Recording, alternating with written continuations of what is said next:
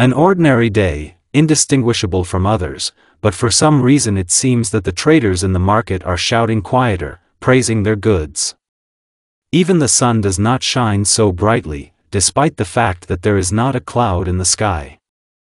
Deceptive serenity, when not knowing where the threat is coming from, a person tries not to pay attention to the signals of intuition.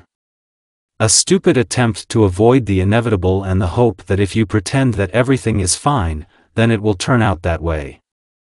However, we will not blame ordinary people, because even those who possess strength and power could not imagine what would happen at night, and how the village would meet the dawn. However, it will be a little later, and now is just the beginning of the day that will become the starting point for the whole sheet and determine the fate of two married couples and their younger children, early morning. On a deserted road, heading for the exit from the village, there is a red-haired woman accompanied by an elderly lady, in whose hair the first gray has already appeared. They are not in a hurry, especially since the red-haired woman's clothes noticeably fit a tight tummy, clearly hinting that she is in a position. It is dangerous for her to hurry, although because of her character, the true Haim of the Uzumaki clan, Kushina, as the pregnant woman was called, it was difficult to restrain the impulses that arise every now and then. However, for the sake of the child, she tried to restrain herself and behave decently, which she did not always succeed.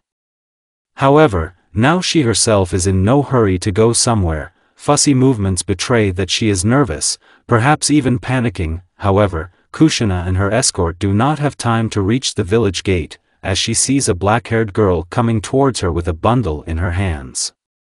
On closer inspection, it turns out that this is a beautiful chubby baby, carefully wrapped in diapers. Both women, seeing each other, smile happily, although small black shadows under the eyes of the black-haired woman betray her true state, but Uzumaki does not see the state of her friend. She is too excited. Good morning, Mikoto. Kushina greets first and, without waiting for an answer, stretches her neck to look into the bundle that Uchiha is holding. Good morning, Kushina, Bivako-sama, indicating a small bow. The black-haired woman responds and, perfectly seeing the curiosity of her friend, as well as Sarutobi accompanying her, unwraps the bundle a little and allows them to look at the one she was carrying. What a charm! Uzumaki groans enthusiastically and reaches out to touch the velvet cheek of the baby that she saw. Is it a girl? Yes, Uchiha Sasuke, Mikoto answers proudly, although there is longing in her eyes. Sasuke, right? Like Grandpa Sandaime Hokage? Bivako nods approvingly, examining the sturdy, looking baby. Yes, we want her to become the same strong shinobi in the future. This time Uchiha's smile turns pale, her lips do not obey her in any way and do not add up to a smile. However, the women do not have time to ask anything, as the child, awakened by the voices, opened his eyes. Not black, but, like ashes, gray, motionless, lifeless.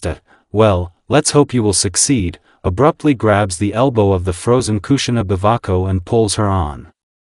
Kushina, we have to go. Mikoto, does it hurt to give birth?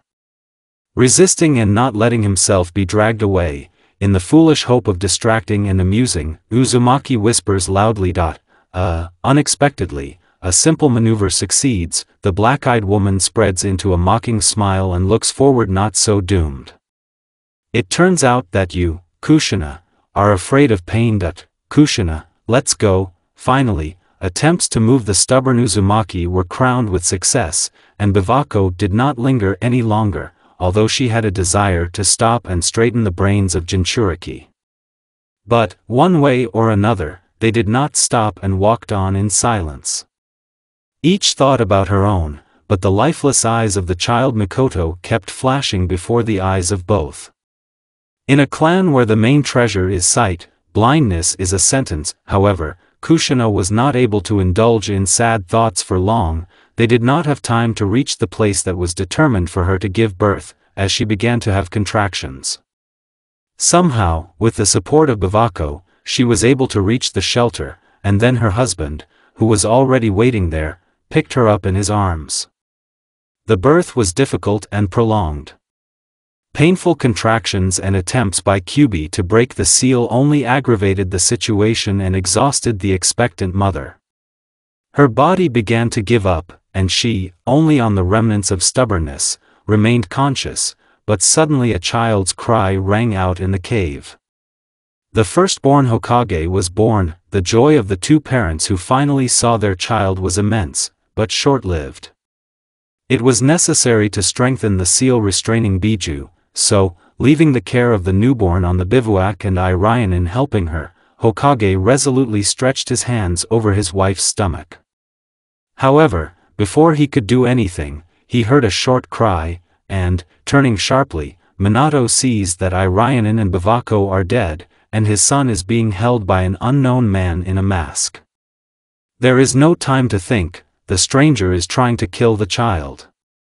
The choice had to be made quickly, and it was in favor of the child, but because of this, Namikaze has to leave his weakened wife alone. There is hatred for himself, because he left Kushina next to that muddy subject.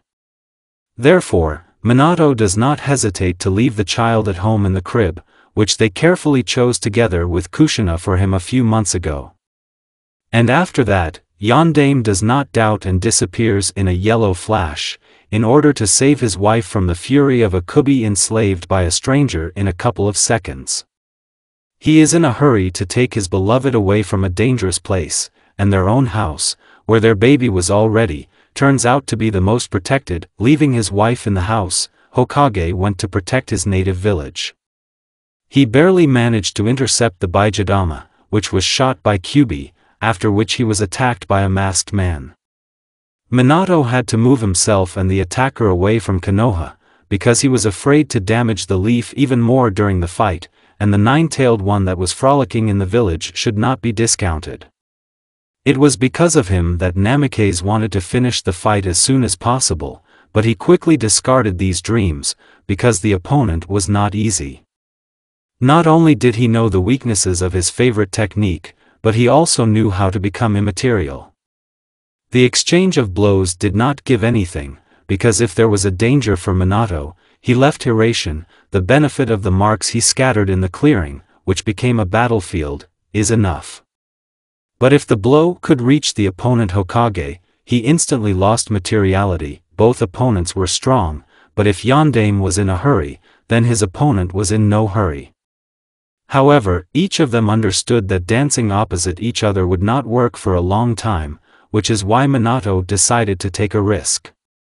Kunai's throw, which, as expected, passes through the enemy's mask, but he does not hesitate, rushing to the enemy at the same moment when a deadly piece of iron fell from his hands. He is no more than a meter behind him. Rasengan is already swirling in his hand, but both see that the stranger will have time not only to dodge, but also to grab the Hokage by the neck. However, Namikaze did not fail. As soon as the material hands touched the collar on his neck, he moved along the kunai that flew further and slammed the Rasengan into the enemy's back. The enemy is defeated, but nothing is over yet. Knowing the seals allows Minato to break the contract between the Kyubi and the man, and then he coolly wrings the neck of the masked guy and seals him in a scroll. Later, he will definitely look and find out who attacked him. The furious roar of the Kyubi knocked out of the village shakes the air and forces the Hokage to gather and move closer to the unfolding events. Quickly realizing that getting out of someone else's control did not change the desire of the nine-tailed to erase Konoha from the face of the earth, Yondaime decides to reprint it in his own son, but for now. So far, it was necessary to move the fox as far away from the leaf as possible, because he had already done enough mischief, and it did not matter to him that there were not so many chakras left. The main thing was to save the village that he had sworn to protect. Gamabunta's challenge, which fell on the fox's head, devoured a decent chunk of the remaining chakra, and the transfer of his son with Kushina, who did not want to throw them, squeezed him dry. There was no chakra left at all, and, despite the fact that his wife immobilized Biju, their situation turned out to be unenviable.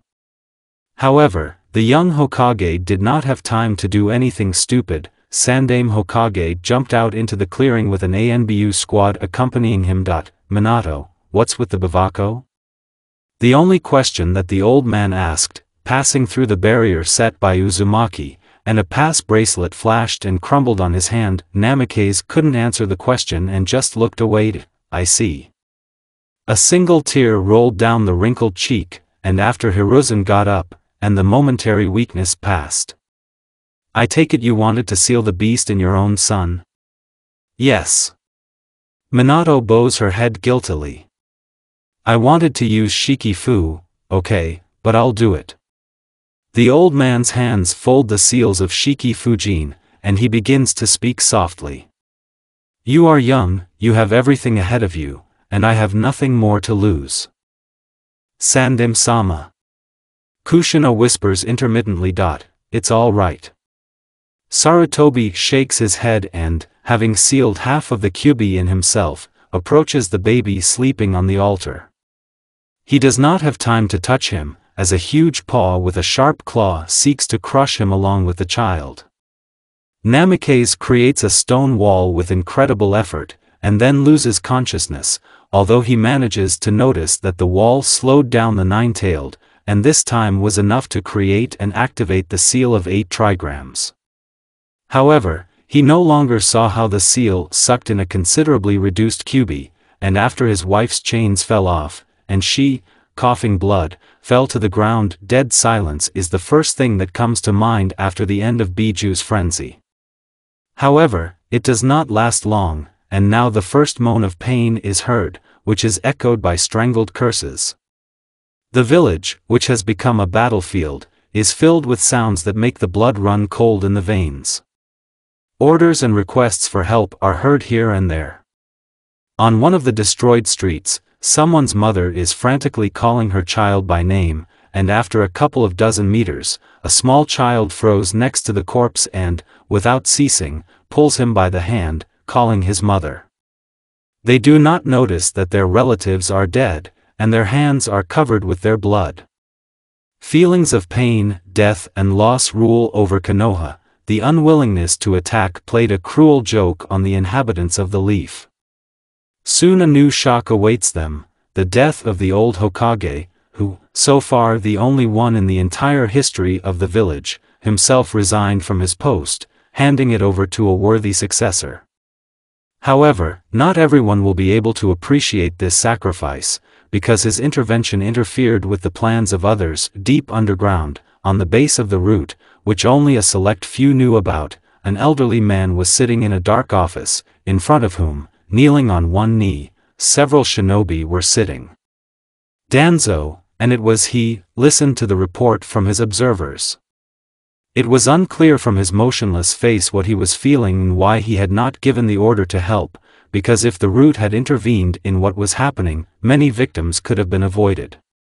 Besides, by joining forces with Sandaime, he could have knocked Kyuubi out of the village much earlier, but he chose to stay away.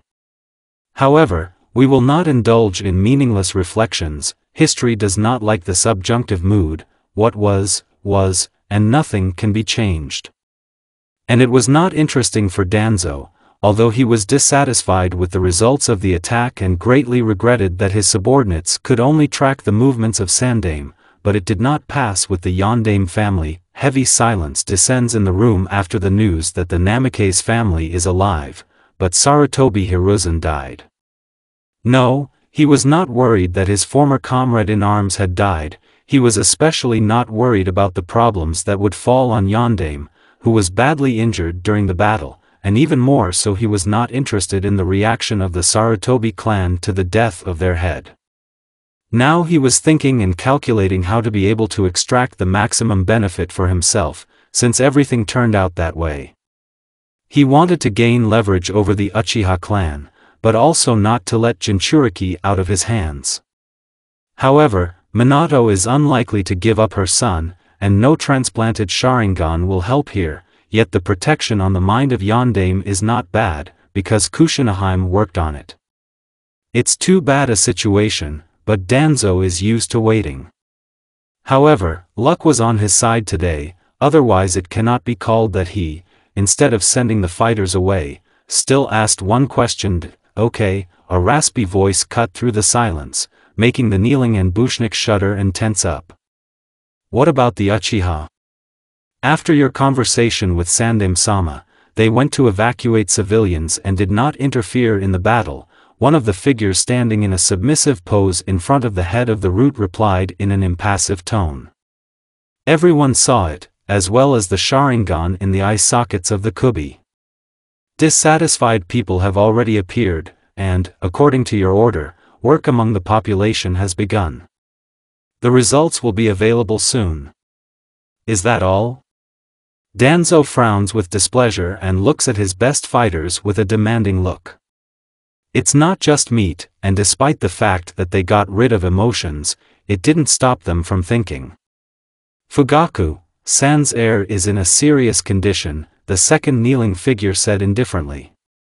Tell me, the head of the root subtly leaned forward. The intuition of a battle-hardened veteran sounded the alarm, showing that these words could be the key and help make the necessary adjustments to his plan to seize power. Observers reported that during the attack, the heir together with his sister went to the shelter, while his parents took responsibility for the evacuation of civilians. The monotonous voice did not prevent Shimura from absorbing the information at all. On the contrary, the lack of emotional coloring allowed him to look at everything impartially. His group was unlucky. When they had almost reached the mountain, Kyubi fired a Baijidama.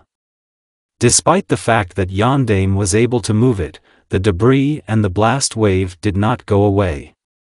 The heir's group got into the affected area, and he, saving his sister, covered her with his body. As a result, he was pinned down by one of the log fragments. The left lung is punctured, the wound is located next to the heart. If you do not urgently intervene within a couple of days, he will die. Okay, we're free, Danzo nods sharply, not allowing a victorious grin to appear on his face. It's too early to triumph, it's worth putting a lot of effort into getting the bird trapped. Are you satisfied? A hoarse voice is heard, as soon as the root members disappear and a plant man sticks out of the wall. One side of the visitor was white, the other was black, and there was practically no chakra from him. Yes, the head of the root agreed and turned his head to his new interlocutor.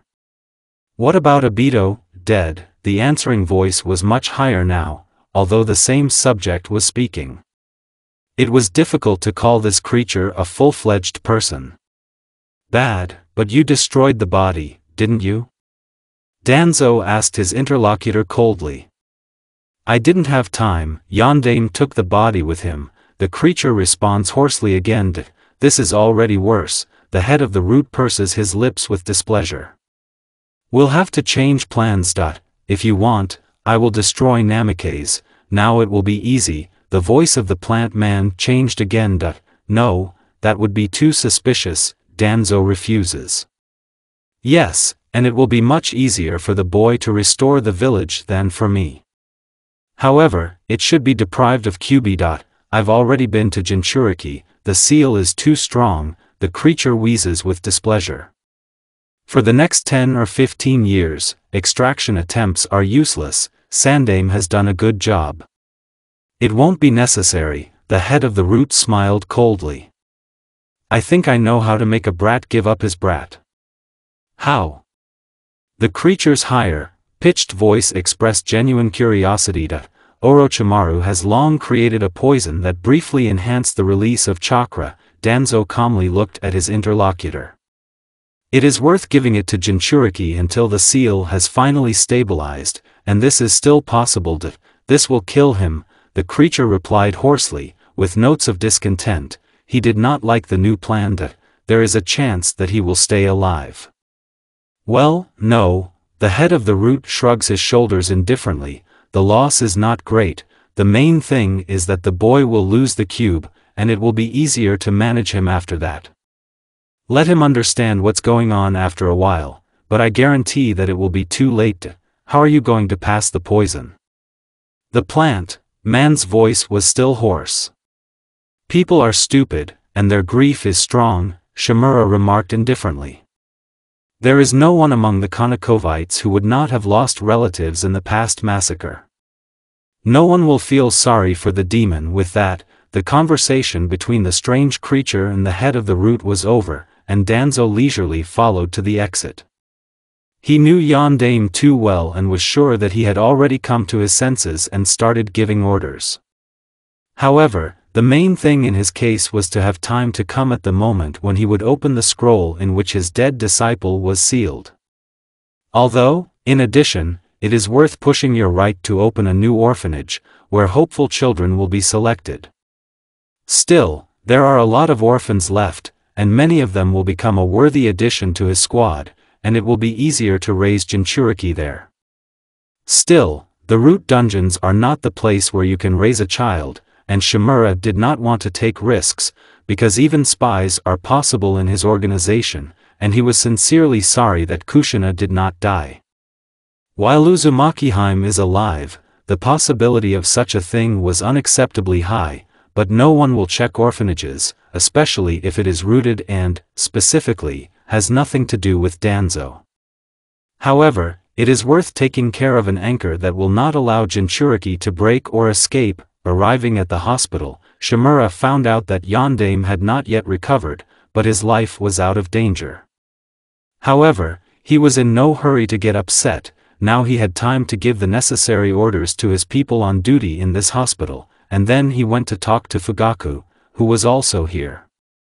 Tired and haggard, he was pitiable, if only not for his rebellious look, which he instantly threw at Danzo, who entered the ward. "What do you want, Danzo-sama?" Very politely, but with well-hidden hatred in his eyes, the head of the Uchiha clan asked and carefully pulled away from his sleeping wife. "I think this is not the place to talk about our affairs," the head of the root remarked indifferently. "We don't have any of our business." Fugaku replied in a furious whisper. "And I think there is." An icy smile appeared on Shimura's lips, who, noticing the desire to object to him, quietly added, "If, of course, you want to save your heir," shrugs his shoulders, looking at the petrified face of his interlocutor, and turns away. "However, if you do not have such a desire, wait." Danzo, who was about to leave, was stopped by some lifeless voice of Fugaku. "What do you want? Are you sure you want to talk here?" Mockingly nodding his head in the direction of the sleeping Mikoto, the head of the root asked his interlocutor. "Okay, I think the chief doctor's office is quite suitable, no one should be there right now," Fugaku replied gloomily and was the first to go to the exit, so that after a couple of minutes, finding himself in someone else's office and installing a barrier from listening, he furiously asked, "Your terms?" "I love business people," an indifferent tone, but in the depths of Shimura's eyes there is an incomparable sense of superiority. "I am giving your son my best Irionin, who will save his life, but in return," a significant pause, and he clearly, with a placement, finishes his thought, "you will sign the documents on the transfer of your daughter to the orphanage, the name of which will be entered later and without your participation." "What?" Fugaku jumped at such a suggestion. "Yes, I am, a healthy heir or a cripple," Danzo interrupted Uchiha, watching with secret pleasure how a strong and confident man freezes and seems to become shorter, as if the inner core was torn out of him and an empty shell was left. "I will sign the papers, but you will receive my daughter only after I receive proof of my son's recovery," Fugaku answered, raising his dead eyes to the head of the root. "Besides, I don't want Mikoto to find out about anything. Okay." Danzo nods contentedly and takes out one of the pre-prepared contracts, with an empty column in place of the name and address of the orphanage where the daughter of the head of the Uchiha clan will get into. However, there was another empty line. The girl was left with only her name, depriving her of the right to bear the surname of a proud clan. "Damn you, Danzo!" Uchiha said quietly, signing the document, after making sure that the contract was drawn up with all the clarifications that he had just called. This proved once again that what happened was not accidental and he had been preparing for such a long time. If you didn't know about the attack in advance, be sure, if you are behind the attack, I will find out and get to you, I'm already cursed. An unpleasant grin distorts Shimura's face. He enjoys his triumph and the impotent rage of his victim. Besides, wasn't there a Sharingan burning in Kyuubi's eyes? Be sure, I'll find out how you did it. Impotence, that was what was heard in the voice of a strong and strong-willed man. Good luck, Danzo grunts in response and, already about to leave, adds, you will have a dummy of your daughter's corpse by the evening, then it will be clear whether I kept my word or not. Shimura unhurriedly leaves the office, leaving an enraged Uchiha there that he has already made a choice.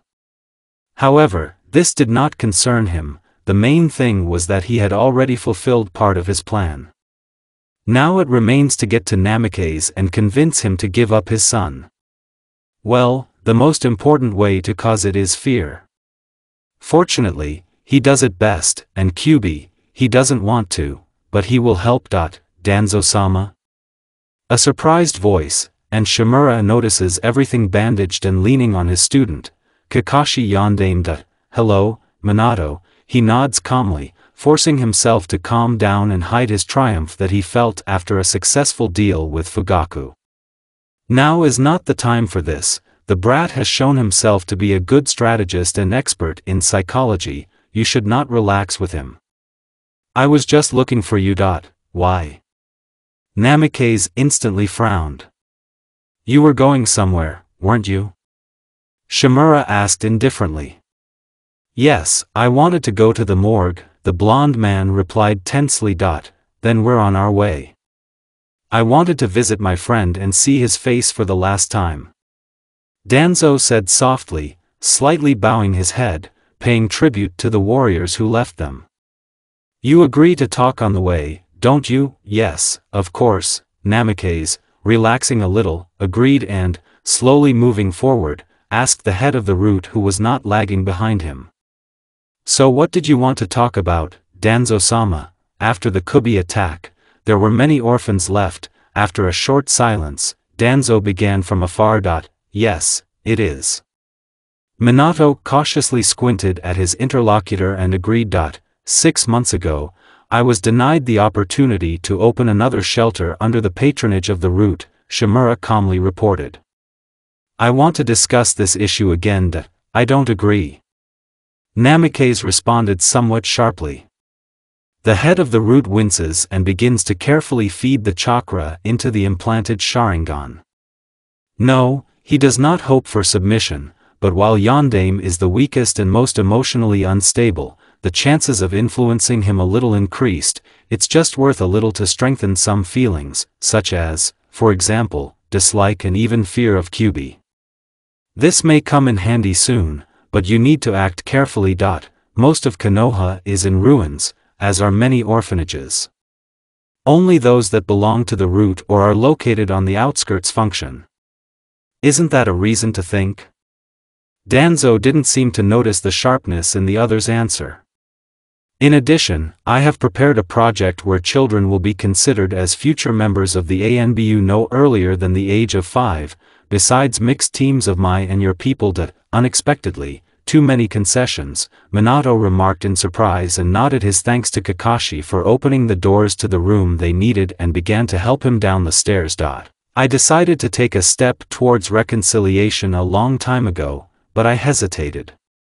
Recent events have forced me to make a final decision. While Shimura was saying this, not a muscle twitched on his face. He had long been used to lying in the name of Konoha and did not see anything reprehensible in it. Commendable, Namikaze nodded. I agree. The documents will be on your desk this evening. The head of the root allowed himself a slight smile, and only after that he drew attention to the puny boy waiting for his attention to be paid to him. He kept adjusting the bulky glasses that were sliding down the bridge of his nose and blinking in confusion. Hokage-sama, we've been waiting for you, he said in a low, brittle voice, making sure that attention was paid to him. Curiosity, that's what drove Danzo when he went after Namikaze, who, although he was dissatisfied with this, kept silent. However, when they reached their destination, he was glad that he had gone. The expression on Minato's face when he saw who he killed, Shimura will never forget. His face did not change at all, but the feeling of pleasure that he experienced was strong. The only thing that angered him was the unnecessarily loud reaction of Kakashi accompanying them, whose incoherent screams filled the room. However, it is worth paying tribute to Namikaze. Pale as death himself, he began to comfort the student, and after a couple of minutes he was just sobbing on his sensei's shoulder. However, this was far from the last shock that Yondaime had to go through that day. Besides, the technique of the head of the root began to act, albeit not very much yet. However, there was still time, and he would pay attention to inconsistencies in his behavior not soon. Hokage-sama. Hokage-sama. A black-haired whirlwind burst into the room. Your son, what's wrong with him? Already pale and exhausted, Minato turned even more white. It seemed that he even became transparent. What's with Naruto? The seal, she. The girl, terrified to death, stammered, broke. What? Forgetting about his poor state of health and about the teenager crying on his shoulder, Namikaze takes off. Shimura follows him, mentally rejoicing that everything is going according to plan, and the technique that he started using a couple of dozen minutes ago found a loophole and now increased the fear of loss, and whispered that Kyuubi was dangerous, that he had already killed his son. At the moment when they flew into the ward, the little Uzumaki was already completely covered with a bubbling chakra, and the annoying cry was replaced by wheezing. Namikaze doesn't pay attention to anything. He rushes to his son and, having folded a couple of seals, suppresses the mad fox, but his child's eyes are glass, although life still glows in the burned body. Call Yamanako, Minato says quietly, looking at her trembling hands. This inattention later greatly affected him, because he did not see that his order was not carried out by Anbu, who was personally devoted to him, but by Shimura's subordinate, who made sure that it was not Inoichi, but one of his close relatives, who by pure chance turned out to be a member of the root. It is a pity that Namikaze did not pay attention to this immediately, and later. Later it became too late. Did you call, Hokage-sama? A tall blonde man with emerald eyes entered the room. Where are the Inoichi? Yondaime turned his mindless gaze on him. However, it doesn't matter. I want you to check my son and tell him if he's alive. Yes, Yamanako replied quietly and folded the seal for the clan equipment. He opened his eyes a couple of minutes later, but he looked pale and scared. Hokage-sama. I didn't find a trace of the child's presence. He's dead. Kushina shouldn't see this. Namikaze, who was hunched over, first smelled of longing and despair. Minato, you are the ruler now. This was the moment Danzo considered the key and intervened. What are you talking about, Danzo-sama? Yondaime asked in a hollow and lifeless voice. Kyuubi destroyed your son's mind, and soon the body will die, and with it the nine-tailed one. Shimura began to speak carefully, choosing his words. In 10 years he will be reborn, and we have little time to carry your son's body as far away from Konoha as possible. Yes, you're right. Minato pulled himself together and, looking at his son with pain in his eyes, said quietly. I can't.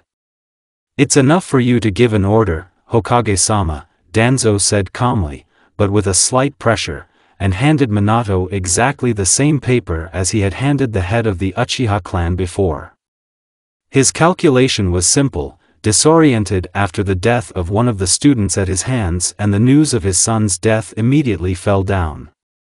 Yes, and attached by the Sharingan technique, Namikaze will not read into the document given to him, but he miscalculated. Give it to an orphanage? Yondaime read in surprise. To deprive of a surname, cover, Danzo said without batting an eye. You don't want it to figure somewhere. Meaningful silence, and the patience of the head of the root was rewarded. Namikaze signed the document with a trembling hand, which became a sentence for his young son for a long 13 years. Yes, I hope for you. He abruptly hands the signed paper to Shimura and literally flies out of the room. he doesn't turn around, he's just afraid to do it. Only the next day, having recovered a little from the shocks and hearing his wife's question about their son, the realization of his act hit him, and in his blonde head he would slip, "Damn you, Danzo." As soon as the young Hokage left the ward, Danzo immediately set to work.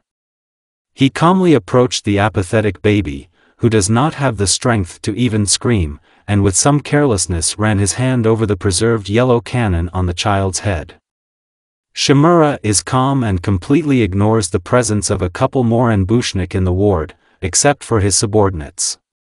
He chuckled and calmly turned to Yamanako, who was waiting for the command, "Amano, take the child and show our specialists," a cold, expressionless voice and complete indifference in Danzo's eyes, but the words are extremely correct and carefully chosen so that no one can find fault with them.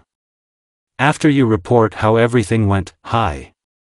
Yamanako immediately responded and, picking up the child in his arms, disappeared from the ward, but Shimura did not hurry. Well aware that he would be followed, he decided to finish all his business in the hospital first and give the necessary orders for the organization of the funeral of Sandaime Hokage and others, quite famous shinobi that Konoha lost in the attack. In the end, they fulfilled their purpose, and it wouldn't hurt for him to add a few advantages to his reputation while Namikaze is not able to make decisions. In general, Danzo left the ward in the most beautiful mood, although he tried not to show it, and then went to give orders. It didn't take long, yet he was not the last person on the list, and where the others stumble, he will pass and not notice. Well, after that, with a sense of accomplishment, he went to his route base. No, he could walk around Konoha, but why? Assess the degree of destruction? So the reports already provided him with all the data about what had happened, and he was well aware of how much the village had suffered. And the walk to the hospital and back only confirmed the information received, so Shimura considered it unnecessary to arrange additional checks. He already has a lot to do. As soon as Danzo got to his office and settled in his chair, there was an instant knock. The head of the route is in no hurry to give permission to enter. First, he glances at the determinant seal that was right on the door, and only after making sure that the one standing behind the door is his subordinate, and with an active seal on the tongue, he allows entry.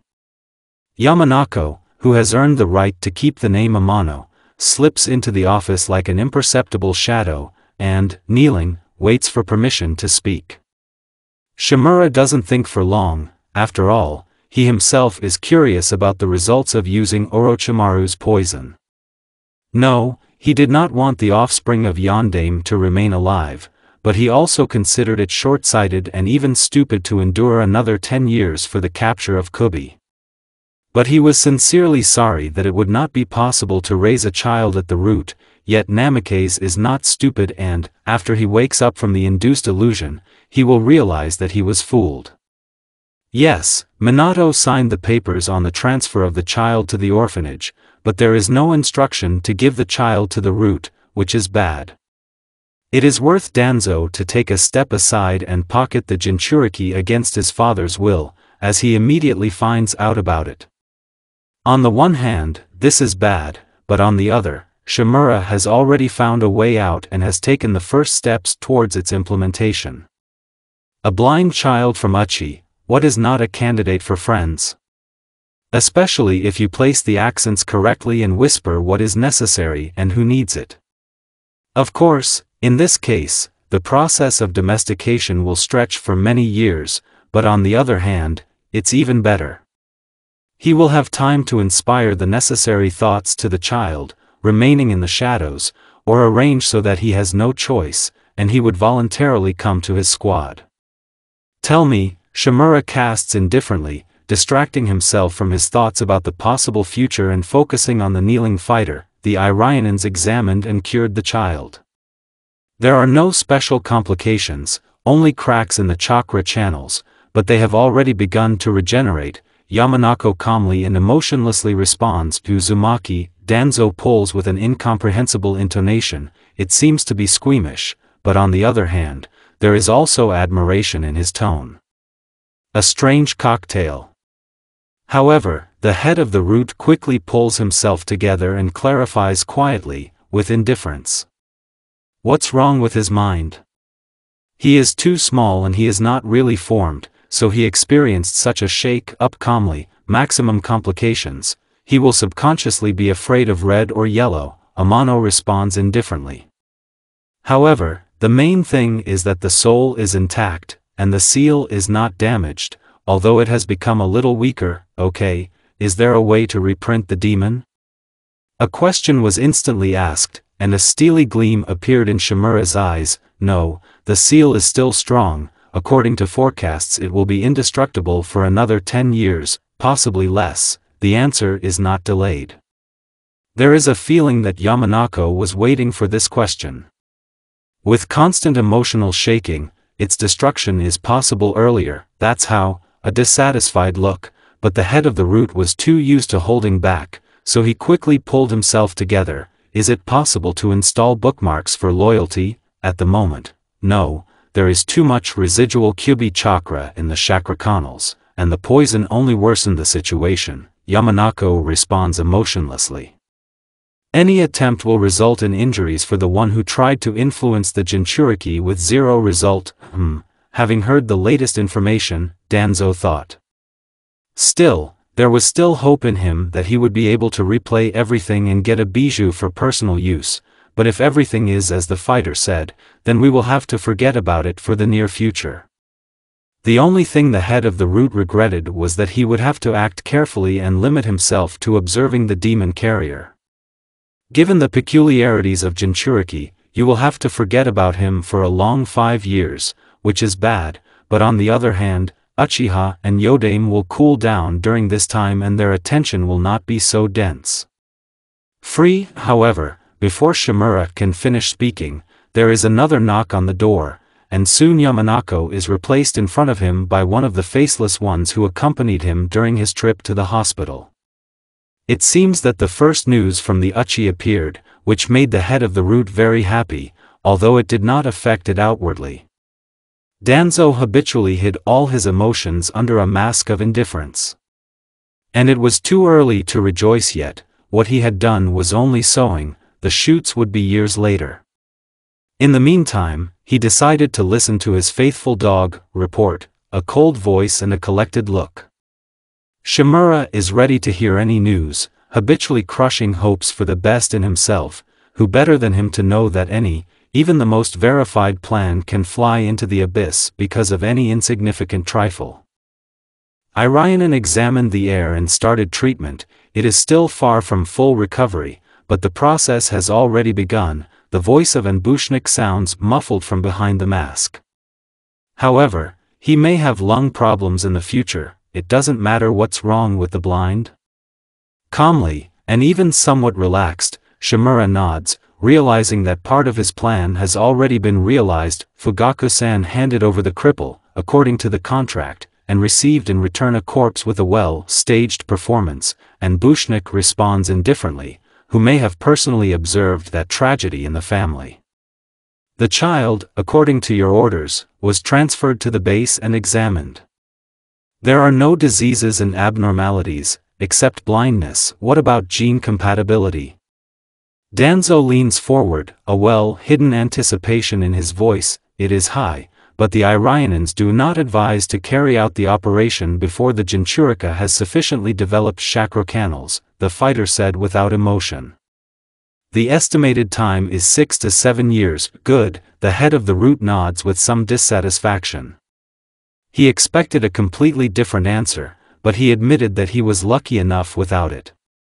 It is worth temporarily curbing appetites and hiding, at the same time to come up with something to switch the attention of two deceived fathers.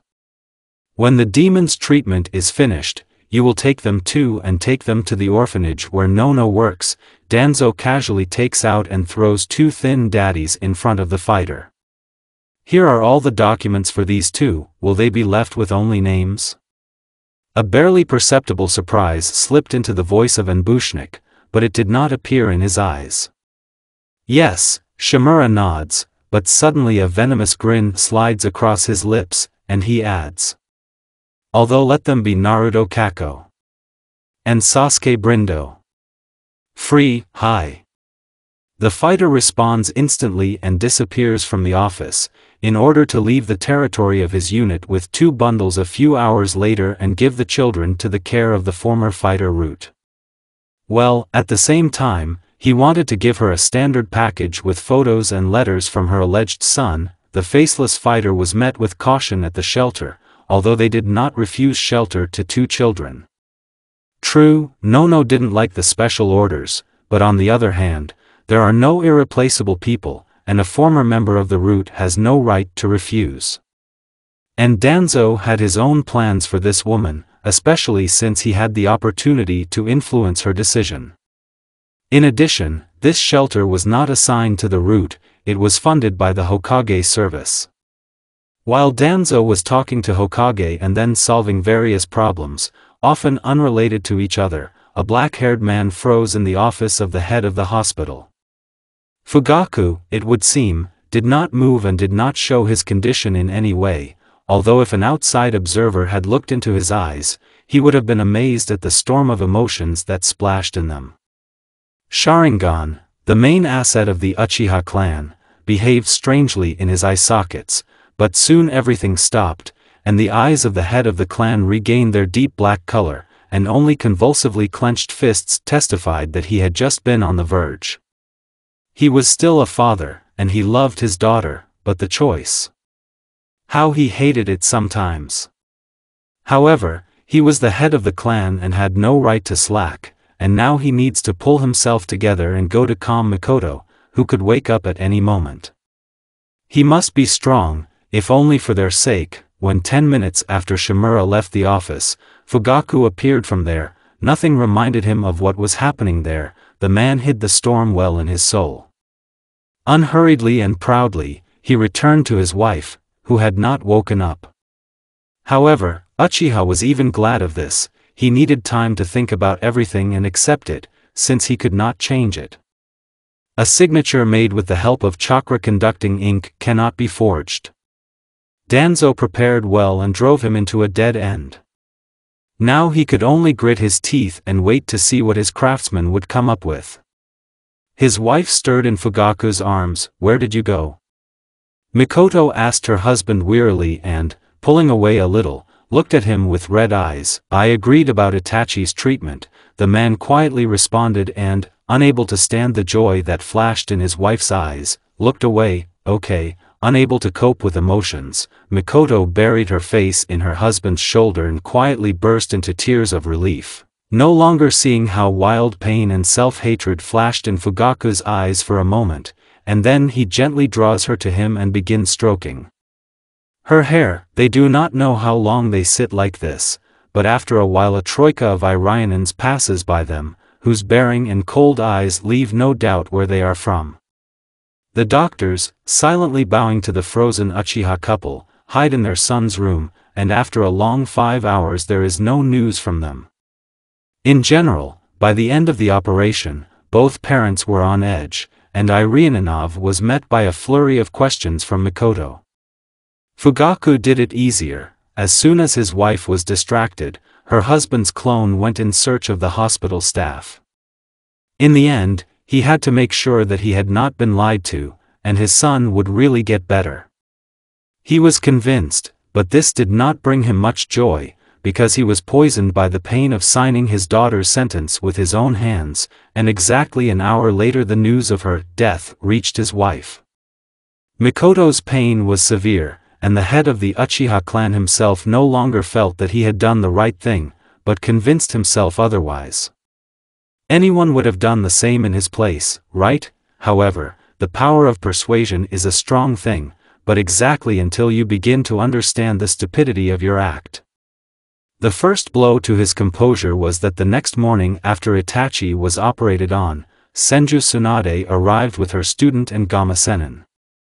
True, even here Uchiha was able to convince himself that his son could not wait for help, although the guilt that gnawed at him from the moment he personally handed over the fragile body to Danzo's people raised his head again.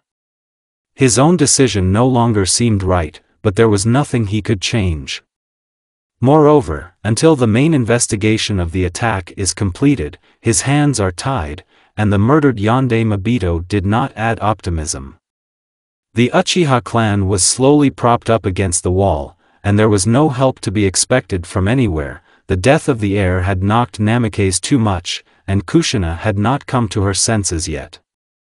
However, everything was covered by the news that Itachi woke up on the third day, and he and Mikoto were allowed to see his son, Kasan. "To-san, what's with Amato?"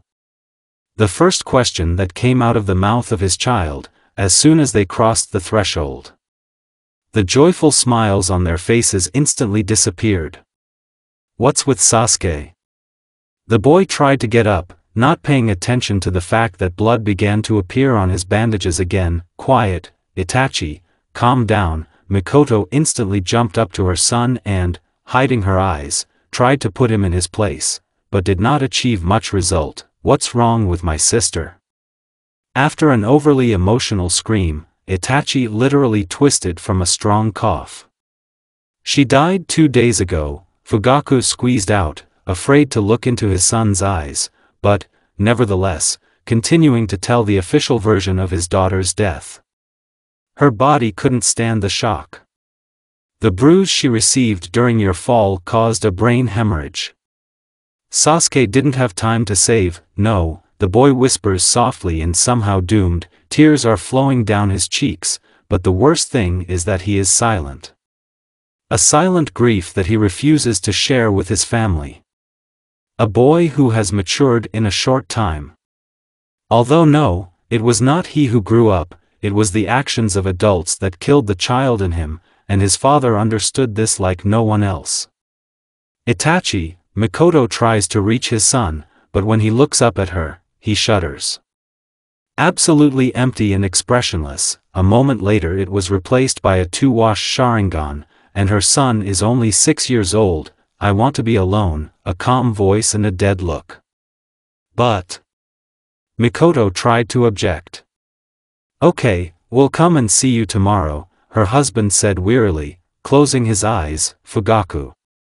The woman jumped up indignantly, but he just shook his head and turned away. Only now Mikoto noticed how tired and aged her husband looked, so she exhaled sharply and, pulling herself together, forced a smile.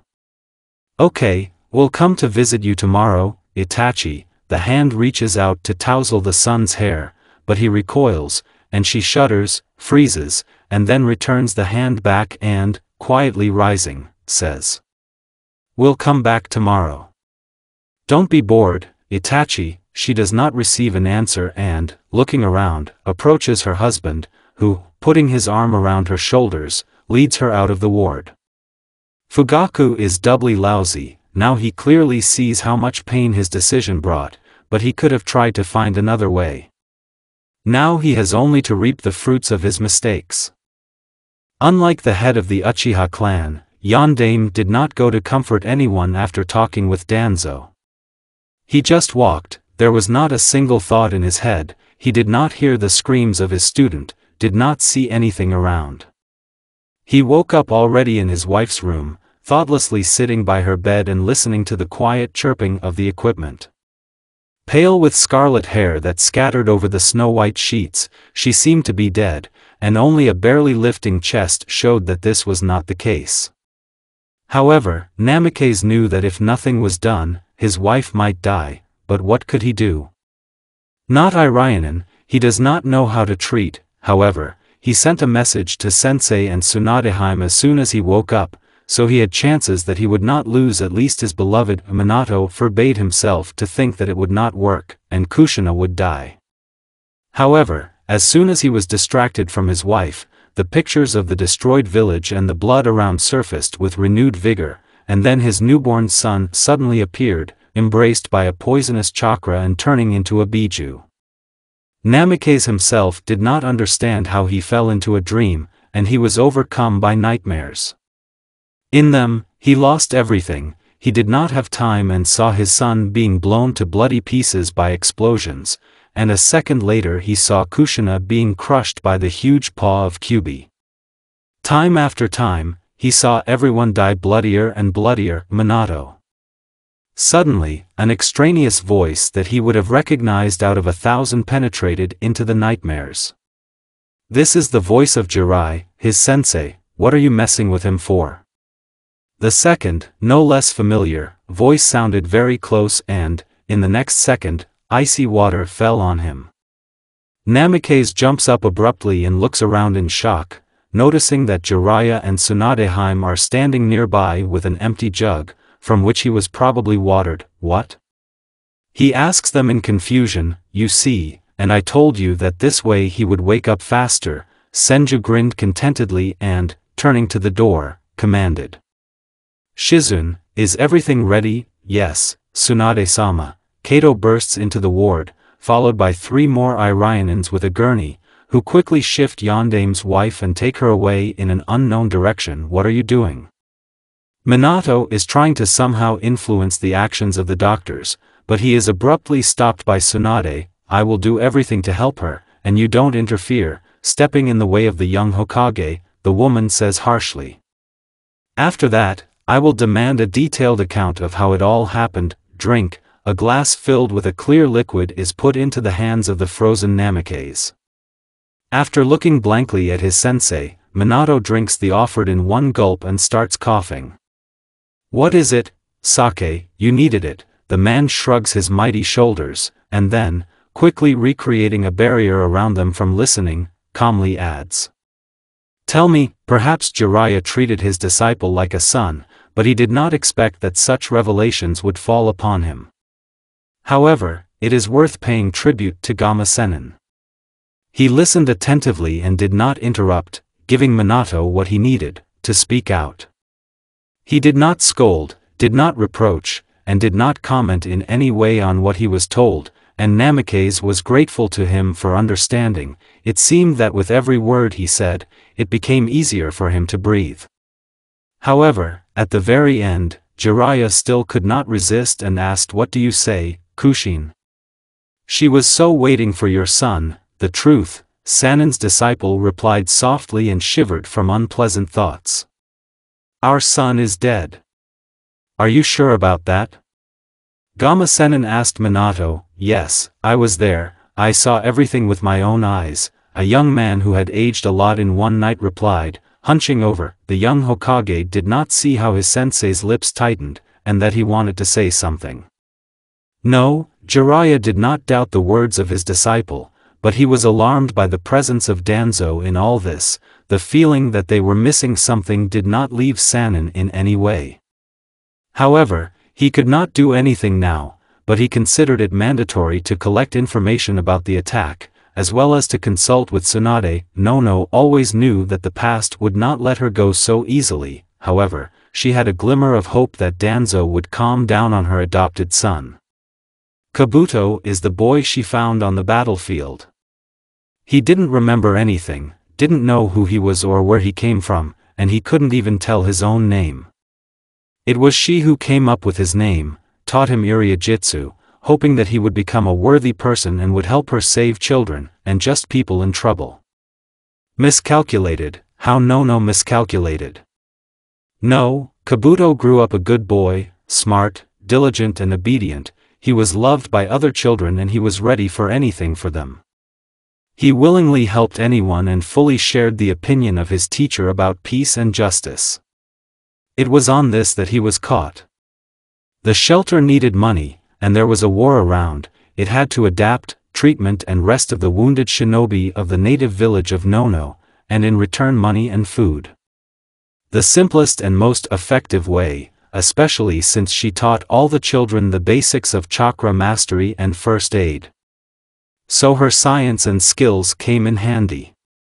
But who knew that Danzo would remember about Nono again? And after all, she had not had anything to do with him for a long time. She was able to get her released, even if because of an injury that put an end to almost all her spy talents. However, it did not deliver. She was able to recover. But Nono somehow could not even think that someone from the root would find out about it and come to demand payment. Well, how could she assume that this kind and bright child would overhear their conversation? If it weren't so, she would definitely be able to find some other solution. However, Shimura always acted thoughtfully and would hardly have let her go so easily. No wonder he came to discuss everything personally. The choice that Nono was given was quite meager. Either she returns to the ranks of the root, or robbers will, accidentally, come across the shelter, and who knows how they will behave. Perhaps they will simply take away food and everything more or less valuable, or maybe they will kill everyone. Against the background of such threats, it was somehow lost that as a result of her refusal, the shelter would lose the money promised to the Hokage Sandaime for helping the victims of the Shinobi List War. However, is money the main thing? No, of course not. However, Danzo has always had many opportunities to make the lives of others more difficult, and who knows how many deaths there are in the war. No, there are a lot of them, a lot, especially children, because they can't take care of themselves on their own. Choice. Was he? Nono was not naive and understood perfectly well that Shimura needed her for some reason and he would not give up on her so easily. She had no right to put her children in danger because of her stubbornness, so the words of consent were ready to fall from her lips. However, Nono did not have time to commit the biggest stupidity in her life. It was done for her. A little boy who decided to take on the sin of a foster parent. Kabuto. He went out to her guests and offered himself in her place. Nono had never been so afraid before, because she was well aware that Danzo didn't need him. Still, an untrained youngster and a ready-made shinobi with a lot of experience behind him is too different a weight category, wouldn't you agree? However, what was her surprise when she heard that Shimura agreed? It couldn't be, but it happened. However, later everything fell into place. Danzo did not just agree to take an untrained boy, he received a double benefit, a devoted person who in the future could become a spy no worse than Nono, and actually Nono herself, because she would not be able to leave one of the children she found. Probably, Kabuto himself did not realize that he had driven his foster mother into an even bigger trap, only delaying the inevitable a little. However, there was no other way to help, and who, if not Nono, should understand this? She's resigned. The only request to Shimura was to tell her the news about her adopted son. The woman could not bargain for much, but once every 6 months she found a plump envelope in her room, where there was a short letter written in Kabuto's neat handwriting, and a photo. A pathetic hope that this way she will be able to recognize him when the time comes. Nono was just desperately grasping at the slightest chance, although she realized how illusory it was, yet she knew Danzo's methods too well to fully believe in his words, expectation. That's what fell on the woman after the departure of her adopted son at the root. That is why she was not at all surprised that a fighter of this unit appeared on her doorstep. On the contrary, she felt a strange relief and simply invited the visitor to follow her. The realization that the waiting was over and something was required of her gave her confidence and a sense of strange contentment. She was right and she wasn't wrong. A couple of simple seals and now, the office where they came is surrounded by a soundproof barrier. However, the wild amazement that Danzo's demand included only looking after the children was strong, but only until she saw them. Still, Nono was a professional spy and did not lose her grip, still keeping her finger on the pulse, at least in Konoha. It had cost her too much to neglect such a thing in the past for her to be able to afford it in the future. However, even this did not save her from amazement that the debt came to demand so quickly, and it had been less than a year after the head of the root took Kabuto from her shelter. Weak interest was strangled by willpower. She would have gladly done the same with the fighter who came, but, alas, it was not in her power. It was difficult to name the order, or otherwise call Shimura's demand, transmitted through his subordinate, did not cause rejection in her. After all, that's exactly what she wanted, to raise and play with children, since she couldn't get her own, and she won't be able to. However, her consent was overshadowed by only one thing. She knew who was given into her arms and did not feel joy from it.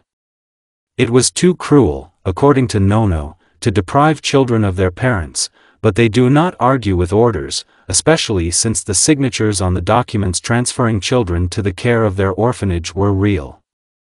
It means that their parents knew what they were condemning their children to, and it was not for her to argue with those in power, but no one would stop her from finding out the details, although she would have to act very carefully. That's why she agreed to take them under her wing and raise them until they go to the academy. The calmness and composure of Nono's answers clearly did not like Danzo's confidant. Still, he knew firsthand who was in front of him and was not deceived by her kind look from under round glasses. Shinobi of this level are not X's, but they also have weaknesses. In this case, this was Kabuto and the next semi-annual report on his life that he prudently took with him. A careless movement and here the envelope familiar to the woman falls in front of Nono's face. The mask of equanimity and benevolence cracked on the woman's face. She came to her senses only because of the loud crying of the children placed on the table in front of her, immediately starting to calm them down, which was used by a member of the root. Danzo-sama hopes for your prudence, Nono, the faceless fighter said coldly and indifferently, not paying attention to the unceasing screams of two babies. So I'm just supposed to watch them? Softly, through her teeth, the woman said, carefully laying the babies back and looking coldly at her interlocutor. To observe and prepare for the service of Konoha, the fighter replied with a barely perceptible nod, but without changing his intonation at all. When the time comes, they will be taken away. Where to? Nono asked cautiously. However, she wasn't really hoping for an answer, but she couldn't do anything else. Don't worry, not at the root. Suddenly a grin was heard in the voice of Anbyushnik, from which the teacher's hair began to move on her head. There was too much anger there. Although if they want to, no one will interfere with them. I understand, the woman nods slowly, noticing out of the corner of her mind that the children have fallen silent. This is all? No. Danzo-sama wants you to treat the demon in a special way, and most importantly, to ensure a strong friendship between these two. A member of the root indifferently informed Nono, looking at his interlocutor with a share of contempt. Still, it was hard for him to understand how she dared to leave Shimura. Especially when you consider that loyalty to the head of the root is hammered into them from the first minutes they get into this division, and here is such a break in the template. Why? The teacher responds perplexedly, although she does not expect a direct answer. However, not direct either. None of your business, the masked shinobi responds rather sharply. This is Danzo-sama's order, and you'd better do it. Okay, a nod and only fists clenched to white knuckles betray Nono's true attitude to such a request. Is that it now? Yes, again the coldness and indifference in the voice, and after the woman's interlocutor adds. Danzo-sama hopes you won't do anything stupid. Don't let him worry. I am well aware of what this threatens me with, the teacher interrupts him and, after a short pause, barely whispers. And not just me either.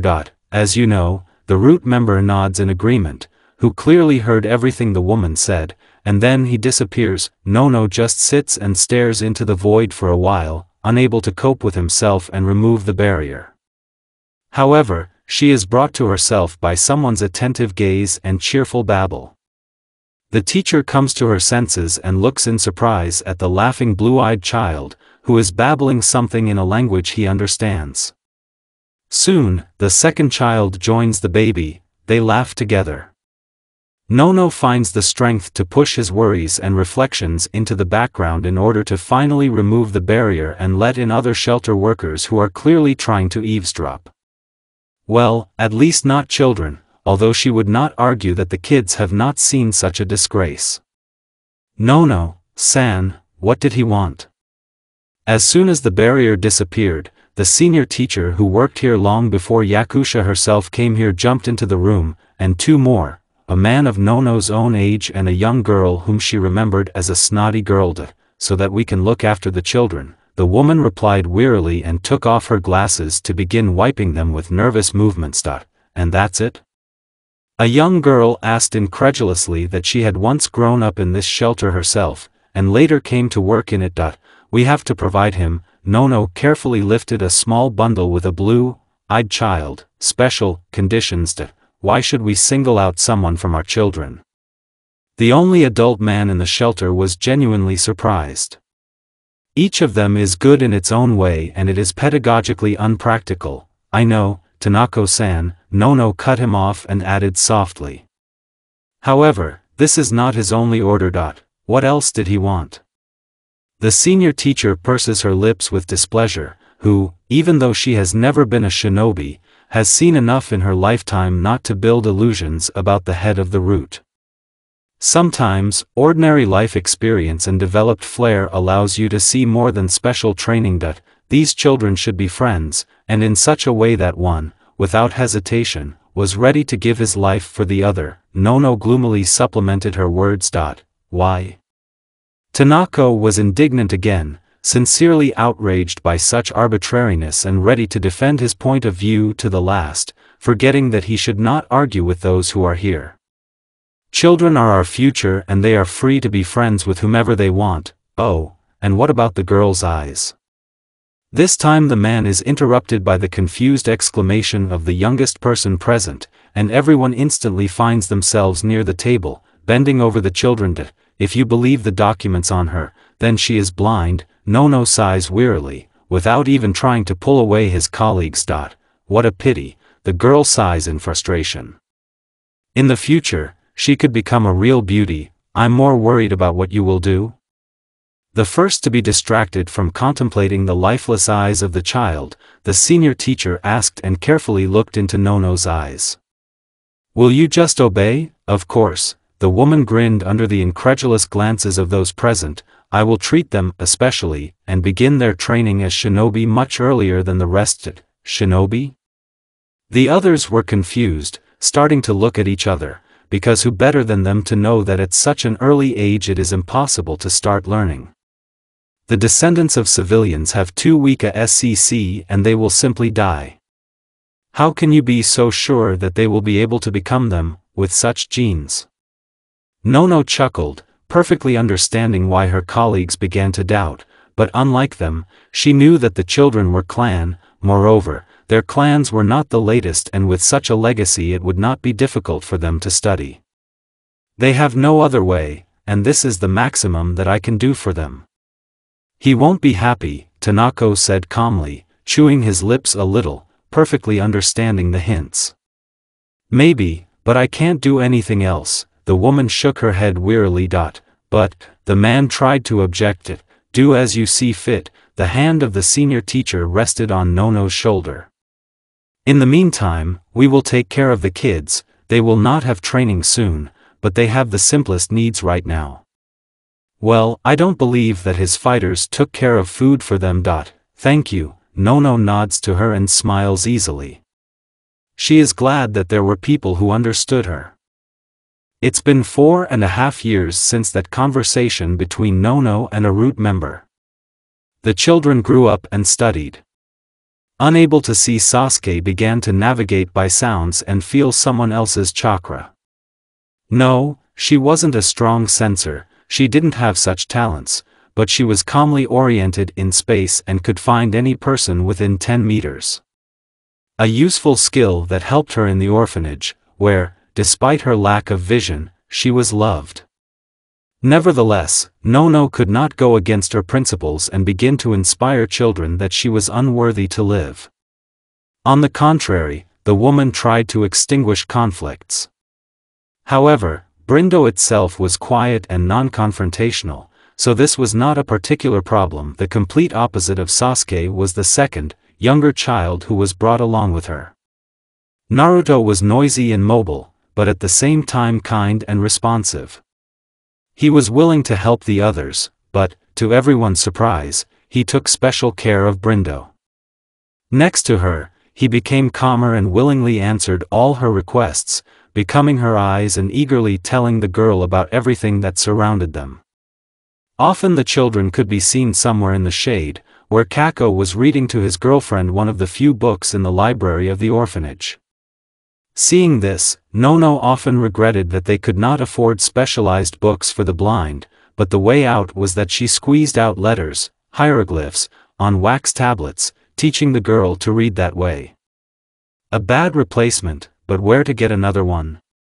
Moreover, the Hokage will not change the funding, just because there is only one child with a similar ailment in the shelter. However, Nono rarely got upset because of this, being well aware that this is not the main thing and being afraid not to have time.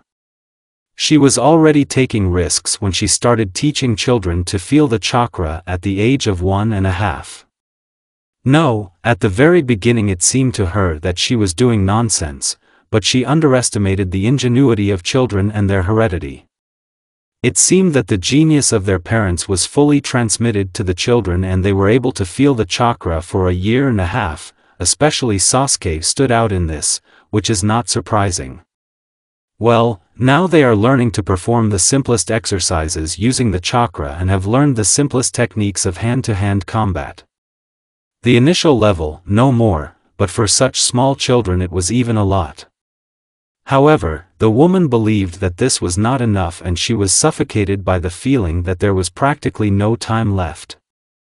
Intuition directly screamed that something would happen soon and it would make its own adjustments to their measured life. That is why she was not surprised when once again a faceless fighter appeared on the threshold of the shelter and demanded to follow him. Nono only asked to be allowed to tell her colleagues about her absence and calm the children, and then went after a member of the route. They didn't run the upper way for long. Soon a small clearing with a wooden gatehouse appeared before the woman's eyes. It was there that her silent guide pointed out to her. Yakushi didn't want to go there, but what choice did she have? No, that's why she just took a deep breath and entered where she was pointed out, so that in the next second she would meet Danzo's cold eyes and hear his calm words, "You didn't disappoint me, Nono Danzo-sama?" The woman was amazed, habitually dropping to one knee in front of the head of the root. "I'm pleased that you took care of my weapon," Shimura explained indifferently, watching with secret pleasure as a hunted expression appeared in the woman's eyes. This was not what his former subordinate expected when she started training, not at all. "For me, your praise is an honor, Danzo-sama." Nono quickly pulled herself together and answered dispassionately. "Okay, then let's move on to what we called you for." Shimura nodded calmly, allowing a satisfied grin to appear on his face. "The root needs your skills again, Danzo-sama," but, the woman tried to object in confusion. "Kabuto needs help, just one phrase, but the result exceeds all expectations." Yakushi is selected and in front of the head of the root is not a confused woman, but a full-fledged employee of the root. "I'm listening to you carefully, Danzo-sama." Nono's voice sounded quietly and calmly, from whose eyes absolutely all emotions disappeared. "Okay." Shimura nods contentedly and begins to speak softly. "You will go to Iwagakure." The head of the root spoke in short, chopped phrases that were difficult for an unprepared person to understand. However, almost everyone could catch the meaning. Nono was charged with infiltrating Willow, becoming one of the hundreds of shinobi of this village and destroying a defector who could endanger the life of her adopted son and, in general, the entire operation in the enemy village as a whole. A worthy task, but Nono wondered why her intuition persistently whispers that everything is not so simple. Do you understand everything, Nono?" Finally, the briefing ended, and the head of the root carefully looked at the serene face of his subordinate, no longer former, to his great pleasure. "Yes, Danzo-sama," the woman agreed and calmly clarified. "Will I be allowed to say goodbye to the children before going on a mission?" "If this is your wish," Shimura grimaced with displeasure, but saw no reason to refuse this request to his subordinate. In the end, well, she wants to say goodbye to the snotties, why bother her? She'll come anyway, she won't go anywhere, she's too attached to her adopted son. "Thank you, Danzo-sama." Nono bows his head, hiding his eyes behind a curtain of loose hair. "Can I go?" "Yes, you have an hour." "You know where the base is located?" Shimura generously allows, and Yakushi does not waste any more time disappearing into the vortex of Shunshin, only to fall out a moment later near the shelter. Nono-san. Nono-san. In a different way, it was heard from all sides and the woman was surrounded by children. What was that? And how did you manage it? Hearing the unfeigned delight and curiosity in the words of the children, the woman exhales and smiles affectionately. The vast experience of communicating with children allows her to quickly distract the attention of the kids when her gaze suddenly catches on two children who were standing a little apart, holding hands tightly. The thought that had been beating in her head for a long time, but did not take shape in any way into something concrete, instantly raised her head. Yes, Nono can't leave Kabuto to die in a foreign country, but she also attached herself to these guys with all her heart. It looks like we'll have to check how true the rumors are that the head of the Uchiha clan loved his daughter. No, Yakushi won't go to communicate with him directly, it's too dangerous, but to pass a note about her to one of the geniuses of the Uchiha clan. Shursui is best, because Itachi is too impetuous. And Nono has already heard enough stories about how the boy changed after the death of his younger sister. I didn't want to risk it, yet she was being followed from that clearing and she didn't even have to think who did it, but it would be worth it to increase the chances of children's survival, so Yakushi doesn't hesitate. As soon as she gets rid of the children's attention, she goes to her office and creates a single clone, trying to make sure that the spy does not notice it. He will take a hint note to someone and disappear.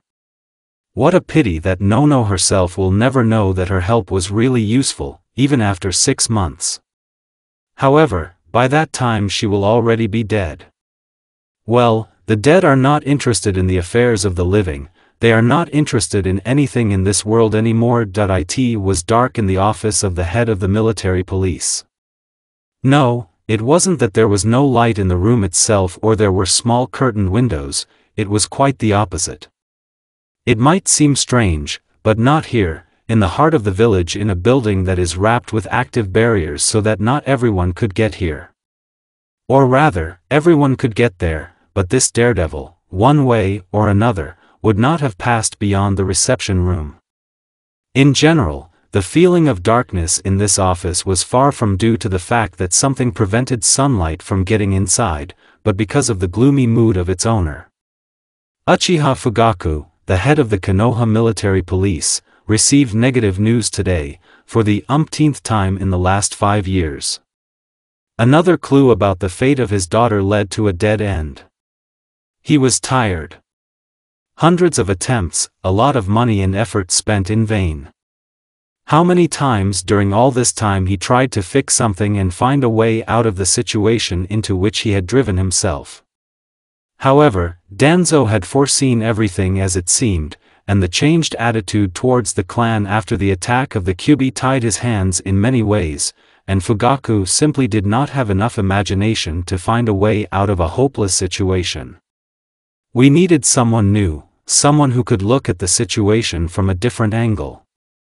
Submit a new idea, after all, can I? A knock on the door interrupting the bleak reflections of the owner of the office, and then a young man's voice sounded breaking the, "Come in," a short answer, and here a black-eyed guy with dark brown hair, who looks no more than 15, carefully walks into the room.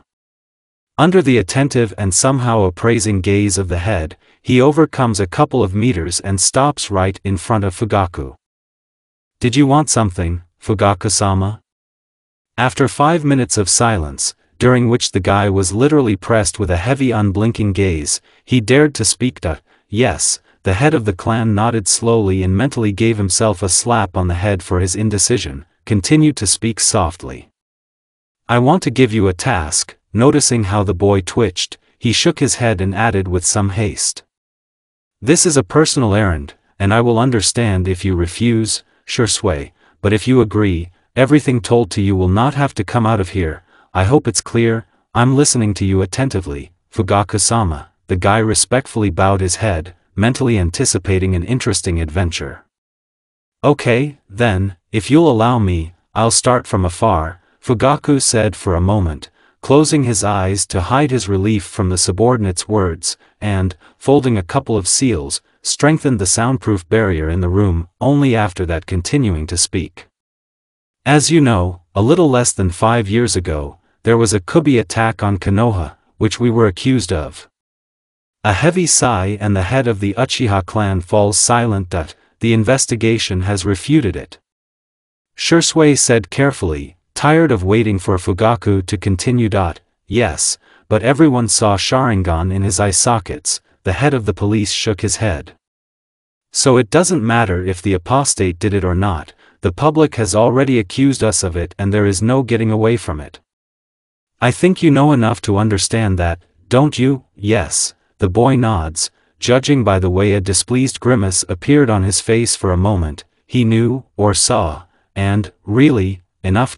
However, it doesn't matter now. Fugaku waved away the memories of the past, partly understanding the condition of the guy standing in front of him.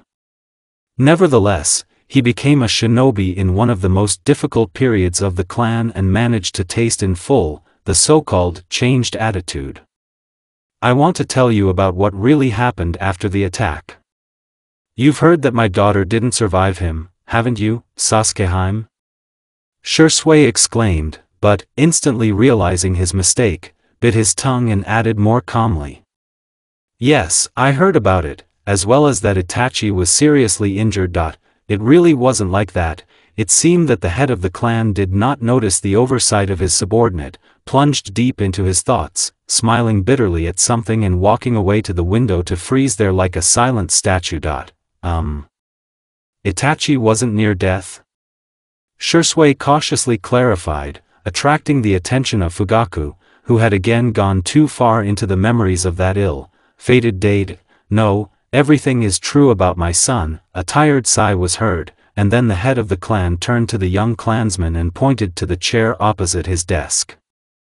Sit down, the conversation will be long. Shisui did not say anything, silently following in the indicated direction and tensely looking at the always imperturbable head of the clan. Fugaku, in turn, could not calm down and start talking. His gaze ran over the rather ascetic decoration of his office. There was nothing to catch the eye. In fact, there was nothing here except a table and a couple of chairs. Although the sign of the Uchiha clan was also painted on the wall. That's all the wealth, which until now was quite satisfied with the head of the Uchiha clan. The conversation will be about my daughter. Finally gathering his strength, Fugaku said, trying not to look in the direction of the boy, one might even say the boy from whom he wanted to ask for help. Sasuke is alive. What? A shocked cry and the sound of a chair falling made the head of the military police look at Shisui. Alive? Then why isn't Hime in the clan? Does Itachi know about this? Seeing a barely perceptible negative nod in response, he raised his voice again. No? Do you have any idea what it was like for my cousin?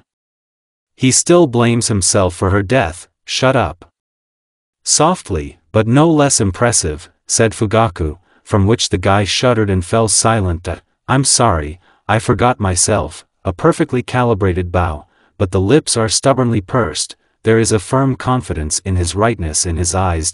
Sit down, the head of the Uchiha clan repeated with a sigh. The conversation will be long.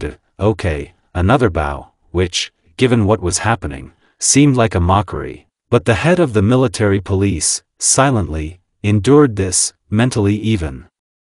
Agreeing with the behavior of his subordinate. He deserved it by sacrificing his conscience many years ago. My daughter is alive, or rather, I hope so. After waiting for Shisui to pick up a chair and sit on it again, Fugaku said, how's that? The guy asked gloomily. As you know, during the attack, Itachi was seriously injured. The score was on the clock. Ignoring the question, the head of the Uchiha clan continued, and Sasuke was born blind, without a chance to ever awaken Sharingan and become a full-fledged member of the clan. I don't understand you. Fugaku Shisui tried to reach out to the one looking through him, as it were. When the question of saving Itachi arose, I did not hesitate. a calm and even voice, but dead. Eyes that suddenly clung to the poor boy with an attentive gaze. "You don't understand what my son has to do with it, do you?" After waiting for a cautious nod in response, the head of the military police smiled bitterly. Danzo made a condition. Sasuke instead of healing the heir.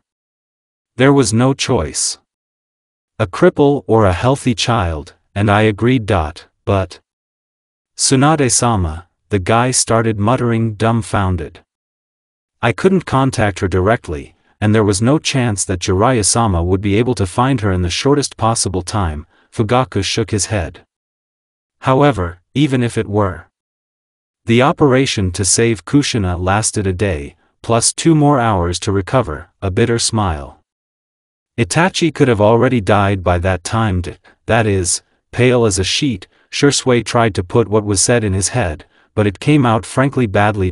Yes, there was a choice, whether he should live or not. I chose the option to live, even at such a price. The head of the Uchiha clan nods wearily. I think now you have no questions why Itachi doesn't know. No, the guy agreed hoarsely. All right, Fugaku agreed, albeit wearily. Then I'll continue. I signed the documents for the rejection of my child. Moreover, Danzo insisted that I deprive my daughter of her last name, delete her from the lists of the living clan. Do you know where she is? The only question that Shisui could squeeze out after such a revelation. No, even our spies do not know this at the root. The man shakes his head. Moreover, during this time I have collected all the information about the orphans that were given to Konoha orphanages, and she is not among them. Are you sure? A clarifying question, and then an almost half-year-old picture pops up in front of the guy's inner eye, where someone's clone finds him on the street and insistently tries to explain something about some children. It seems that he did not throw away the sealed letter handed to him, but he did not have time to open it and read it then, and then he threw it off in his room and safely forgot it. Yes, Fugaku drops heavily and then looks at Shisui with some hope. Do you know something? I don't know yet, the guy honestly responds. When I remember, I will certainly inform you about it. Okay, then I'll go directly to your task. The head of the Uchiha clan nodded, looking at the clansman with instantly deadened eyes. You have to watch Danzo and try to find out everything about him that you can and even what you can't or he doesn't know about himself. You don't want me to find Haim? Shisui was genuinely surprised, distracted from digging into his memories. No, the man shook his head negatively, but noticing the dumbfounded look of his young interlocutor, he instantly corrected himself, or rather, if you had found her, I would have been very grateful to you, but your mission is surveillance. Something tells me that it will give much more than a haphazard throwing from one extreme to the other. As a last resort, if we find out about something illegal on the part of Danzo, we can always provide this information to the Hokage. Minato will be happy to help us rid this world of one old bastard, and he will also help in the search. Now, alas, I can't throw a lot of effort into these areas. Too much attention is paid to our clan, which has been artificially maintained for years. I understand you. Shisui nodded in agreement, mentally already making plans and hoping that his cousin's sister is alive. Perhaps he will be able to see him smile again and come back to life. Still, seeing the ice mask on Itachi's face was just physically painful for him. Then take this. Rushing to his desk and opening one of the drawers, Fugaku pulled out a small scroll, which he immediately threw to his unwitting assistant. Here is all the information about Shimura and my daughter that I managed to find.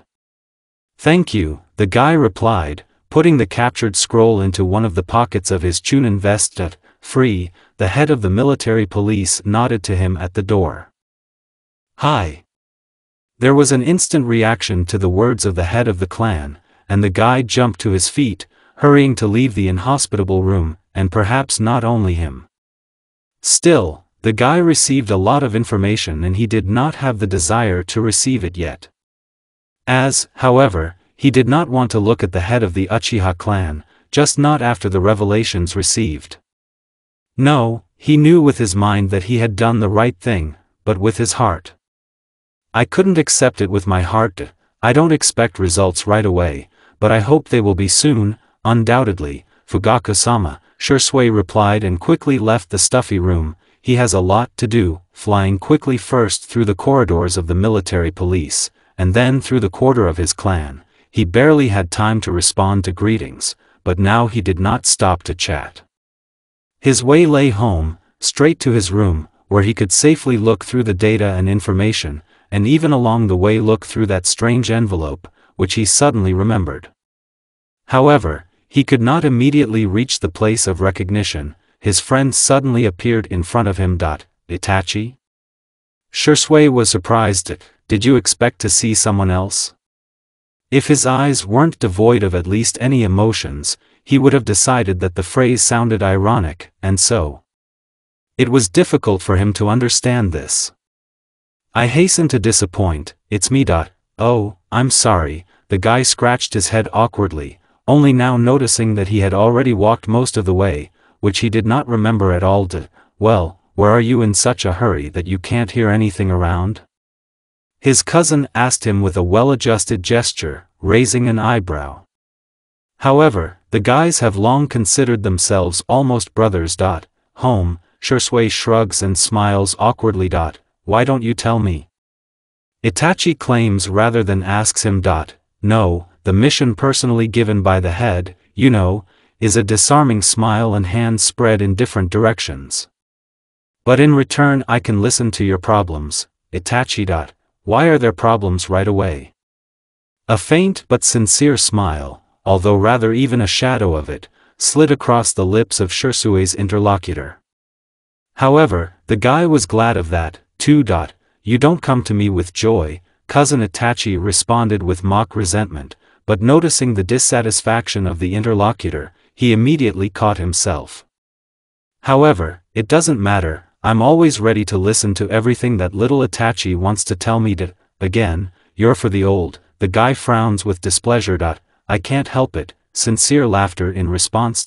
Weren't you in a hurry? Itachi grunts in response. I didn't understand, are you going to share the problem with me or not? Shisui asked his friend, smiling slyly. Yes, you're right, agreed Itachi, who instantly regained his former coldness. We'll talk in our place. Hey! Shisui was indignant, realizing that he was left in proud solitude and hurried after his friend. Strange, such behavior was atypical for Itachi, but most of all the guy was not worried about that, but that he might let it slip. He was afraid that he would not hold back and give him the whole conversation with Fugaku. He was afraid to imagine Itachi's reaction if he found out that his sisters had paid for his life with his freedom. Even without this knowledge, he tormented himself with training, believing that Sasuke's death was only his fault, that he was weak and could not protect the person dear to him. Well, what did you want to tell me? As soon as the guys reached their secret place near a beautiful cliff, into which a rather full-flowing river fell, Shisui instantly asked a question in the back of his friend. I had a conversation with Minato-sama today, Itachi replied, turning to him and clearly, but at the same time with some excitement. With Hokage-sama? Shisui was amazed and, receiving an affirmative nod, chuckled. And I was already inventing for myself. Seeing the lips compressed into a thin strip, he cautiously clarified. Or is that not all? Yes, his cousin agreed. Minato-sama invited me to join his personal ANBU squad. So it's wonderful. You've been training so much and you've finally been noticed. To be honest, I thought it would happen sooner, but it's pretty good. Shisui was happy for his friend. I hope you agreed? Yes, I agreed, Itachi nods, but too indifferently for such joyful news. I don't see much joy in your voice. Shisui instantly became alert due to the strange behavior of his friend. Yes, his cousin nods, and then, gathering his courage, blurts out sharply. Did you know that Minato-sama had a child? What do you mean? Shisui was confused, mentally recalling everything he knew about the Namikaze couple. It didn't come out very much, although recently there was a rumor that Kushina was able to get pregnant again, after many years of treatment. Still, the extraction of Kubi was not in vain for her body, and they did not have more children. Wasn't he killed by a loose Kyubi? No, the son of the head of the Uchiha clan shook his head. He died later, and whether he died at all is unknown. Well, but from this moment on, in more detail, cheerfulness and the rest of the husk instantly flew off Itachi's friend. Still, when it was necessary, he could be deadly serious. According to what Minato-sama told me, his son was alive and well when he was admitted to the hospital after sealing the chakras of the entire Kyubi into him by Sandaime. The heir of Fugaku began his story with a nod. However, after something went wrong and, after a couple of hours, the chakra began to splash out of the child's body in jerks. Hokage-sama was able to suppress her, but not save the child. Stop, Shisui interrupted his friend's story. Didn't you say he could be alive, or did I misunderstand something?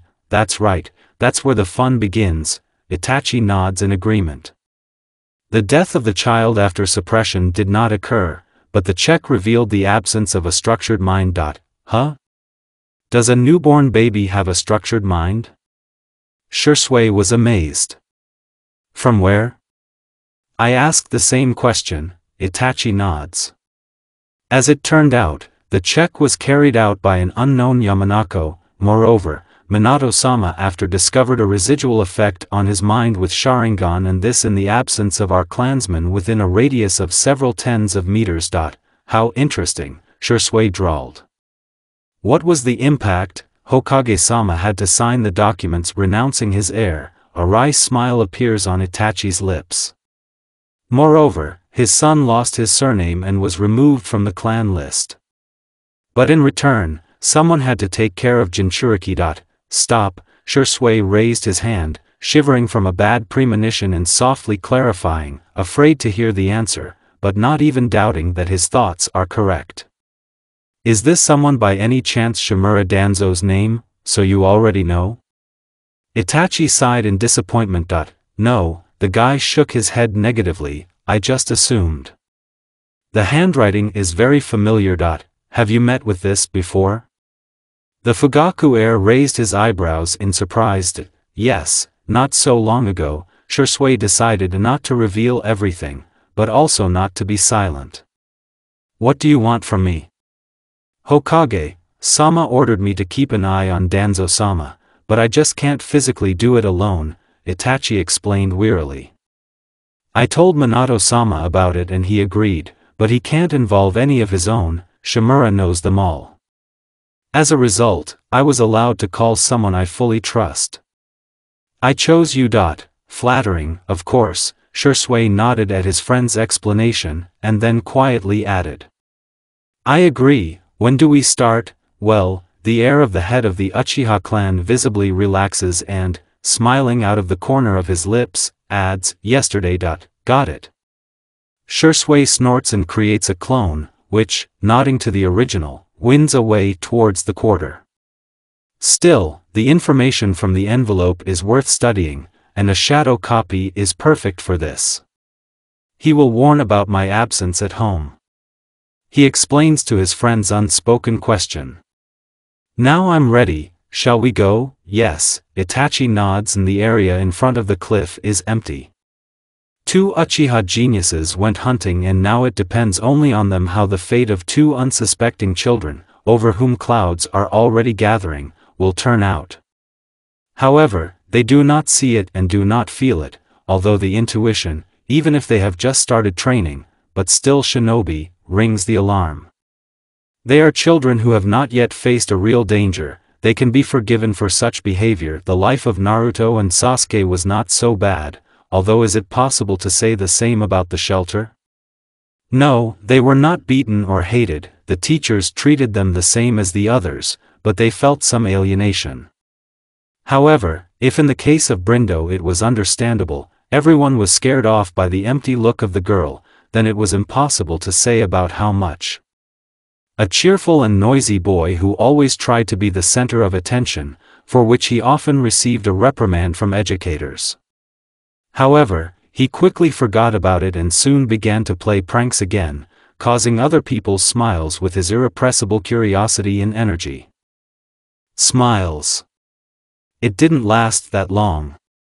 For the first time, the children felt that they were treated differently when they were 2 years old. Then all the children were collected and Irianen, who came from the hospital, had to examine them and get a card. The children understood very little from the explanations of adults, but most importantly they caught that someone else would come to visit them. A whole event for such a small closed world in which they grew up. However, Naruto and Sasuke were not affected. They were simply not allowed to see a stranger, having come up with some ridiculous excuse that was forgotten immediately after they were told it. However, they were not very offended, because that day Nono sat with them for a long time and told fairy tales, and after that she took them to the nearby forest to show a variety of edible and medicinal herbs. However, if Naruto could see and remember, then Sasuke just sniffed and tried to firmly remember which smell belongs to whom. It was quite difficult, because many ordinary or even poisonous plants have a similar aroma to medicinal plants. As a result, when they returned, everything was already over, and the cards for 2 small children were allowed to have Nono, as having a sufficient rank for such an Irianen, and send them to the hospital at any time convenient for the shelter. It would seem, well, think about it. Once is not an indicator, and they were sufficiently compensated for the inability to communicate with new people. But similar cases continued to occur, and after 1.5 years they were separated from the bulk of the children, starting to train the art of shinobi, which had never been done before. The children liked to study. Besides, the same Sasuke began to feel more confident, because now she could control some space around her and no longer burden others. However, Naruto did not leave her alone for a long time anyway, helping her to study and willingly reading aloud the scrolls that Nono gave them. This was beneficial to both of them, because Kako could see and reread the scrolls as much as needed, and Brindo had a good memory and liked to analyze what she heard, willingly explaining everything that her friend did not understand. So it turned out that since the beginning of their studies, their friendship has grown stronger, yet they began to spend even more time together. And there was much more responsibility in the girl than in the naughty boy, who constantly forgot that before starting serious training, you should warm up, and most importantly, every morning you need to meditate and do other exercises with the chakra. However, it also turned out that other children of their age did not have such a well-expressed chakra system, which gave rise to envy. Let it be skillfully extinguished by educators, but it surfaced in the conversations of children. Although they were afraid to go far, the years passed. The children grew up, their friendship grew stronger, they became stronger. Now they were firmly on their feet and could even fight back. No, not to Chunins or Genins, but to peers or older children civilians, but this was already an indicator of which they were proud. It would seem that what else could be needed? That's right, nothing else. They had everything that the same refuseniks like themselves could only dream of: educators, moderately strict, but ready to help, orphanage friends who, though envious of more successful children, never offended them. However, the trouble came from where it was not expected at all. Nono was called back to the service and she disappeared from their lives, and 6 months later they were told that she was dead and soon her room would be cleaned and a new teacher would move in there. Unable to withstand such injustice, Naruto persuaded Sasuke to climb into Nono's room and take at least the photos that she rarely took, but were carefully stored. And most importantly, the children knew where she was hiding them, even if they found out about it completely by accident. It just so happened that one evening they went to give them a book about the chakra and its properties to the teacher, and at that time she was leafing through some book with very dense sheets. Naturally, Kako couldn't stand it and asked what it was, so he got the answer that it was an album with photos, and after the two of them sat down to drink tea and showed it from Antu. Naruto was particularly impressed by the photos of a young ash-haired guy at that time, and the story told by Nono left quite a strong impression. Even Sasuke couldn't resist speaking out, saying that he admired the guy who decided to sacrifice his future for the sake of others. The woman then only laughed at the naivety of the children, although she agreed that her adopted son Kabuto is a real hero. Perhaps their conversation wouldn't have had consequences if Sasuke hadn't been blind. Unable to follow the teacher visually, she very carefully tracked her movements thanks to the chakra, so she was able to find out where she hid the album shown and told Naruto about it. Naturally, the guy could not stay away and considered it his duty to save any mention of the beloved sensei, who spared no time and effort, trying to give them as much knowledge as possible so that they could survive in this cruel world. However, she taught them not only strength exercises or chakra control. The main skill she hammered into their heads was stealth. They are still shinobi, and Nono felt that this skill could be useful to them at any time. That's exactly what was happening now. Naruto and Sasuke, joining forces and taking advantage of the fact that Brindo could sense people and through obstacles, carefully made their way to the cherished door. To their delight, it was not locked, and there was no one in the room itself. Quickly slipping inside and closing the doors, the guys, forgetting about caution, began to figure out how to get to the shelf they needed and get what they wanted. In passing, Naruto grabbed a few photos on the nightstand, the ones on which Nono was captured with them together. A rare case, but this is the most valuable, especially since the children themselves did not have such a photo. Still, such a pleasure was not cheap, and the teacher had enough free funds for just one, and the shelter did not have a large budget, so copies were not made. However, then they didn't care much about it, because they could come to the mentor's room at any time and admire the colorful image. Now it won't happen anymore. Well, what are you doing here? Suddenly the voice of the youngest teacher in the orphanage caught the children by surprise, who were too carried away, trying to climb onto a chair and reach the farthest shelf. Kira-san. Naruto exclaimed softly and, unable to stay on the back of the chair, flew down, barely managing to turn around so as not to knock Sasuke standing nearby. Fortunately, she noticed the danger in time and managed to jump away, but the boy himself was less lucky. He hit his elbow pretty hard and grazed the skin on his knees.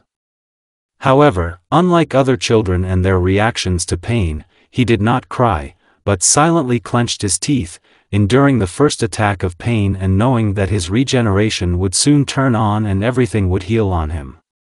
True, he never found an answer where he got it from, but, on the other hand, it works fine, the rest is secondary. Naruto, are you all right? The teacher and his girlfriend immediately rushed to the boy, and both began to feel the places of blows. You never know, what if it's a fracture? However, the boy turned out to be much stronger than expected, and soon began to fend off overly intrusive attention. I'm all right. He firmly declared to the opposite sex and resolutely stood up, not paying attention to the abrasions that had already begun to fill with blood. I feel blood.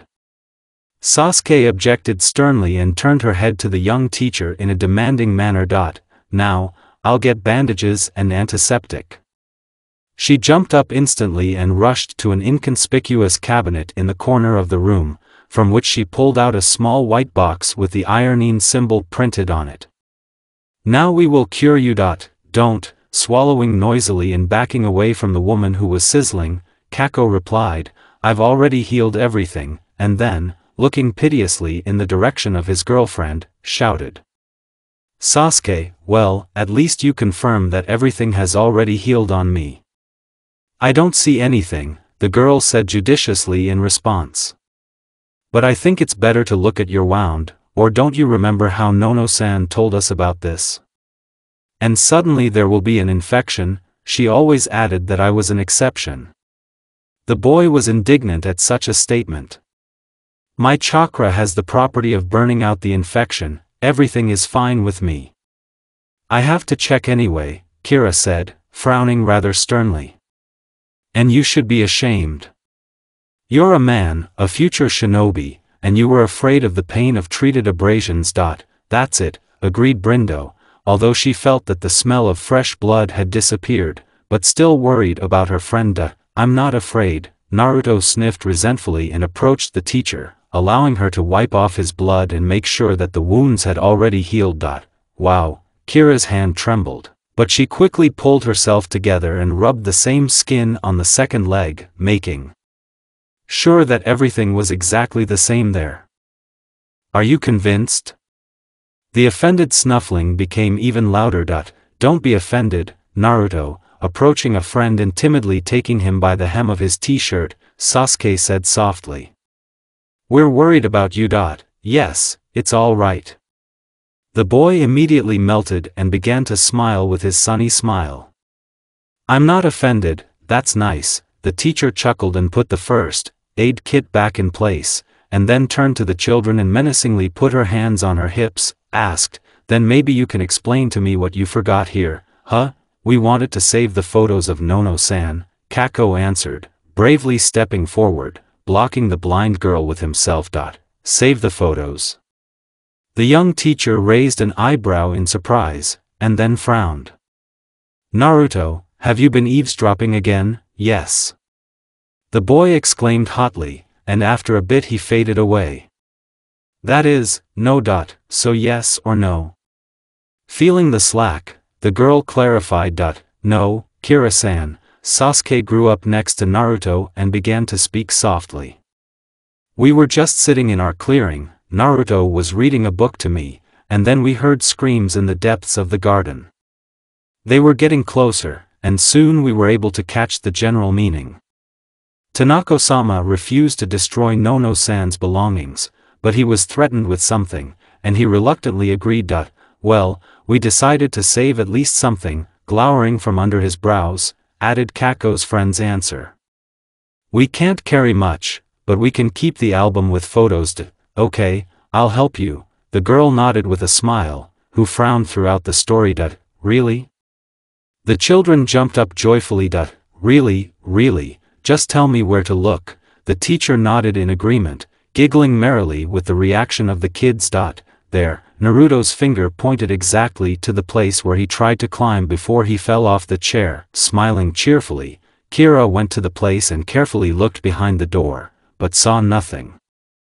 However, Sasuke immediately joined in, remembering that she felt a flash of chakra when Nono put the album there and asked her to lift it so that she could reach there. The teacher did not refuse the child such a request, and soon she was already sitting in her arms and gently feeling the walls of the shelf. Having found the irregularities, or rather, a neatly cut seal repository that was hidden by genjutsu, and after an NN amount of time, having found the right amount of chakra that needs to be poured into it, she was able to get what she was looking for and a whole bunch of papers, seeing which the teacher turned very pale and almost dropped the girl. The situation was saved by Naruto, who offered to seal everything in a ready-made clothing scroll that fell out at the same time with all the good, and burn it. Kira approved only the first part of the plan and demanded from the children that they hide this scroll in their belongings and open it no sooner than they graduate from the Shinobi Academy. Those, not understanding anything, agreed. Oh, by the way, that's not why I was looking for you at all. Having already left someone else's room and locked it with a key, Kira said, turning to the children who were about to escape. And why? The curious Naruto instantly braked, and Sasuke stopped after him. Tanako-sama wanted to see you, the teacher replied, forcing out some semblance of a smile. Something about your admission to the academy. Aren't the clanless ones coming in a year later? Brindo jumped up in surprise, and Kako nodded hard at her friend's question, and then they both looked in the direction of the young woman. Perhaps, but it was decided to make an exception for you, Kira shrugged. After all, Nono-san has been doing so much with you, so the director gave your questionnaires for consideration earlier. The answer came today. Great. So we'll become shinobi, right? Naruto shouted enthusiastically. What, and me? Sasuke asked in a much quieter voice. I'm blind. But you're a sensor. I immediately decided to cheer up the girl. Kako. Nono-san said that she was not the strongest. Brindo shook her head sadly, which caused a desperate look from a friend that he threw at the teacher in search of support. Well, you're still a little girl yourself, Kira said softly, instantly receiving a terrible gratitude in the boy's eyes. I am sure that over time your capabilities will increase, and you will become truly strong. In addition, there are many non-combat directions, for example, Iriajutsu, which was owned by Nono-san, or Fuinjutsu. However, one way or another, first you will have to study a little at the academy and get basic skills. You're right, Kira-san. The girl perked up. I somehow didn't think of such a thing. That's good, the young woman agreed, and now run to Tanako-sama, he's already been waiting for you. Hi. The children exclaimed cheerfully and sped away. They no longer saw how the teacher turned pale and slid down the wall. As well as her quiet, on the verge of audibility, whisper, Kami-sama, what was Nono-san thinking about, keeping such a thing in her possession? At this time, the children, not thinking about anything like that, first ran to their secret place and hid the album with the scroll, and then they went to look for the director. However, they did not run for a long time, because he was sitting, as usual, in his office littered with papers and something else. Can I? At first timidly knocking and only after that looking inside, Naruto asked. Yes, I was waiting for you, the man nodded in agreement, looking up from some papers.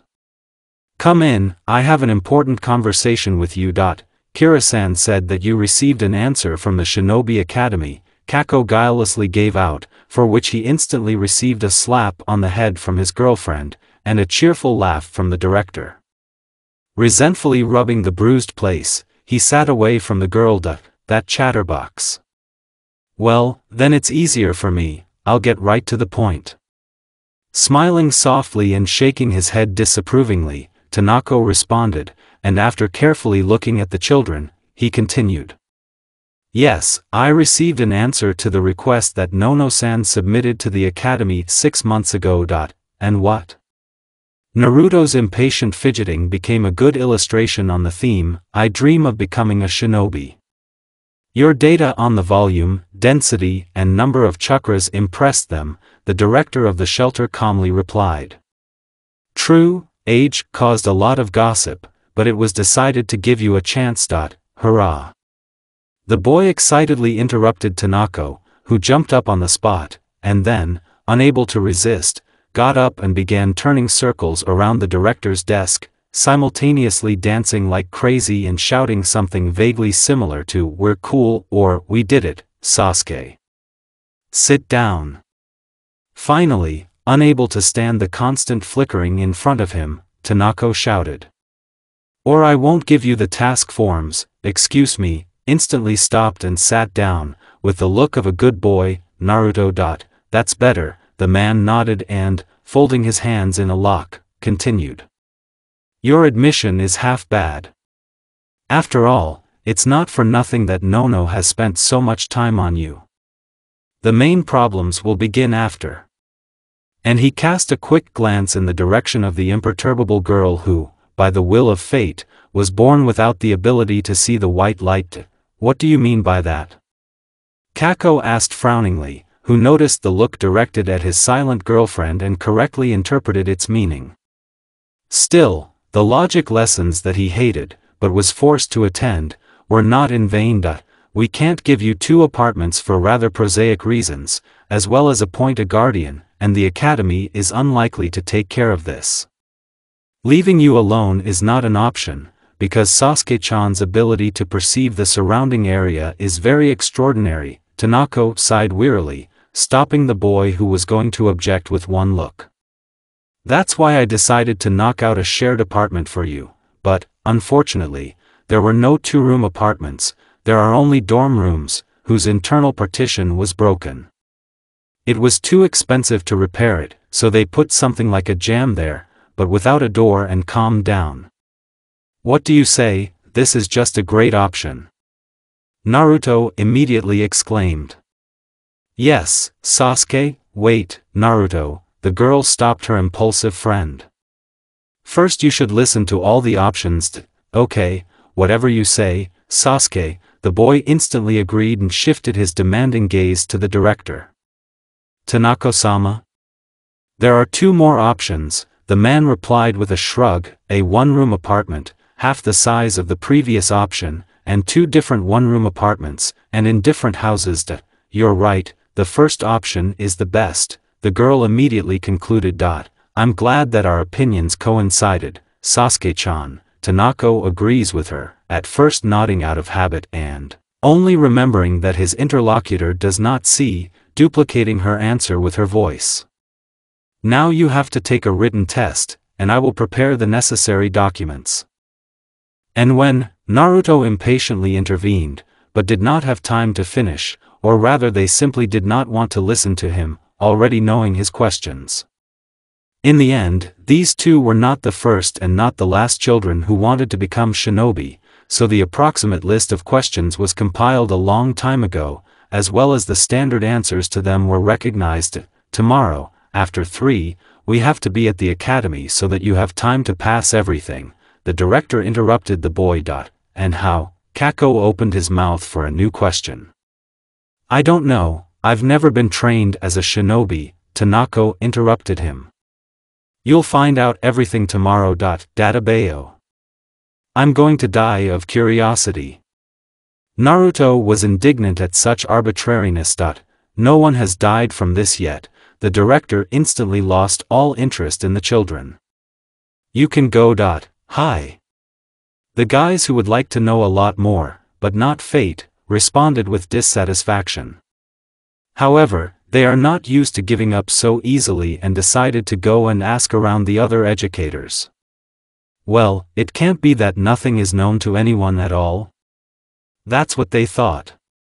Fortunately, they have at least one more source of information, and if they are lucky, older guys will come and even more, despite their desire to learn more and the presence of educators who have been working at the shelter for several years. Naruto and Sasuke could not hear anything concrete. It turned out that the children of Nono and Tanaka were taken to the academy, not trusting such responsible work to any of the educators anymore. Not to mention the fact that there were few talented children in this orphanage, yet most of them were selected for specialized institutions, after which they had one road, to ANBU. Culling was sent to simple establishments, among which more or less talented guys could appear, but this was a rarity. In the memory of Kako and Brindo, it was only 5 times, not counting the adopted son of Nono. That generation was generally rich in such surprises, yet they appeared during the war. Naturally, professionals had to work with such children, but only Nono was like that for the whole orphanage, the rest came from ordinary families. That is why there was little specifics in the words of the others, so the children had to humble their curiosity and wait for the next day. Still, they had the hope that the director would change his anger and tell them much more information on the way to the academy. However, in vain they hoped for someone else's leniency. Tanaka wasn't going to answer other people's questions, although there was a possibility that he just didn't know what to say. The next day for Naruto and Sasuke started early, and this despite the fact that they could not sleep half the night. Or rather, Kako couldn't sleep, but Brindo wasn't worried at all, but she couldn't leave her friend at such a moment, so, taking advantage of the fact that their age group slept without gender separation, she moved to the futon to the boy to calm him down and support, as a result of which they chatted half the night. However, she could not move, talking to the boy from her sunbed, because from the very beginning they lay down to sleep next to each other. It had been like that for as long as they could remember. Nono once told them that they appeared together on the threshold of the orphanage, then they were put in the same crib. Anyway, Naruto refused to fall asleep in infancy if Sasuke wasn't around. A funny fact from childhood, but true. The children themselves did not understand why, but they really felt calmer when they felt each other next to them. Although no one interfered with them, their friendship was even encouraged. If they were older, there would have been questions, but they were young children and looked at everything that was happening around them still quite naively. No, they were not at all lost in this regard, yet the orphanage upbringing left its mark and forced them to look at things more mundane, but nevertheless they were children. Yes, with a chakra, with good genes and no less interesting, albeit unknown to them, pedigree, but this did not change their age. They had not yet encountered the whole underside of life, not even shinobi, but ordinary citizens, and believed that everything would be fine with them. Naively, but on the other hand, what else could they do? Cry. The children had the wrong character. They saw the goal and stubbornly went to it. The moment. The goal of the kids was to enter the academy, which is why Sasuke, noticing the nervousness of a friend, offered to repeat all the material passed with Nono. Naruto gladly supported the idea of his girlfriend, and after breakfast they went to their secret place, where a cache was made for scrolls, books, and notebooks in which he wrote. Reading suddenly fascinated them both, as well as the discussion of thoughts arising after reading. As a result, they almost missed lunch, and then the exit time, barely able to tear themselves away from reading the scrolls with the theory of the chakra handed over to them by Nono, and other records. Nevertheless, their teacher was firmly convinced that they could use not only knowledge about the chakra, but also other subjects. That is why she diligently told them about geography, biology, paying special attention to medicinal plants, mathematics, and geometry, although not only them. Nono tried to give her children a comprehensive education. Besides, she was an experienced shinobi and felt the danger that hung over her. Perhaps sometimes she was in a hurry, she gave information beyond her age, but there was no other choice, and it was not for us to condemn her. After all, who knows how the fate of children would have turned out in a different situation, when being raised by other people? Nono was able to give them knowledge and protect them from hatred, taking advantage of the fact that Danzo did not want to tell the parents of the children their location. As a result, they lived for almost 6 years relatively cloudless, and this can be considered a real achievement. However, trudging after Tanako and curiously looking around the spring Konoha, the children did not think about such a thing. They were just interested in everything around them, yet they didn't go out so often, so a lot of things were new to them.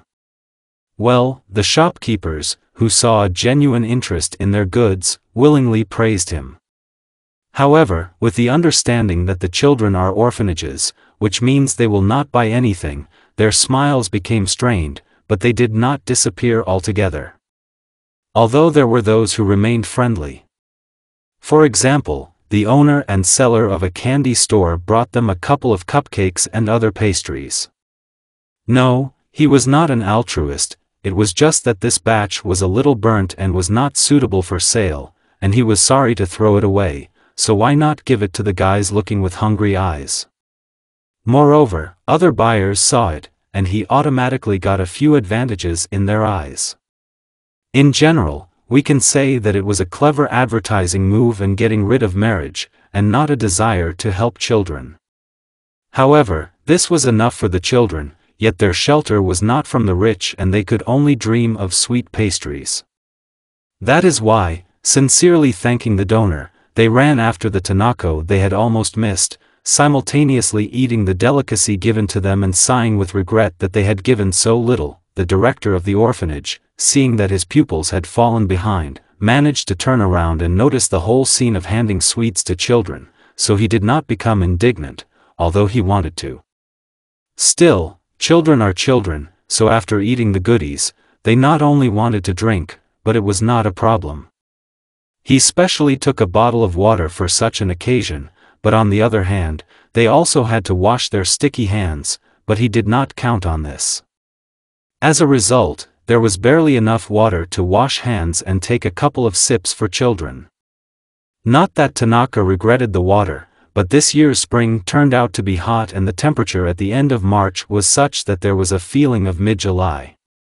A lot of trees and shadows from them did not save much, because it had not rained for a long time, and the air was dry. This was especially noticeable at noon. Considering that they were supposed to be at the academy at 3, they got into the very sun, and there was no water left for the way back. However, this worried only Tanaka. The children did not bother with such questions and obediently followed the director, and in general, for some reason, they endured the heat much easier. Although it would not surprise knowledgeable people, still children, even if they are beginners, are shinobi, and the chakra gives many advantages over ordinary people, of whom the man was a representative. And do not forget about the affinity of both children with fire and a younger age. That's all together and led to the fact that they did not feel the heat so acutely. However, Tanaka somehow lost sight of the fact that Naruto is still a scoundrel and it's just boring for him to go somewhere. Although no, he didn't miss it, he was just absolutely sure that Sasuke, who was walking with him on his arm, would always have time to direct excess energy into a peaceful channel. So, however, it happened, so they got to the doors of the academy without incident, well, not counting the case with sweets. At the gates of the school of the future murderers, they were already waiting for them and, after exchanging standard greetings, led their whole company into the office. As it turned out later, it was not the office of the admissions committee, but the director's office, where they were left, asking them to wait a little while when he would be free. However, the wait did not last long, no more than a couple of minutes, after which they were invited inside. The director of the academy turned out to be a gray-haired shinobi named Takeru Inori, without clan stripes on his clothes, but wearing a chunin vest. However, according to some little things, it was possible to understand that he was at least a Chunin, even if not the strongest and even having a right leg injury, but, nevertheless, having sufficient experience with young shinobi. Well, and most importantly, not loving water and solving all issues as quickly as possible. So you are Naruto Kako and Sasuke Brindo? After mutual scraping and greetings with Tanaka, the director of the academy asked his question. You look older than 5 years. I'll be 6 in 4 months, Sasuke said softly. We are ready to take the exam. And the boy? He asked Tucker a question with interest, but did not even think to look away from the strange, unseeing girl, for whom Ryanin, who cured him during the last war, asked it. A little more than 6 months left, the blonde boy instantly grew up in front of the girl, blocking her from immodest glances. However, I am strong and will not let you down, oh? Inori drawled, looking at the remarkable boy with interest. Okay, I will allow you to pass the tests, but you must complete them today, as well as pass the exams on your physical condition. Kanami-chan. Raising his voice a little, the director of the academy called, and when a pretty kunoichi of about 20 entered the office, nodding at the children, ordered. Take them to the examination board, these are applicants for admission. As you say, Takeru-sama. A short bow and not a drop of doubt in the look thrown at the children, as well as in the words addressed to them. Follow me. Sasuke and Naruto looked uncertainly in the direction of the man who brought them here and, only after receiving a nod of permission, Kako takes her friend by the hand and pulls after the girl who went ahead. Looking at the boy, it is perfectly clear that he is dissatisfied and for some reason frowns. However, it is difficult to say that this is the reason. Perhaps he did not like the cold reception or the disparaging attitude towards his age.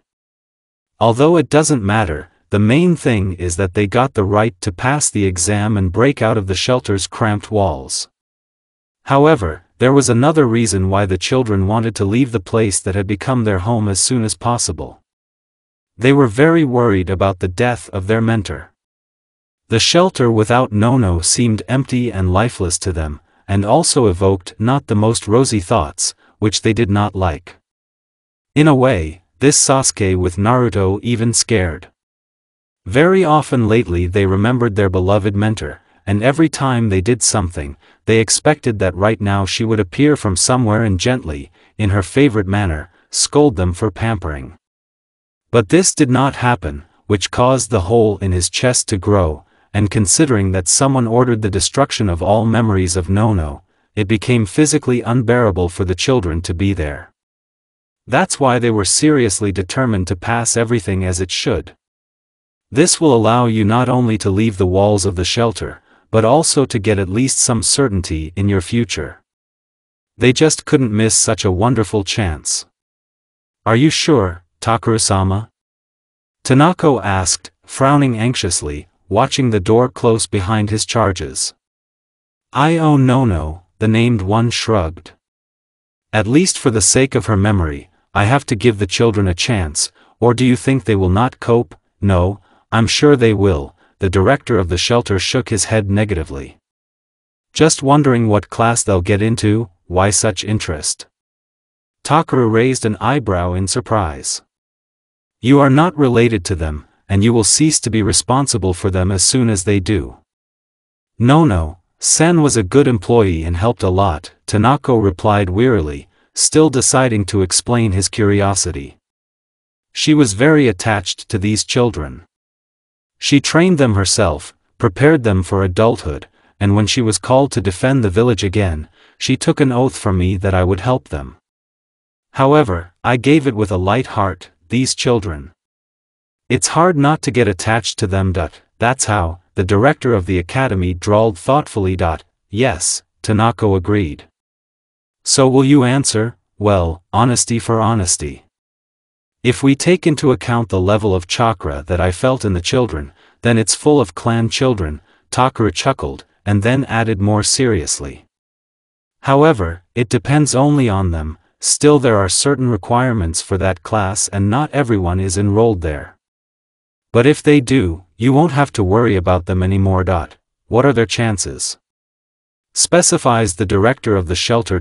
Very good, if at least half of what I've been told about them is true, the man shrugs. However, I still can't promise anything until the results of the check are in my hands. I understand, Tanaka bows her head in agreement. That's good, Takuru's lips curl into a semblance of a smile, and he is interested. By the way, do you want to see the successes of your guys? Can I? The director of the shelter looks up at him. Of course, a nod in response. Kaname was just supposed to bring them to the second part of the test, and this is a written test. By the way, today is the last day when it will be possible to take it, so you managed to be on time. Tomorrow there will be no reception of new children and those who are late will have to wait for next year. It will not work earlier. Quite interesting, agrees Tanaka, who has begun to fidget impatiently, not knowing how to politely get to the point of the exciting question. But you don't need it anymore. Takuru grinned and, seeing how his interlocutor jumped up, shook his head and said soothingly, Don't, I understand you perfectly, and you're right. If you don't mind, I'll move us with Shunshin, otherwise it will take a long time to walk. Still my leg, I don't mind, the director of the shelter instantly agreed, who had some experience of moving in this way, even if it was only a couple of times with Nono, and for quite a long time. The sensations remained in his memory, although not the most rosy, but for the sake of calming his conscience, he was ready to suffer something else. And it is unlikely that he will feel much worse than after a whole day of working with children. Good, agrees the director of the academy and, getting up, limped up to his interlocutor to take him by the elbow and move him to a small room that was specially created in the exam room. Usually there were observers who looked closely at the future replenishment of the ranks of the ninja list to determine the most suitable teams or missions that they would perform. However, now this place will perform slightly different functions. We are in place, you can talk calmly, they won't hear us in the audience. Thank you, Tanaka nods and greedily sticks to a small viewing window, so that after a couple of minutes she can pick out her wards, who were seated at the same desk right in front of the exam-taking Chunin. Two more walked between the rows and were not allowed to write off. The director of the shelter watched with interest as his wards carefully studied the forms, and then began to scribble something quickly. Rather, Naruto quickly, and Sasuke carefully gets up and approaches Chunin sitting opposite, saying something quietly. A wave of whispers passes through the ranks of children, which is quickly stopped by teachers, and Brindo calmly sits down next to Chunin, who took the form. Now it becomes clear to Tanaka what his ward was talking about with him. Apparently, the girl, feeling the sheet, realized that there were no letters squeezed out specifically for blind people and hurried to ask for help from the examiner, because she understood that if she asked for help from a friend, they would both be kicked out. Relief, that's what he felt from it, although he could not help but strain, listening to a quiet girl's voice answering the questions read by Chunin.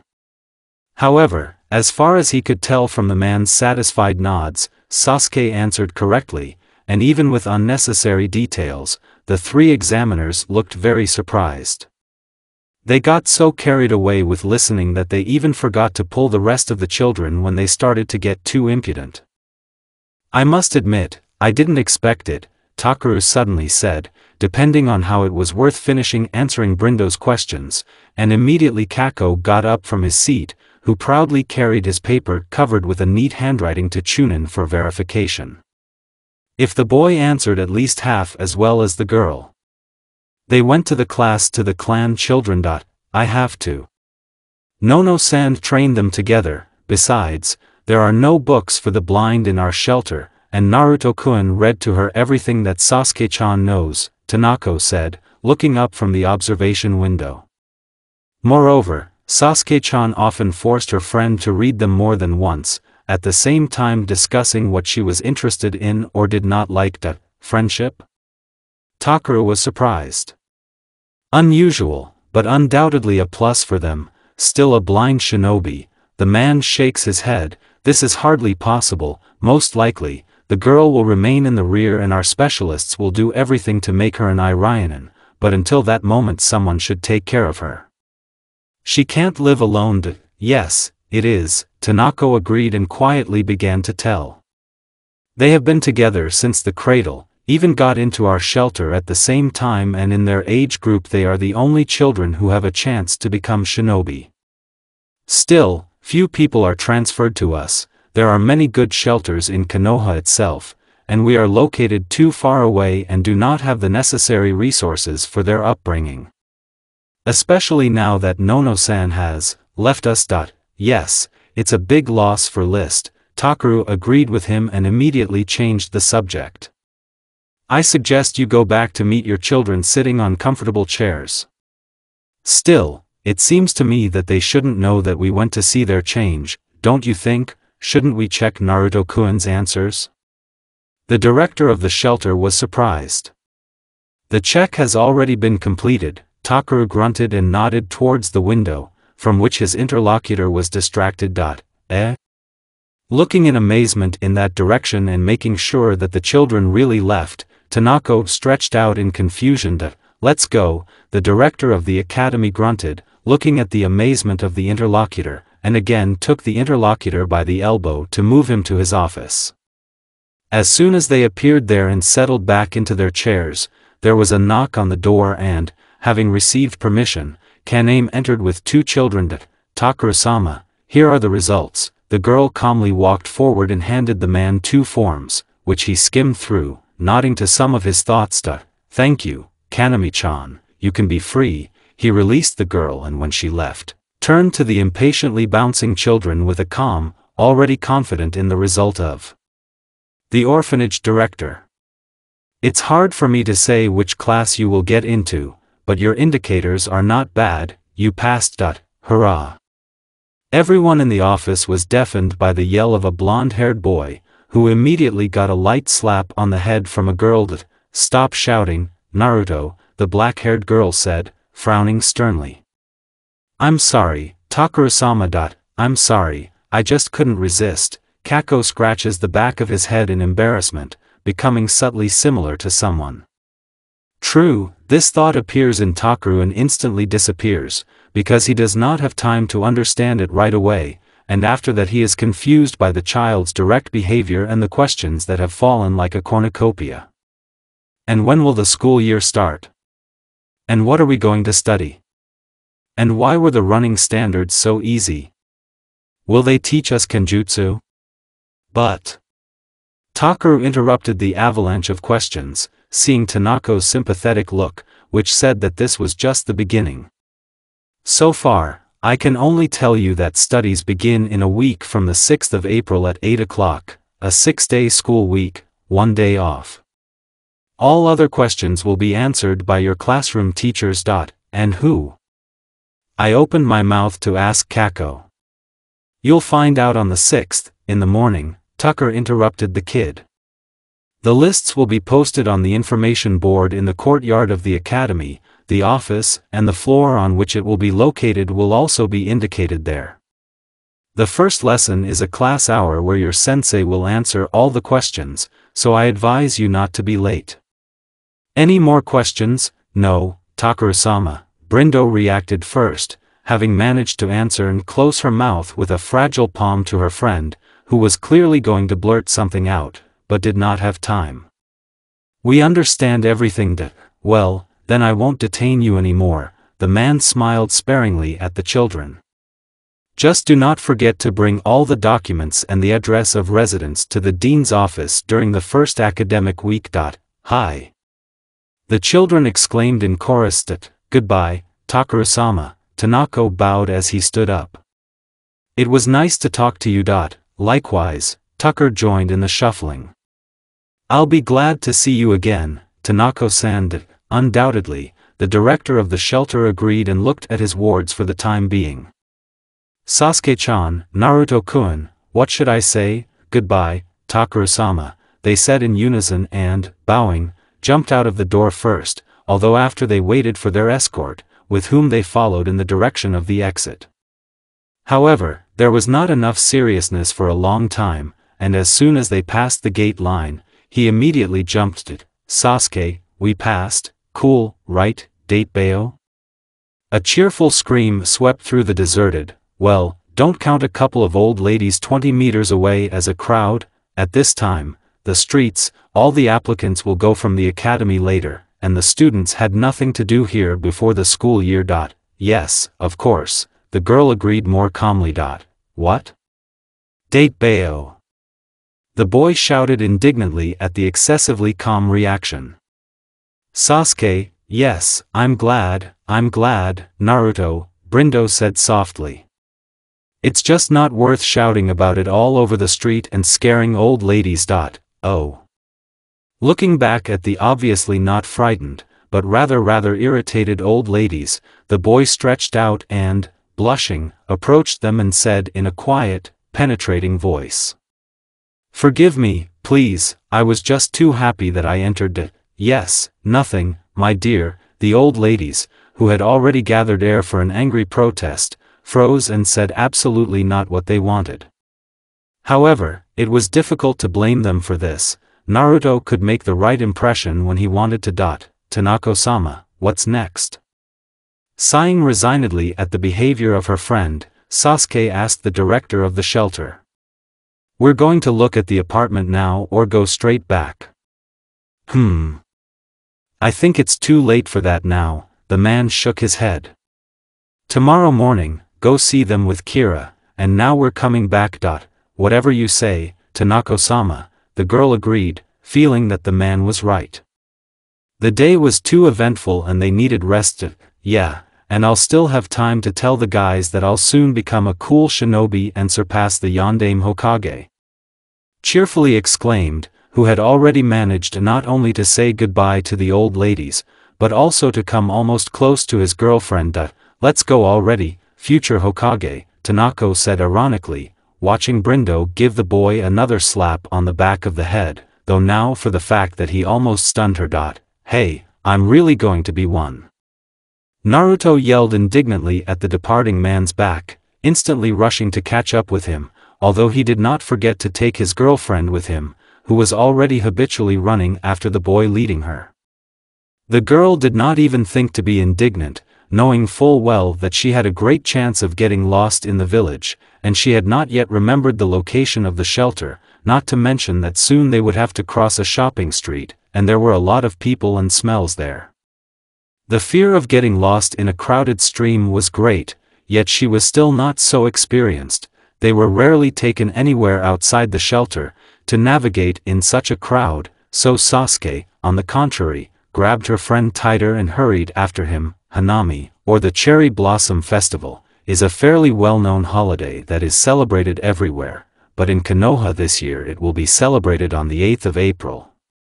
However, everyone started preparing ahead of time. Still, it was one of the few holidays that did not have a military background and was purely civilian, although many shinobi also did not shy away from celebrating it, and just sitting in the shade of trees, admiring the delicate flowers and absorbing the peaceful picture of celebrating children. What could be better? Everyone had their own answer to this, but most were still inclined to think that it was worth risking their lives for this. However, let's leave empty philosophizing, let everyone decide for himself what is valuable for him in this holiday and go to the Uchiha clan quarter, to the house of the head of the clan, where a young woman, albeit with mournful wrinkles at the corners of her lips, fluttered around the kitchen and quietly hummed something to herself. Mikoto, and it was she, was watching the door carefully so that she could intercept her son and hand him a shopping list. Still, she herself would not have time to go to the market, and some ingredients for her favorite dishes had to be prepared in advance. Well, in the end, she thought that since her child was at home, why shouldn't he go and unwind? And then he's still at home, or at the training ground, if he wasn't sent on a new assignment. Itachi, it's good that you came down. As soon as the named one flashed in the doorway, Mikoto immediately noticed him. Is something wrong, Kasan? Imperturbable, as always, the teenager appeared in the doorway that leads to the kitchen. Honey, have you been called out on a mission again? Mikoto asked anxiously, ignoring the question. She barely realized that her son was wearing an ANBU uniform again, and even Wakazashi took a mask with him.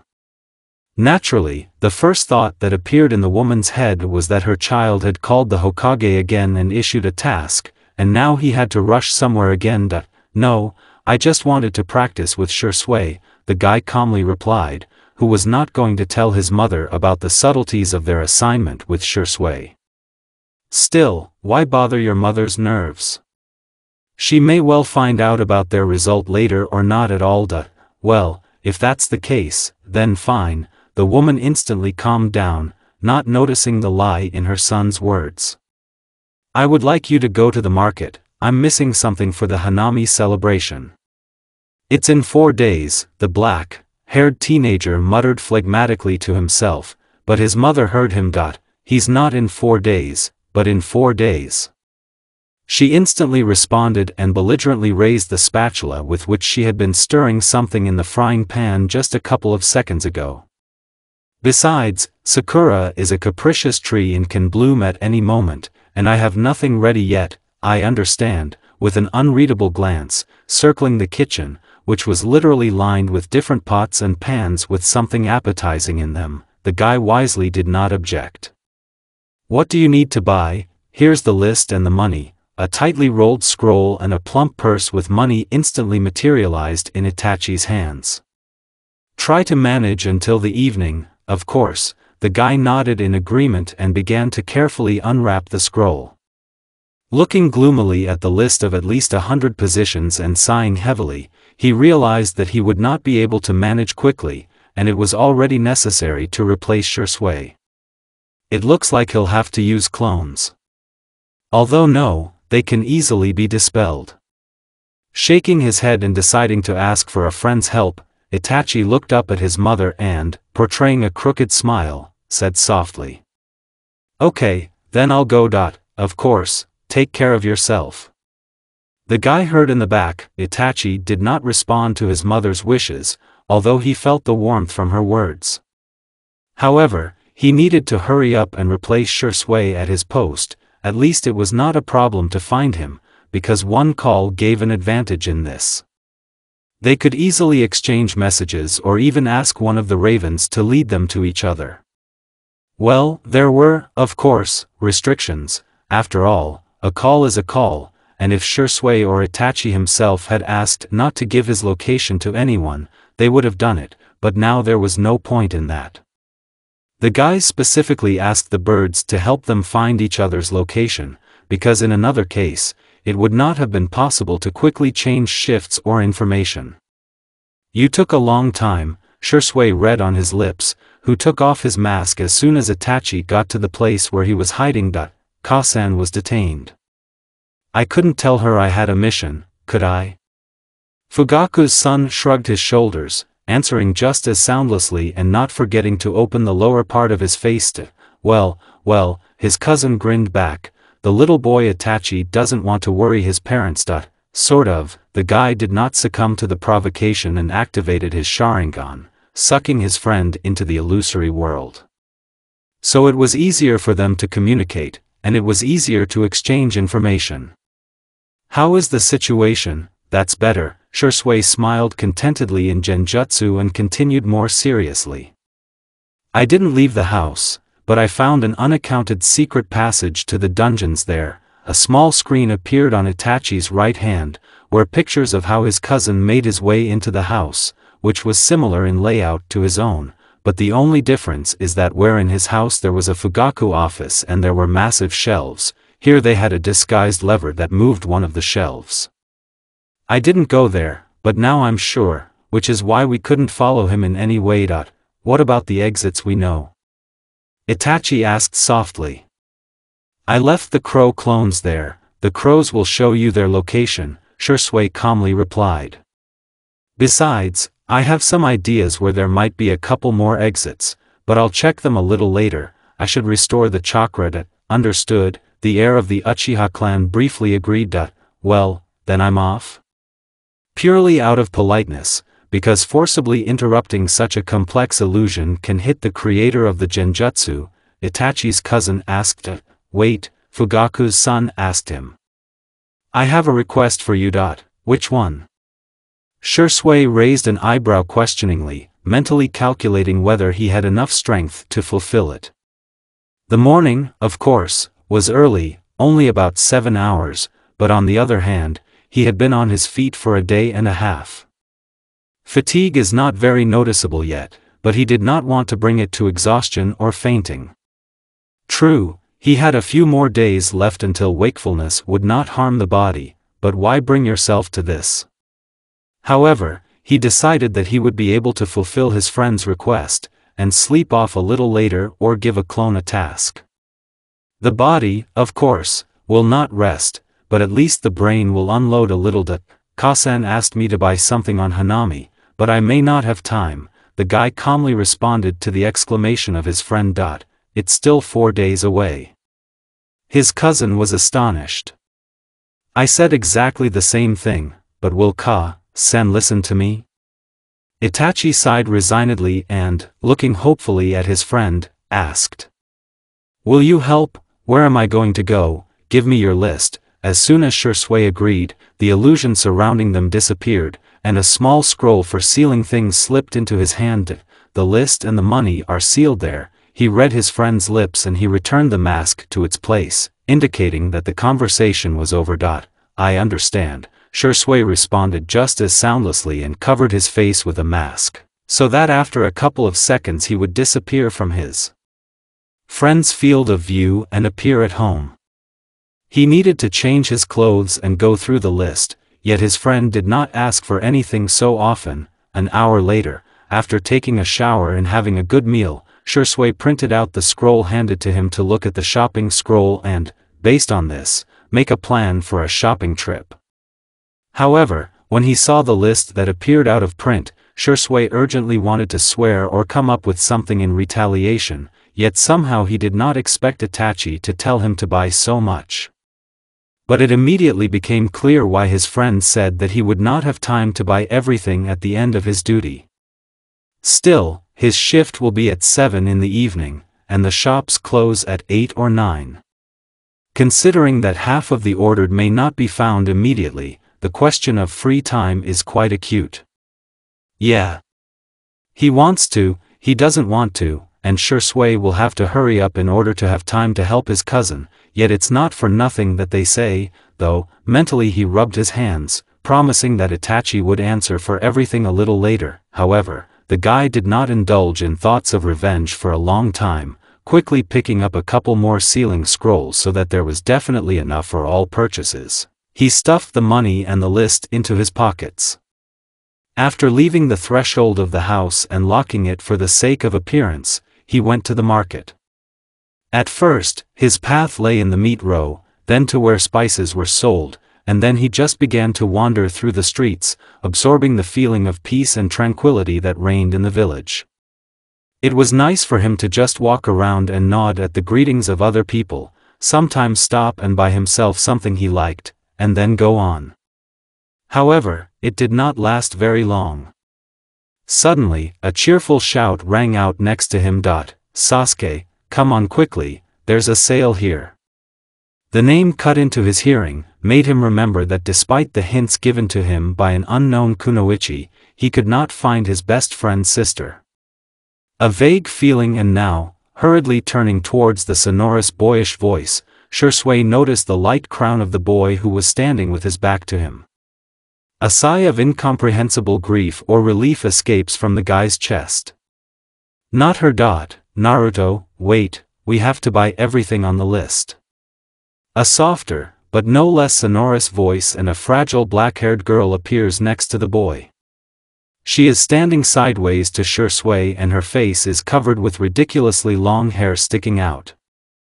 Although it is not this that causes a smile, but the fact that she menacingly shakes her fist in front of the boy's nose, and then rests her small fists on her sides. Passers-by laugh merrily at this picture, but they don't even think to stop and intervene.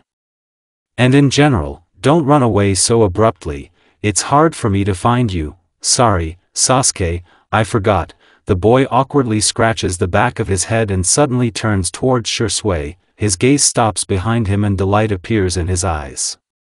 "Sasuke, look, there are vegetables." "Which ones?" The girl is strictly interested. "Keep in mind, Naruto, we buy everything according to the list and nothing more.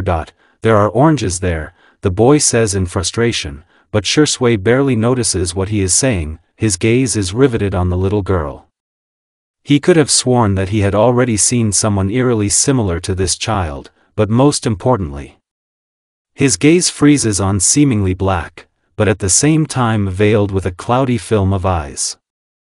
The look that was supposed to fascinate and draw into the dark abyss with a steel gleam is lifeless.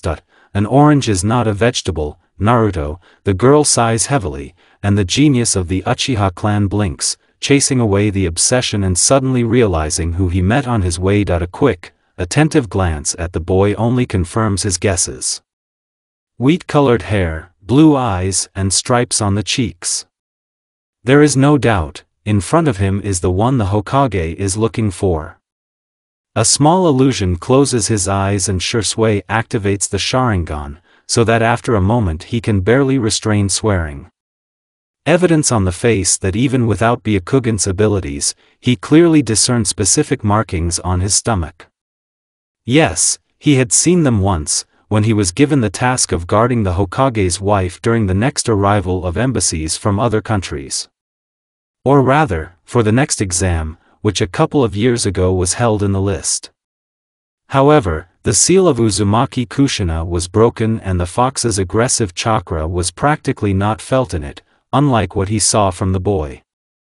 But at the same time, there was a firm belief that no one but him would notice anything unusual, because the orphan is unlikely to be specially illuminated with a Byakugan, and so on. You need to know where to look and what to look for. Shisui knew, but whether that Byakuganist comrade would know, the guy had no confidence.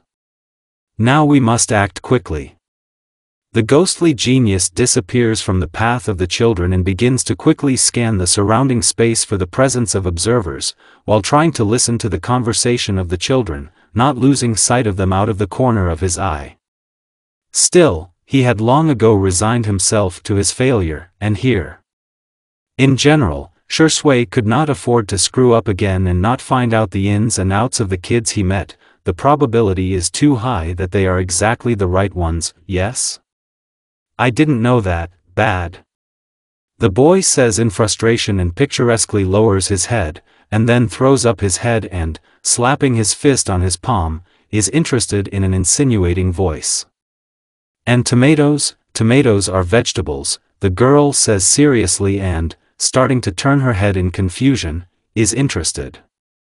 And where? Sasuke, give you a kilogram of tomatoes, and I have the same amount of oranges. A sly smile appears on the boy's face, and he looks slyly at his girlfriend. However, his impatience is given out by slightly trembling fingers, but given the blindness of his interlocutor, this does not give him away. Good, the girl sighs bitterly and clearly feeling the guy's glee, instantly adds. However, today you stay without ramen and eat the salad I made. Sasuke. The blue-eyed boy was indignant. Choose, however, the girl turned out to be relentless, ignoring all the grimaces of the boy standing in front of her. However, this was not surprising, yet she simply did not see them. Half a kilo and ramen, the blonde man attempted to bargain. Okay, the black-haired girl nodded calmly and after waiting a little, added with vindictive pleasure, half a kilo of oranges and salad.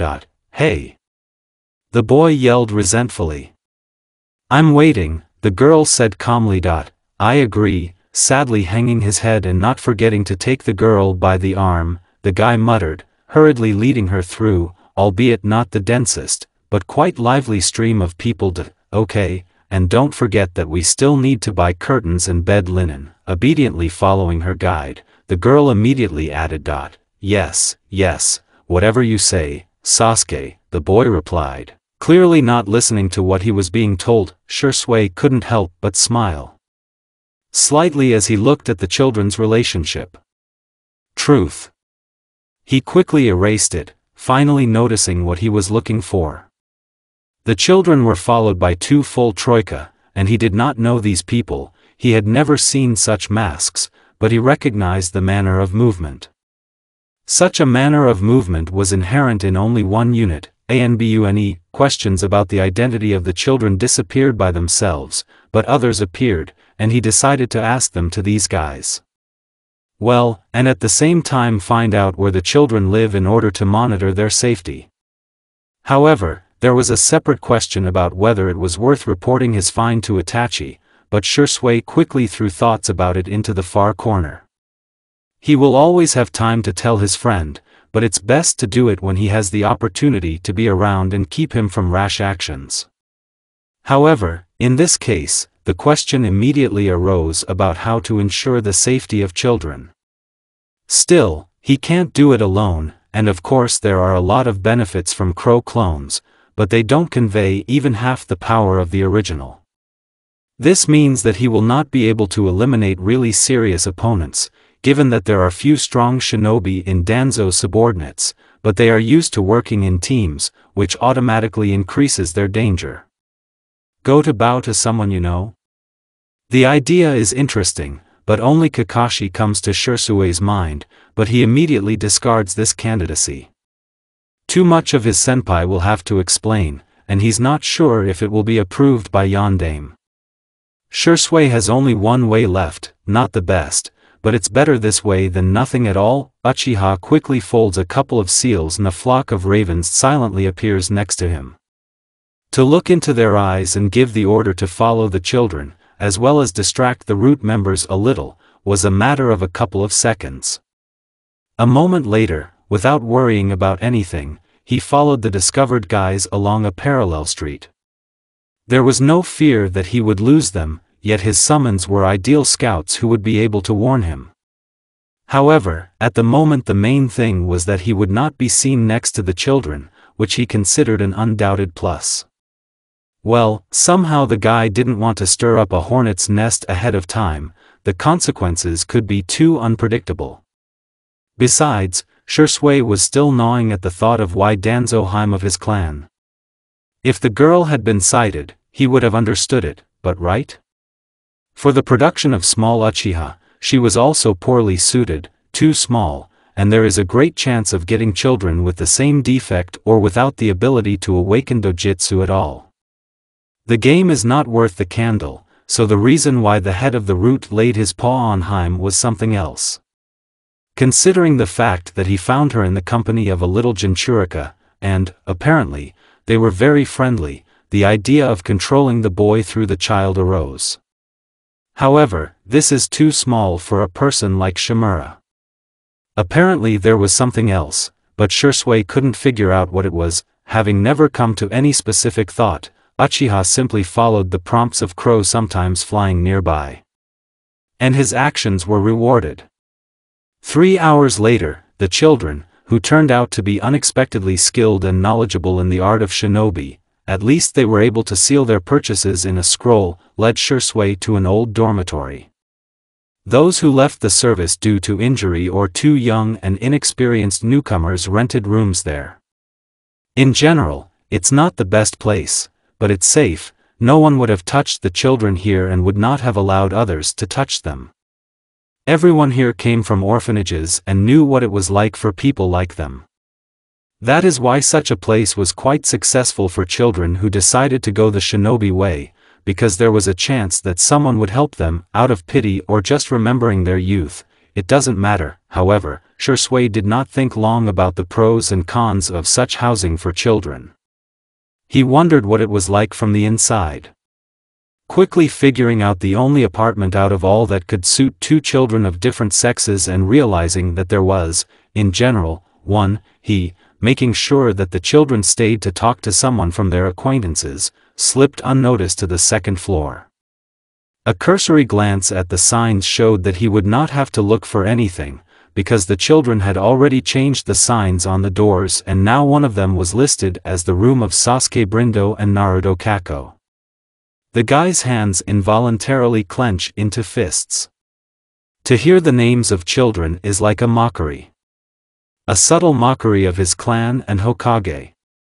However, the trained mind rejected the emotions interfering on the way to the goal and the guy, using Boku no Jutsu, penetrated inside and carefully looked around.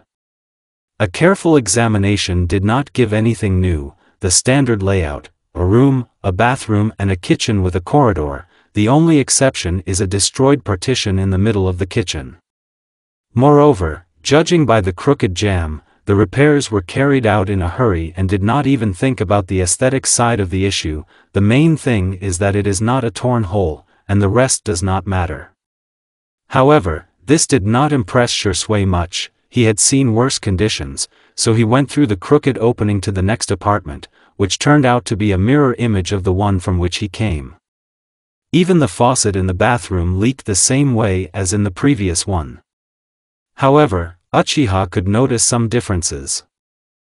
The small corridor into which the front door opened was decorated as a small separate nook, and the doorway was closed with a piece of plywood that was carefully nailed down. Well, the corridor itself got old at the moment. Half-empty cabinets, without doors, in which simple working tools were neatly stacked, a hammer, a saw, a screwdriver and nails. A little further on, old raincoats were hung up and high boots were arranged, which had also seen better times. They were so faded that it was unrealistic to understand what color they were originally. But the room did not differ at all from the last one he saw, and in general, except for the fenced-off hallway, there was no sense of living space anywhere else, as if the children had come here for the first time. However, Shisui quickly agreed with such thoughts. Remembering the guy's trip to the market, they really bought all the necessities, and often they were given a discount, unable to resist the charm of the blue-eyed boy and feigning pity for the girl walking next to him. The children were smart enough not to refuse handouts, although they did not feel much delight. "I'm home." A sharp slam of the door and a ringing shout to the whole hallway made Shisui shudder and come to his senses. After quickly looking around and realizing that there was nothing else for him to do here, he immediately re-entered the wall, only to come out a few minutes later in a completely different place and far from the hostel. The idea that he should talk to Itachi became obsessive. In the office of the head of the Uchiha clan, as always, there was partial shade, which did not particularly bother him, at least. The stack of documents that lay on his right hand was gradually decreasing, but the other 3 were increasing, into which he sorted what he had already viewed. The principle of distribution of documentation was quite simple. The first one is worth attention and approved, the second one is doubtful, it is worth rechecking the information, well, the third one is outright slag, which will then go to scrap. In general, it's pretty standard practice for those who have to process a huge amount of information at a time. However, Fugaku is distracted from an important occupation by a soft knock on the door. Come in, the man responds quite calmly, not even intending to raise his head and distract himself from the documentation. Anyway, only a clansman can enter here, in the holy of holies of the military police. Moreover, he had to pass at least 3 checks. In general, there was no way for outsiders to enter the head's office. Fugaku-sama, the newcomer called softly, and only after that the head of the Uchiha clan allowed himself to tear himself away from looking at another piece of paper and raise his eyes.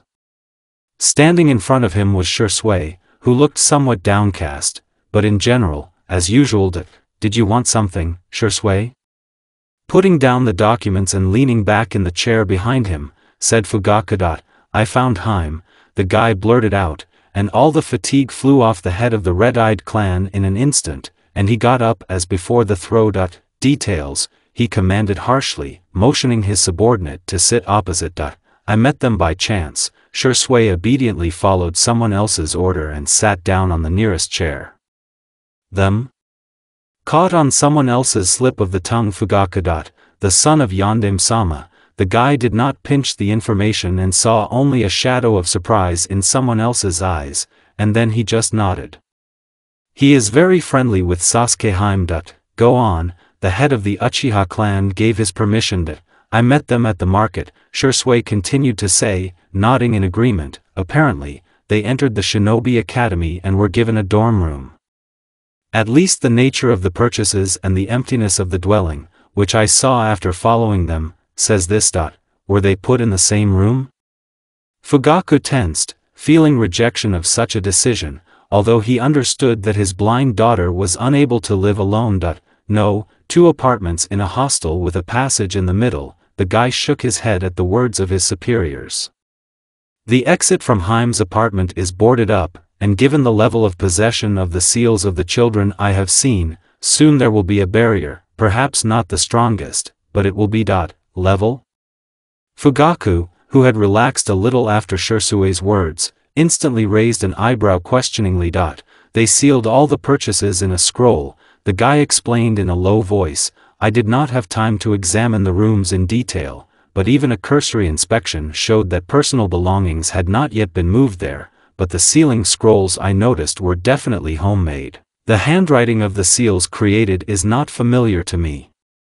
Shisui instantly receives a nod, with which the head of the Uchiha clan recognizes his rightness. Still, their dojutsu allowed them to track something else.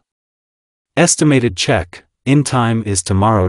That's how. A tired sigh escapes from the man's chest, and then he raises his head and orders softly. Your mission remains the same, tracking Danzo, and I ask you not to leave my daughter unattended. Do not get caught in the eye unnecessarily, intervene only as a last resort. Itachi? The guy is cautiously interested in the head of his clan, indicating with a slight tilt that he took someone else's order into account. Say that she is from the children of the clan, but without details, having frozen for a moment, considering the situation, he still gave partial permission to reveal the secret. What about Hokage-sama's son? No less carefully clarifies Shisui, carefully looking at the head of his clan. You will report his discovery personally, was the short answer. Most likely, his task will be similar to mine and will not interfere with its execution. If he gives you helpers, do not introduce the course, but insist on spying on both children. What about Haim? The guy decided to ask his question, knowing full well that the head would hardly want anyone to know about his blunder, but on the other hand, Hokage was never an idiot and could add 2 plus 2. In general, he just wanted to protect himself, and it didn't hurt to find out in advance how free his hands were. If he asks directly, answer him. The words fell heavily from Fugaku's side. He is aware, even if he does not know the details, as, indeed, I am in relation to his son. Okay, may I go? The ghost jumped up from his chair. Go. Fugaku nodded in agreement. By the way, Fugaku-sama, Shisui suddenly said, having already reached the door, but without opening it. Sasuke-hime is named Brindo. He said, and immediately left, leaving the head of the Uchiha clan frozen after these words. He didn't want to see what would happen after. He knew too well what an insult it would be, not even for the clan, but for Fugaku himself. Well, besides, Shisui never complained about the presence of common sense and did not climb where he definitely would not get out. This is a useful quality for shinobi, which has saved his life many times. And now he did not withhold this information, but gave it out just before leaving, not only because of a sense of self-preservation, but also because he did not say now, who knows what would happen? Or rather, what would it turn out to be for him and those who would be nearby at this time, and so there is a chance that Fugaku will pull himself together and will not kill anyone. The main thing is not to forget to warn the others that the head should not be disturbed. 10 minutes after talking with the head of his clan, Shisui was standing in the Hokage's reception room. A tired look at his secretary, and she hurriedly goes to report to the ruler about an unexpected visitor. A few more minutes and he is invited inside, where he is waiting for a pretty yondaime who has passed over the past 5 years. For many who knew this man before the fox attack, it was hard to watch how slowly but surely Namikaze fades away. The blue eyes, full of cheerful sparks and laughter, faded, acquiring the color of a stormy sky. The smile that had never left his face before was gone, and the corners of his lips were lowered. However, lately, or rather, when Yondaime's wife became pregnant again, he began to recover, but the man was still far from what he was before. What brought you to me, Shisui? A tired and somewhat hopeless look of faded eyes met a calm black one. Hokage-sama, I think you will be interested to know the details about the purpose of Itachi's search. Uchiha bowed low enough to express respect, but did not get down on one knee, considering that the visit was private, and he has the right to speak like an ordinary shinobi, not Anbu. Tell me. The tired look was replaced by a hard and uncompromising one, and the office was enveloped by a complex barrier from listening to. A 6-year-old blue-eyed boy with 6 stripes on his cheeks was found in a shinobi dormitory. The guy did not test the ruler's patience, knowing perfectly well that the Hokage's location is good, but in this case, it is better not to count on him. Can you show it? Jumping up, the man is interested. Of course, if you allow, Shisui responded, activating the Sharingan in his eyes for a moment. I mean, Namikaze shook his head and, looking with wild hope at his subordinate, hastily added, I want to see him. Where he was settled. Of course, but are you sure that? Shisui began cautiously. There will be a clone here. Well, and I, grinning, interrupted Minato's subordinate, I want to personally make sure that the boy you found is my son. Do you understand? As you say. Uchiha obediently bows his head and looks with interest at how a second Hokage appears next to one, and after the first one, disappears somewhere for a couple of minutes and returns already in full Anbu form and brown hair. Lead on, Shisui, Yondaime calmly commands and covers his face with a mask. If you allow me, I will move us. The guy bows his head slightly. Okay. Agrees Hokage, and the barrier surrounding the office disappears, and he approaches Shisui and holds out his palm. Uchiha, having received an unspoken permission, silently grabs the outstretched hand and transfers himself and the passenger to the right place. Rather, in a public garden located near the right place, considering that it is too risky to move closely, you can attract unnecessary attention, and who knows? Of course, he questioned the previous observers, but they were simple performers and did not know anything. However, even what they told was enough to understand that the surveillance of children is carried out around the clock, and they change them quite often, so it's pointless to get rid of some, as well as to put orders through genjutsu. There are too many of them and the chance to open up or alert Shimura is quite large. I moved us to the nearest square, Shisui clarified, sensing the mute question in the masked Hokage's gaze. They are under constant surveillance, so it is too risky to move directly to the hostel. The answer for Uchiha was a curt nod, which betrayed the impatience of the person hiding his face behind the mask of Yodname. Follow me. Realizing that with his speeches he only causes someone else's discontent, the guy said softly and was the first to jump onto the roof to move forward quite quickly, but at the same time cautiously. It's worth hurrying, the ruler of their village is too stressed out. The only thing that pleases the ghost is that his crows are everywhere and thanks to them you can quickly find a safe way, although it was not worth the risk. Sharingan lit up in Shisui's eyes, so it was easier for him to track the surrounding area. The stakes were too high, yet Hokage was walking with him, and he did not want to jeopardize Sasuke, as well as Namikaze's son, which would undoubtedly have happened if someone had noticed them. However, it was precisely because of this that he did not impose complex illusions on them, because any member of his clan felt such things at once and was in a hurry to see who was wise. In general, he had to limit himself only to the included dojutsu and increased attention to detail, especially since the Hokage himself was somewhat inadequate and immersed in himself, so Shisui had to take the rap for two. If Uchiha had been at least a little less experienced, both of them would not have been able to pass unnoticed, but still he managed to find a safe passage to one of the roofs of the houses that was directly opposite the windows of the children's apartment. To get inside, and just further, he was careful that he could see from here. Fortunately, the windows of the kitchens, in one of which the children were currently drinking tea, went out here.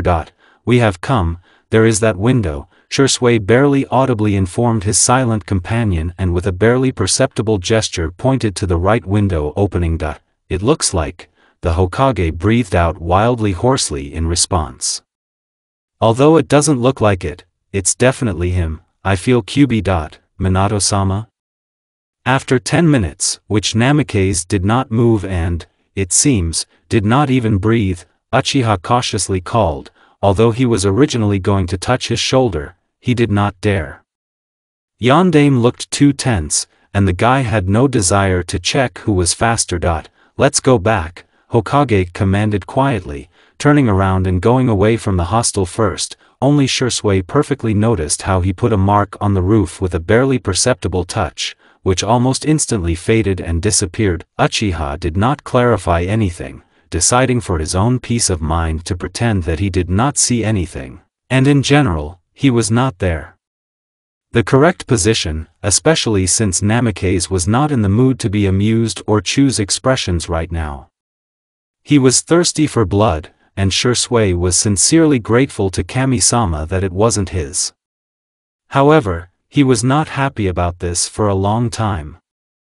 As soon as they got to the square where he had taken them, Yondaime abruptly grabbed his arm and moved back to his office. Uchiha barely managed to suppress his reflex. The Hokage's very impetuous movements resembled an attack.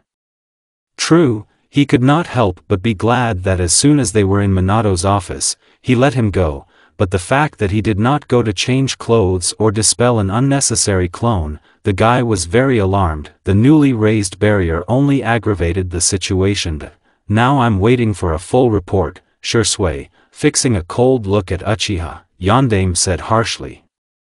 And most importantly, don't forget to tell me what kind of girl was with my son. Hi. The reaction to the commanding voice was instantaneous and the named one began to speak clearly, but quickly enough. If you'll allow me, I'll start from afar, Minato-sama. Okay, but don't drag it out. Namikaze's voice didn't warm up one iota. Almost a year ago, a clone of some woman found me and gave me an encrypted message, which I deciphered, albeit with difficulty, Shisui said, slightly bowing his head in agreement. It said about 2 children who were admitted to some kind of orphanage, whose name I could not find, and I did not particularly strive, then it seemed to me nonsense. Although now I regret that I did not attach importance to it and did not look for information on the one who gave me these records. However, the sender was a professional and I would hardly be able to capture her, yet shadow cloning is not the most convenient technique for my clan. Get to the point. Hokage began to lose patience. As you know, Itachi asked for my help as soon as you gave the task, and all this time we were watching Danzo. This time Uchiha's head bent even lower for a moment, but then he straightened up and continued. Surveillance did not give any special results, except for the discovery of several exits not specified in the reports. However, today I had to go to the market instead of my cousin. Purpose? Barely perceptibly surprised, Yondaime clarified, clearly deciding that something serious had happened there, since the presence of one of the Uchiha geniuses was required. Mikoto-sama gave a list of products for the Cherry Blossom Festival. Shisui shrugged his shoulders and continued the report. I noticed the children by chance. Your son. At these words Minato visibly shuddered, but only nodded at the questioning look, allowing him to continue. He is quite loud, strongly resembles your spouse. Noticing the ruler's instantly heavier gaze, Uchiha at the same second became more serious, stopped philosophizing.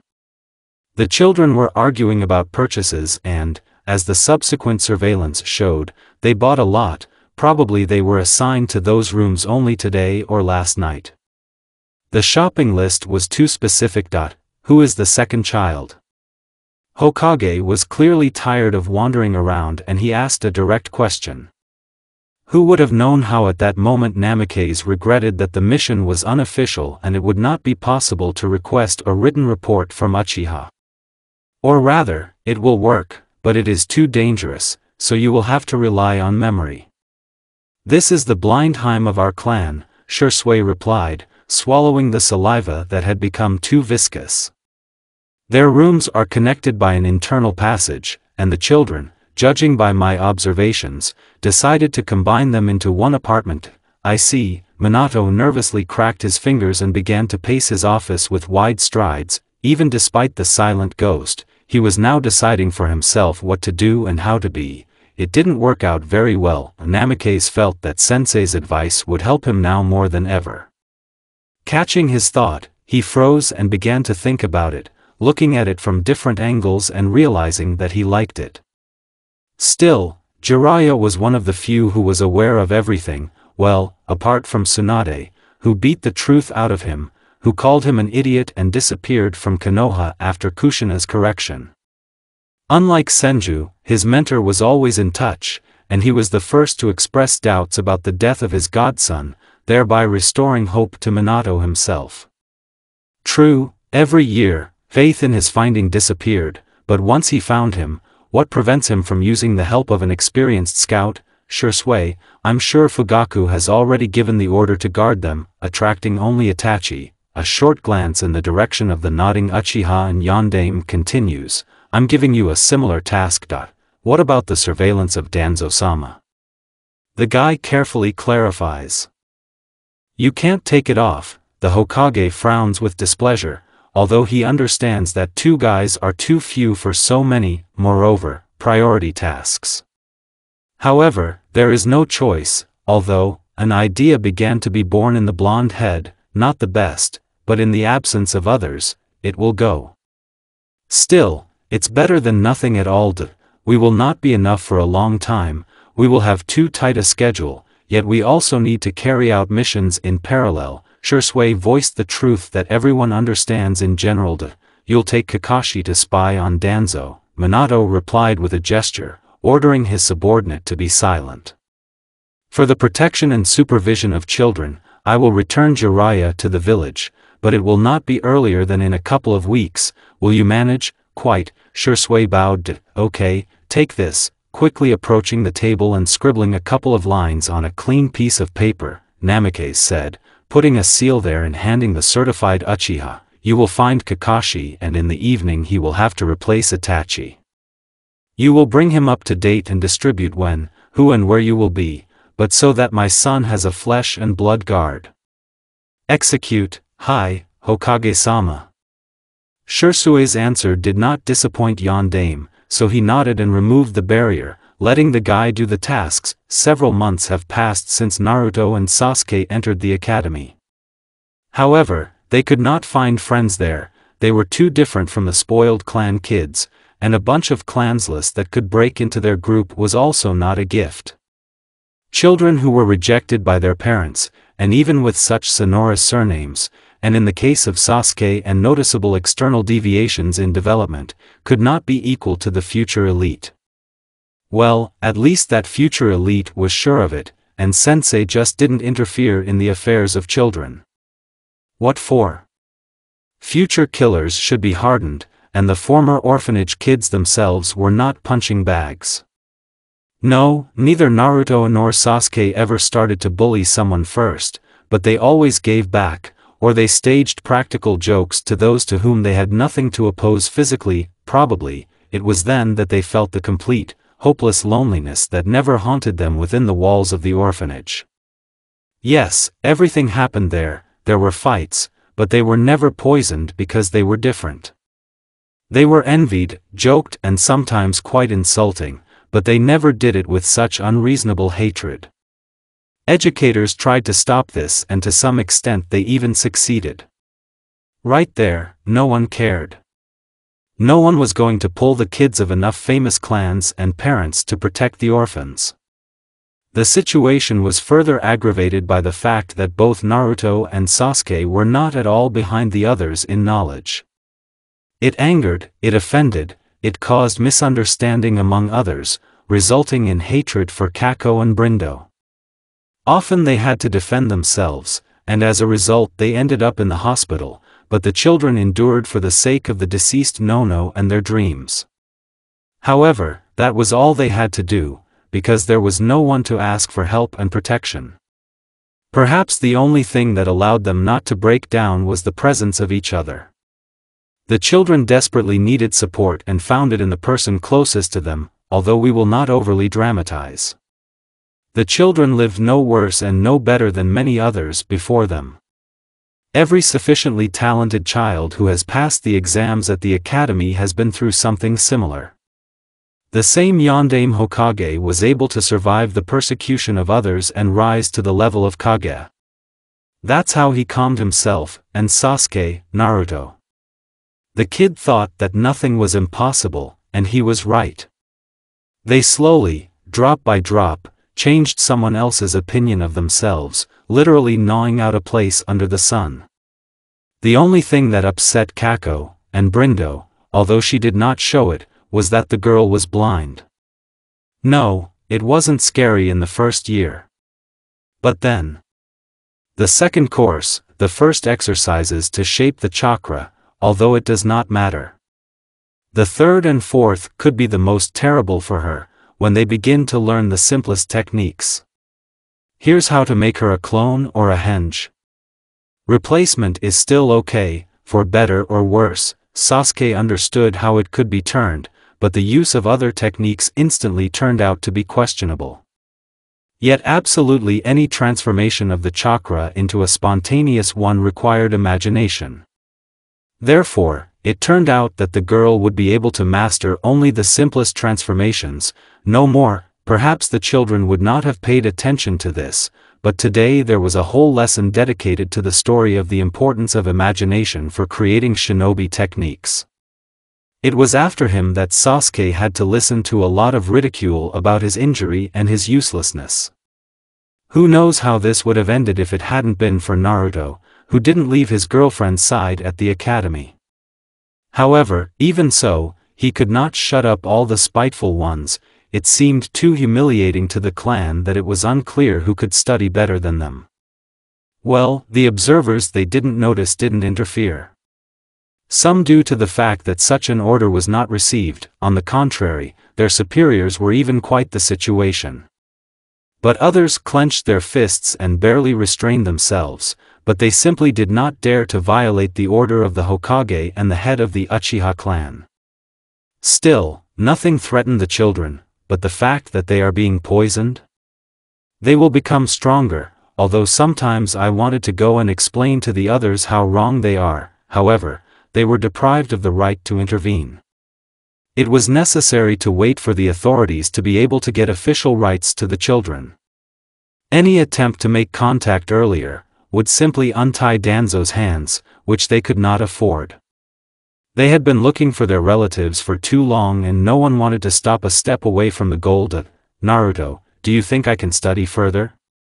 The quiet, rather timid voice of the girl carries around the kitchen and the blue-eyed boy slowly pouring hot tea shudders, spilling a little boiling water past the cup. Of course, Sasuke. Kako was indignant and, quickly grabbing a rag, began furiously rubbing the countertop, as if considering it the culprit of all the troubles. And in general, what kind of decadent thoughts? Or have you forgotten our dream? No, of course not. The girl hastily shook her head. You're because of them, aren't you? The boy raised his voice and threw the rag into the sink in irritation, but noticing how the girl shuddered and shrank because of his cry, he ruffled the hair on the back of his head in confusion. Sorry, Sasuke. I didn't mean to yell at you. It's all right. The black-haired girl relaxed a little and blindly stretched out her hand towards the glasses. The blonde man immediately rushed to the table and, picking up one of the cups, held it out in the direction of Brindo. The little girl smiled gratefully and more confidently took the proffered vessel. The effect was that she perceived only the chakra, and tea, to her great regret, did not possess it, as did the dishes. No, Sasuke wasn't completely helpless and had long ago learned where everything in their new home was, but she had learned and could still see different things. As a result, Brindo could find what she needed in any of the rooms, but it was worth moving it a little and incidents occurred. However, Naruto knew this feature of his girlfriend and during their acquaintance returned everything to its rightful place automatically. Although it wasn't about moments like this. Brewing tea and cooking lay on him, however, they mostly did it together. Just Sasuke was not allowed to hot pots and kettles, but cutting and cleaning, please. It's not your fault, it's nobody's fault, I was born like this, Brindo continued quietly. And they are right, I am blind, which means that most of the jutsu will not be available to me and no one will change it. Nonsense. Indignantly waving his hands, the guy began to object, completely forgetting about the tea he poured himself. You are very good at drawing seals, with chakra, conducting ink, for which we have no money, just like the academy, the girl softly clarified that, you have excellent chakra control. Naruto tried to ignore someone else's performance because I can't see anything and this is my only salvation. Sasuke cut into someone else's emotional speech again. You have a wonderful memory. You can reproduce what sensei said word for word. Kako tried not to notice someone else's skepticism, continuing to list all the advantages he saw. Because I'm blind and I can't write anything down to spy on, Brindo nodded, assuming a somewhat detached look. You are no less physically developed than the others and you are on an equal footing with everyone in cross country. Trying to keep himself in hand, the blue-eyed man tried to continue to give arguments. If it were otherwise, I would have been trampled or I wouldn't have found a treadmill, and so I'm running next to you. The girl nods in agreement. But I always lose in sparring, because I can't keep track of other people's movements. It's okay, it will come with experience. Finally, Naruto ran out of arguments, and he tried to challenge Sasuke's statement, perfectly aware that she was much better prepared for verbal sparring than him, but not wanting to back down. What kind of experience, Naruto? Brindo sighs wearily. I just don't have anyone to get it from. I know you and you won't fight with me in full force, but those who will, won't want to help. It's more pleasant for them to roll an upstart on the ground, that's all. Not all of them. The blonde man hotly objected. We can ask one of the old people to help. The guy expressively leads his hand around himself, which causes only a grunt from Sasuke. The girl no longer believes that anyone will just help them. Still, no one will give them knowledge just like that, and those who agree to help are disabled. No, they could tell a lot, but not show it. Well, and those who could show. They were not interested in them, and they could not offer anything. Not the best and easiest situation, but I didn't want to understand it. continuing to believe in a miracle or that there would be someone similar to Nono on their way. You know it won't help, the girl says judiciously. They won't last long, Sasuke. Then, Naruto began to mumble hesitantly, but when he saw his girlfriend's spectacularly twisted eyebrow, he took a deep breath and blurted out, maybe you will follow in the footsteps of Nono-san and become an Iraiyanin? Brindo draws out a little puzzled. Well, what about it? The blonde began to prove hotly to the girl, finally landing on a chair, although this has little effect on his gestures. There is no need for vision, the main thing is to feel the chakra and be able to transform it correctly. You said it yourself when you were shown the initial exercises by Nono-san. What do you say, Sasuke? It's an interesting idea, the girl agrees, nodding slowly. Only now, to go to the Iraiyanin courses, I need protection. Who will give it to me? Well, you can ask our academic Iraiyanin to start training. The blue-eyed man began to jump excitedly on the spot. I think he will not refuse, he himself constantly complains of boredom and lack of hands. Surely he will be glad to volunteer assistance. Sasuke was surprised. Of course, I won't leave you alone, besides, I can be of use too. The boy nodded vigorously. I will sign ready-made potions. A barely noticeable blush plays on Naruto's cheeks when he looks at the interlocutor. I didn't learn the alphabet for nothing. I'll come in handy. Thank you. Brindo jumps up and impulsively hugs the boy, not noticing the attention of others directed at them. True, if one of the views was good-natured enough, we can say that it was full of inspiration and joy for the children who found support in each other, but the others did not carry a drop of warmth, they had no emotions at all. Come on, Sasuke, the boy mutters, even more embarrassed. We're friends. Of course, a gentle smile plays on the girl's face, she is glad that she has such a friend. Looking at her, Naruto vows to himself that he will do everything to protect her and make her happier. He would find a way to restore her sight. Otherwise he's not Naruto Kako. None of them noticed that there was one less shadow on the roofs, there was no pleasant partial shade in the office of the head of the ANBU, although there was a lamp on the table, which allowed Shimura to read one of the scrolls with reports quite easily. True, the thoughts of the head of the root were far from the reports of spies. The time was approaching when the Jinchuriki seal would weaken, or rather, it would be possible to weaken it. However, over the past time, Danzo was no longer so categorically determined, believing that he would be able to control the blonde demon carrier. Still, it's not for nothing that he sponsored Orochimaru. Yes, his experiment on the engraftment of the Hashirama-sama gene ruined a lot of consumables and was not suitable for mass implementation, but one single survivor was a good trump card. Having received proper training, he was already able to suppress the aggressive chakra, which means that with his help it will be easy to train Jinchuriki. It was even more profitable than looking for a new vessel, although it wouldn't hurt to conduct a long-planned experiment on eye transplantation. It won't work out, it's not scary, you can always find other donors, but if his plan works, then he won't get the weakest, and most importantly, loyal dogs who will hate their parents who abandon them. The main thing is to tell them the truth correctly. However, for this it is worth clarifying a couple of points from which he will already dance.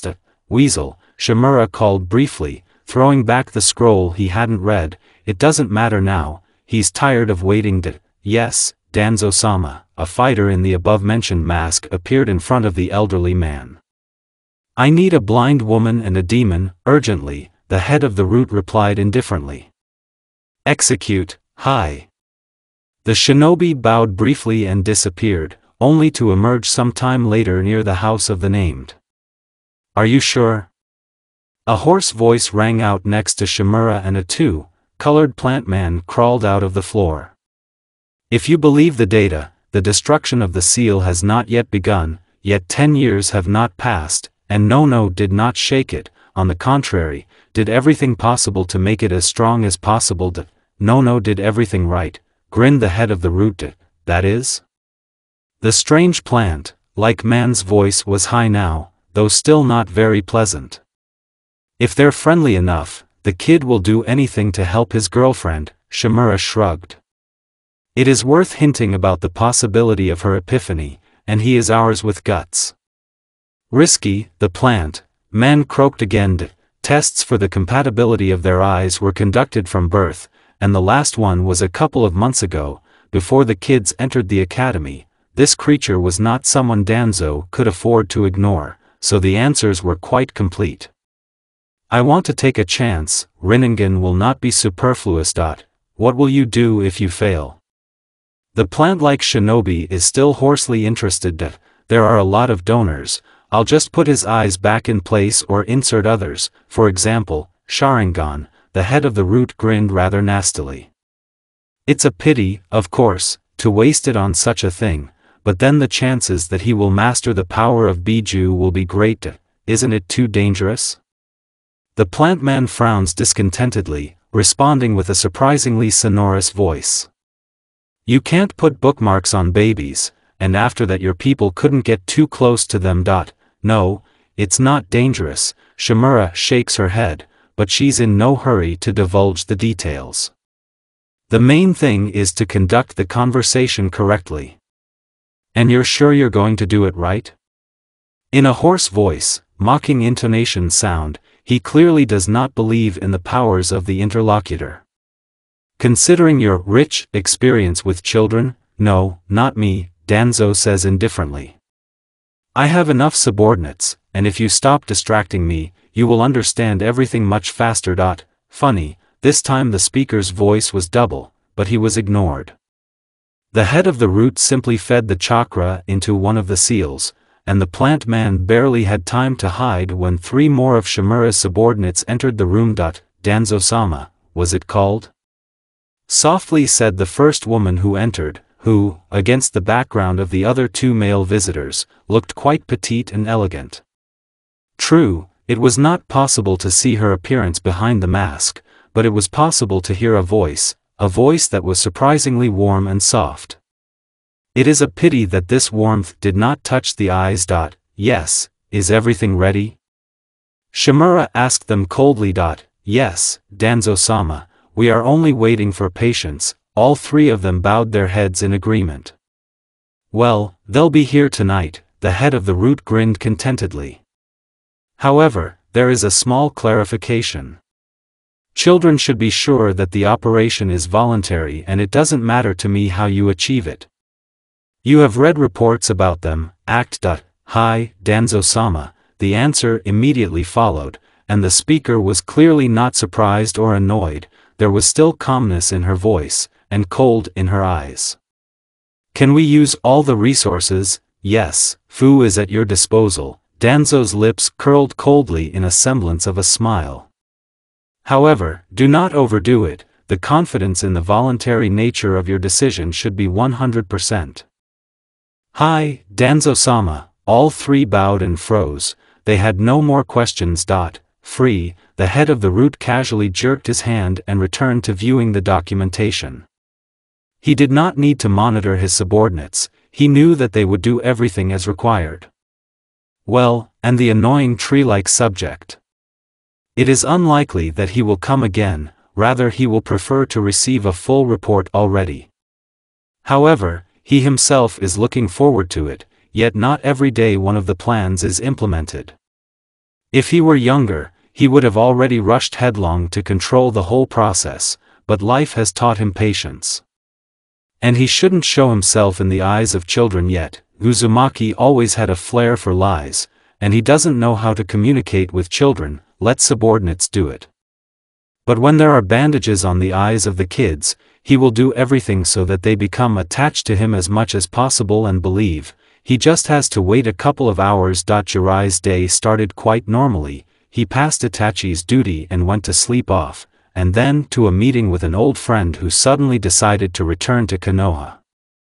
However, this unexpected decision was quite easily explained. It was worth remembering that Kushina's due date was approaching, so Tsunade decided to support her in a kindred way. And it also cost a lot to control the process of fetal development itself and be able to intervene in case of something. Still, no one knew how much the extraction of Biju affected her and how it could affect the body of a woman in labor, even after almost 6 years. Well, Senju. Senju was losing too much to allow herself to disregard the life of one of the few survivors who were close to her. However, despite the fact that the occasion that brought the two of them together in Konoha was not the most joyful, Jiraiya was pleased. Sannin has not seen his girlfriend for too long, and here is such an opportunity. He wanted to take full advantage of it, yet life clearly showed him that he should appreciate every minute with his loved ones, because after they may not meet.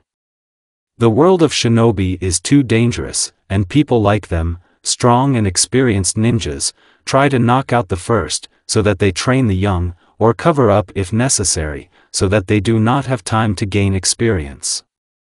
Well, as time has shown, Kunai does not care who is in front of him, Genin or Kage. What can we say about modest Sannins? The blood is equally red for everyone and the Shinigami doesn't care who to take with them, no matter how strange it sounds, but the white-haired one always believed that before death everyone is equal and therefore tried to take everything from life while there was such an opportunity. The only thing he regretted was that he was never able to start a family. At first there was no time for this, and after that, the one with whom he wanted to bring his fate broke down to, "You're late." Gama informed Tsunade with displeasure, as soon as he appeared near her table in the cafe. Moreover, Jiraiya saw perfectly well that she had already managed to relax well without him, as the battle of empty bottles hinted quite transparently. However, she did not forget about him. A spare cup for sake and a couple of full containers with alcohol were clearly waiting in the wings. Well, who is he to ignore such an invitation? I'm sorry, Sannin said, scratching his head awkwardly, I overslept. Better tell me, how is Kushina? She's fine, the slug princess replied, watching her former teammate plop down in front of her and fill a cup of sake. The child develops without abnormalities, although the birth is likely to be premature and with complications. Why? Jiraiya blinked in surprise and gestured to the peddler to bring more drinks and snacks. Kushina seems to have recovered after that incident, or did I misunderstand your past words? No, that's right. Tsunade sighed wearily, emptying her cup of booze in one fell swoop and pouring herself a new one. Last time I checked on her, she was fine, but... Carefully setting aside a full cup from himself, Sannin clarified, watching how his girlfriend methodically gets drunk. Pregnancy drains all the juices out of her, Jiraiya, she replied, wearily slamming the empty bottle, and immediately turned to the peddler running past, barked. More sake. Quickly. She turned to her teammate, who was patiently waiting for the continuation, and continued. The child demands a lot, and it is because of him that we can now see all the shortcomings that we made during her treatment. If I had arrived a couple of hours earlier then, Senju snatches a bottle of booze right out of the hands of the waiter who came up and drains it with a couple of quick sips. What can I say? With a bang, he sets aside an empty vessel and watches as a couple more full ones descend next to it, and after that the peddler literally evaporates, taking the emptied container. We can't change anything anyway, and I will do everything possible so that this birth does not become the last for her. Is it that bad? Jiraiya asked in surprise, pouring sake to the former teammate and, raising his cup up, receives a similar gesture in response. No, but it's not good enough either. Tsunade shook her head and smiled bitterly, drinking her portion, and then continued. However, I did not go to the title of the best Irionin in the world for nothing. Now I'm ready, and I won't let the irreparable happen to you and your abilities. Gama, Sannin grinned and drained a bowl of sake to immediately fill it up again. However, he did not have time to swallow the liquid again. Suddenly a raven plopped down in front of him. A couple of moments, and here he catches Sanin in Genjutsu, transmitting information about the general gathering of everyone who was aware of what happened to Yandame's son. The children he was watching at night were abducted, and right from the academy. The man's desire to drink and chat with his girlfriend instantly disappeared, and the sake he had drunk stood across his throat and almost asked for it back. The decision came instantly: he needs equipment, which means he needs to get to his room as soon as possible. It's even a pity that he didn't take equipment to gatherings with his girlfriend. Although on the other hand, how could he have known that everything would turn out this way? Even a complete paranoid could not have thought that in a cafe, on the territory of his village, he would need a weapon. It would be fine still on the territory of the country, but here. However, what's the use of lamenting? Jiraiya is used to acting and acting fast. Does he need equipment? Well, he will be able to meet with his girlfriend later, but now he should hurry. Jiraiya, what? Senju jumped up, only to be silenced the next moment by the sharp gaze of her former teammate. Suna, I'm sorry, I urgently have to leave. Jiraiya abruptly got up and, throwing a couple of large bills on the table, which not only covered all the expenses for today's table, but also gave a good tip to the peddler, literally disappeared from the cafe. Move away. Senju hissed softly. With such a face, you went out against Hanzo. The woman quickly got up and, ignoring the peddler who instantly appeared next to her, jumped out into the street and concentrated. She certainly wasn't a great censor, but it wasn't difficult for her to find her former teammate. It was enough to jump onto the nearest roof, as she noticed a white-haired crown flashing in the distance. A second, and she was gone. However, the woman had already spotted the direction. There, if her memory did not change, was the residence of her friend. You won't leave. The slug princess growled and rushed after her former teammate, simultaneously removing the consequences of a recent drunkenness. Tsunade knew her partner too well not to pay attention to his composure, although she could not understand what could have happened in Konoha that he reacted like that. Near one of the entrances to the root base, it was quite crowded right now, or rather, a layman would hardly notice anything unusual, as well as quite experienced shinobi, yet Uchiha were considered genjutsu masters for a reason. They fenced off a small space with an illusory barrier, and there, hidden from the eyes of others, a small detachment was going to descend into the dungeons. However, the small number of shinobi was fully compensated by the quality, yet two young geniuses Uchiha, Genius Hatake and Sanin are not the easiest rivals. However, Tsunade, who followed Gama Sanin, was not at all embarrassed by this, although she had to use all her possibilities so that she would not be noticed. Well, little Katsuyu coped with eavesdropping quite well, that Senju managed to get him hooked unnoticed while he was rushing around his apartment, collecting everything necessary to meet someone unknown to her at that time. You're on time, Jiraiya-sama. As soon as Gama Senin landed in the clearing indicated in the message transmitted by the raven, he was softly called, and he found himself inside the illusory barrier, hidden from prying eyes, like the others. Now Tsunade had to rely only on her little spy and imagination, because it was dangerous to get closer. She could easily be noticed. She risked going after her former teammate without that, but she could not do otherwise.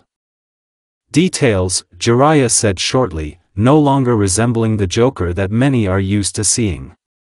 Senju grinned. She was not mistaken when she went after him. Something interesting will happen here, since that Jiraiya, whom she saw only in the war, has returned. Ha!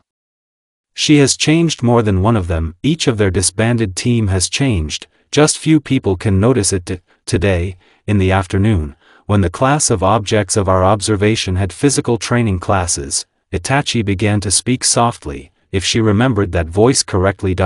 In short. Gama Sanin interrupted him.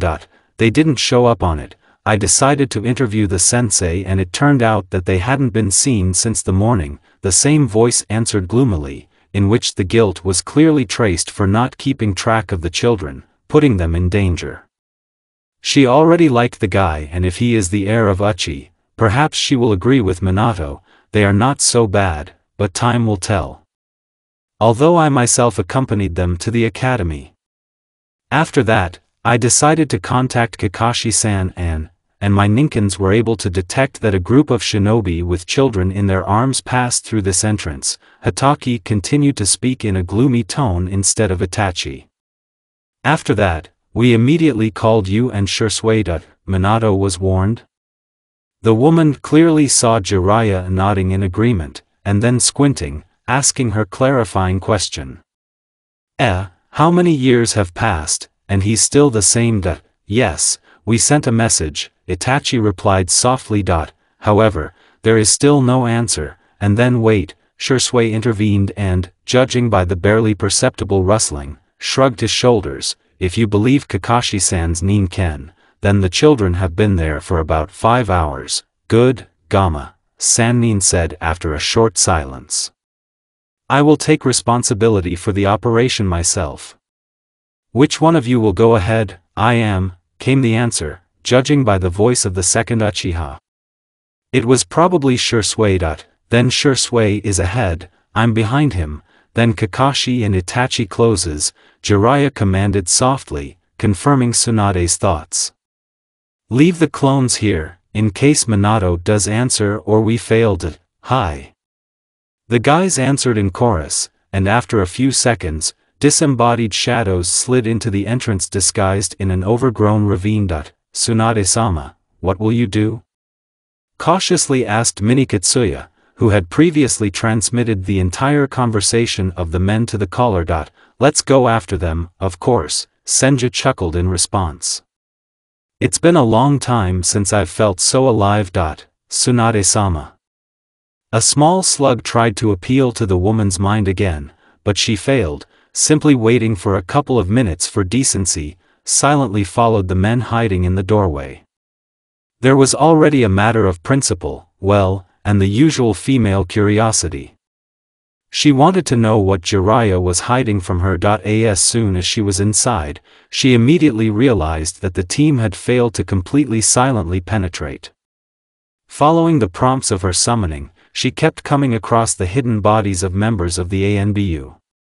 However, a short examination of the first body that came across showed that they were simply knocked out. Someone was immersed in genjutsu, but they are alive, and they are also members of the root.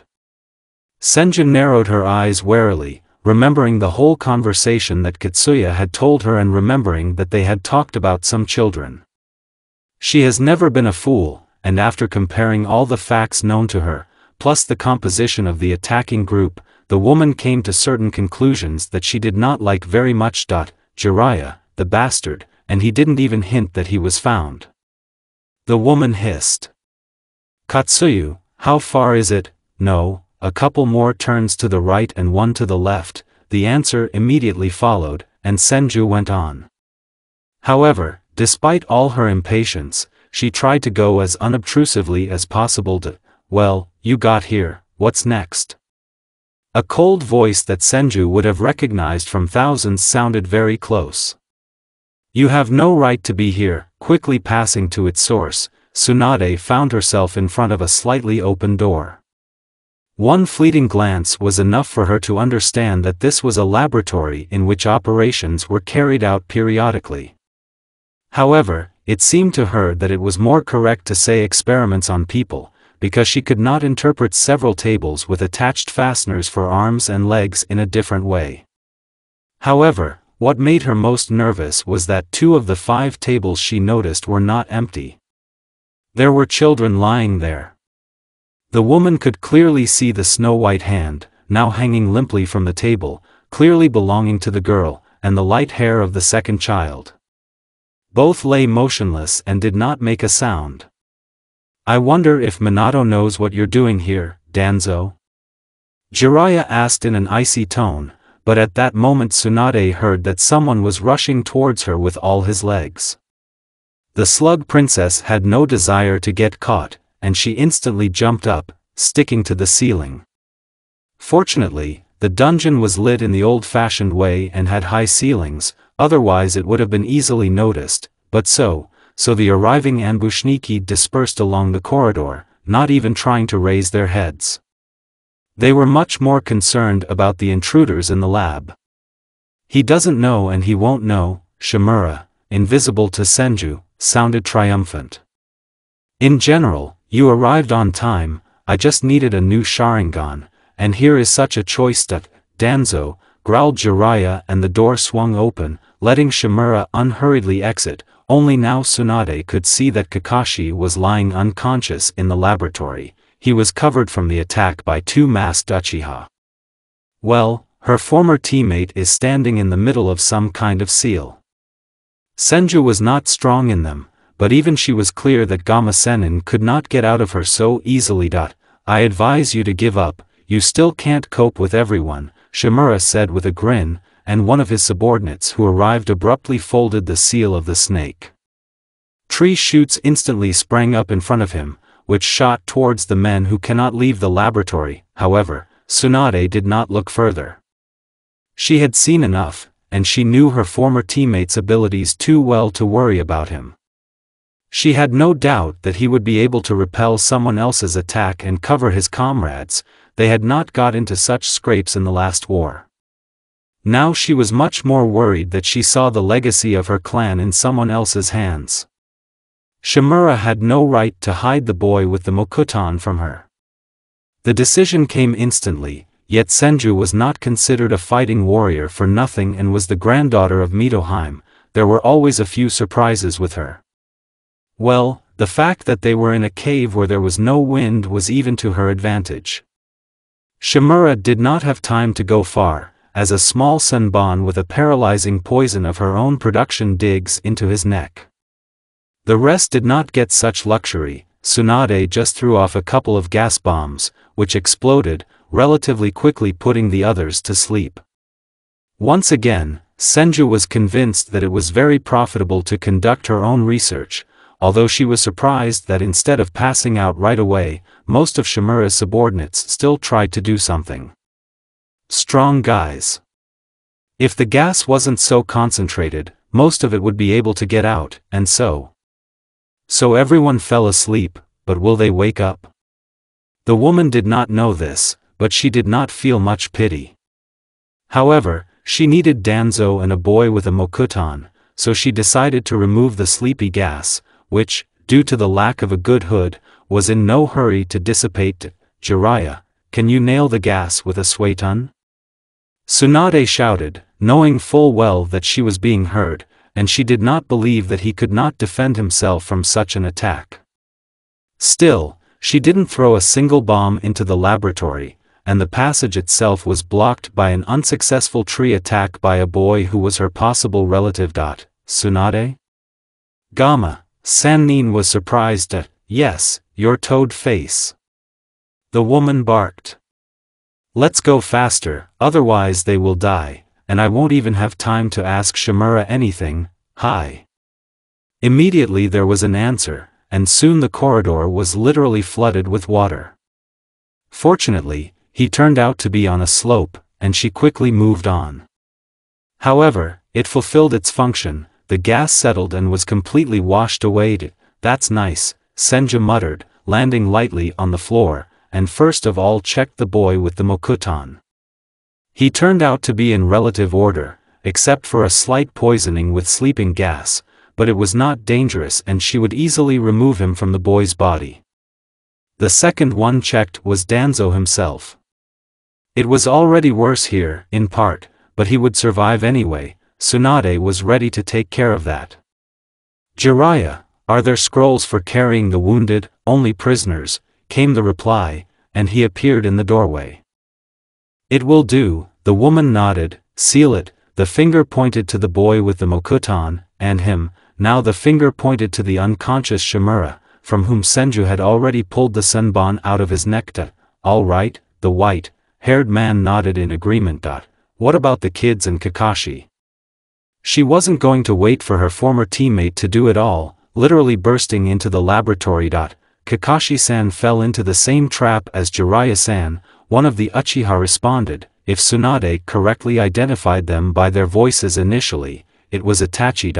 What's wrong with the children is not clear, but apparently, they had an operation on their eyes, added the second Uchiha. I see. Senju nods briefly and lingers for a moment near Hatake, performing a scan and not revealing any special complications. The guy was only slightly concussed, he will come to himself soon, but there was no time for that. Displeased, he moves his shoulder and looks towards the exit. Jiraiya, is there another place in your scroll? There will be all three, the man who appeared in the aisle muttered. And anyway, we should hurry up. Okay, now I'll check the children, you have a look at the documentation. Senju agreed with him and abruptly got up, heading towards the children. Quick scan and treatment. How much time did she spend to learn this? How long had she been telling herself that if she had been quicker then and Dan would have been alive? There are countless, but now is not the time to dive into the past. She became stronger and more skillful, to check the condition of the children and understand that it was not difficult for her to deal with them. Moreover, the children did not have open wounds, but there were incomprehensible flows of chakra in their eyes. She met a lot during her practice, but it didn't look like an activated Uchiha Sharingan or Byakugan Hyuga. Plus the boy's Biju containment seal, all of this pointed to his identity and showed that Tsunade's thoughts were correct. Although it is at such moments that she would like to be wrong, however, no, everything is fine. And it will be even better when Kushina finds out about it, and she will find out. Senju will provide that, as well as brainwashing Minato and Jiraiya, who decided to spread secrets out of the blue, instead of immediately asking for help. What's wrong with them? Misinterpreting the delay of the Slug Princess, one of the Uchiha immediately asked. They are completely healthy, but there is something wrong with their eyes, Senju replied gloomily, and then resolutely shook her head and commanded. However, it can wait, seal it and let's go. Yes, Tsunade-sama, came the reply, and soon their thin team was fleeing from the dungeons that were rapidly filling with life. Well, on the surface, Minato was already waiting for them, who did not ask unnecessary questions and simply moved everyone to his office in the Hokage residence. As soon as they were there, a powerful barrier enveloped the office. How did it go? Did you find them? And where is Kakashi? The only questions that Yondaime asked, as soon as he protected himself from listening. They're hurt, Tsunade said coldly. And you're going to take me to my mansion now, I'm going to try to figure everything out.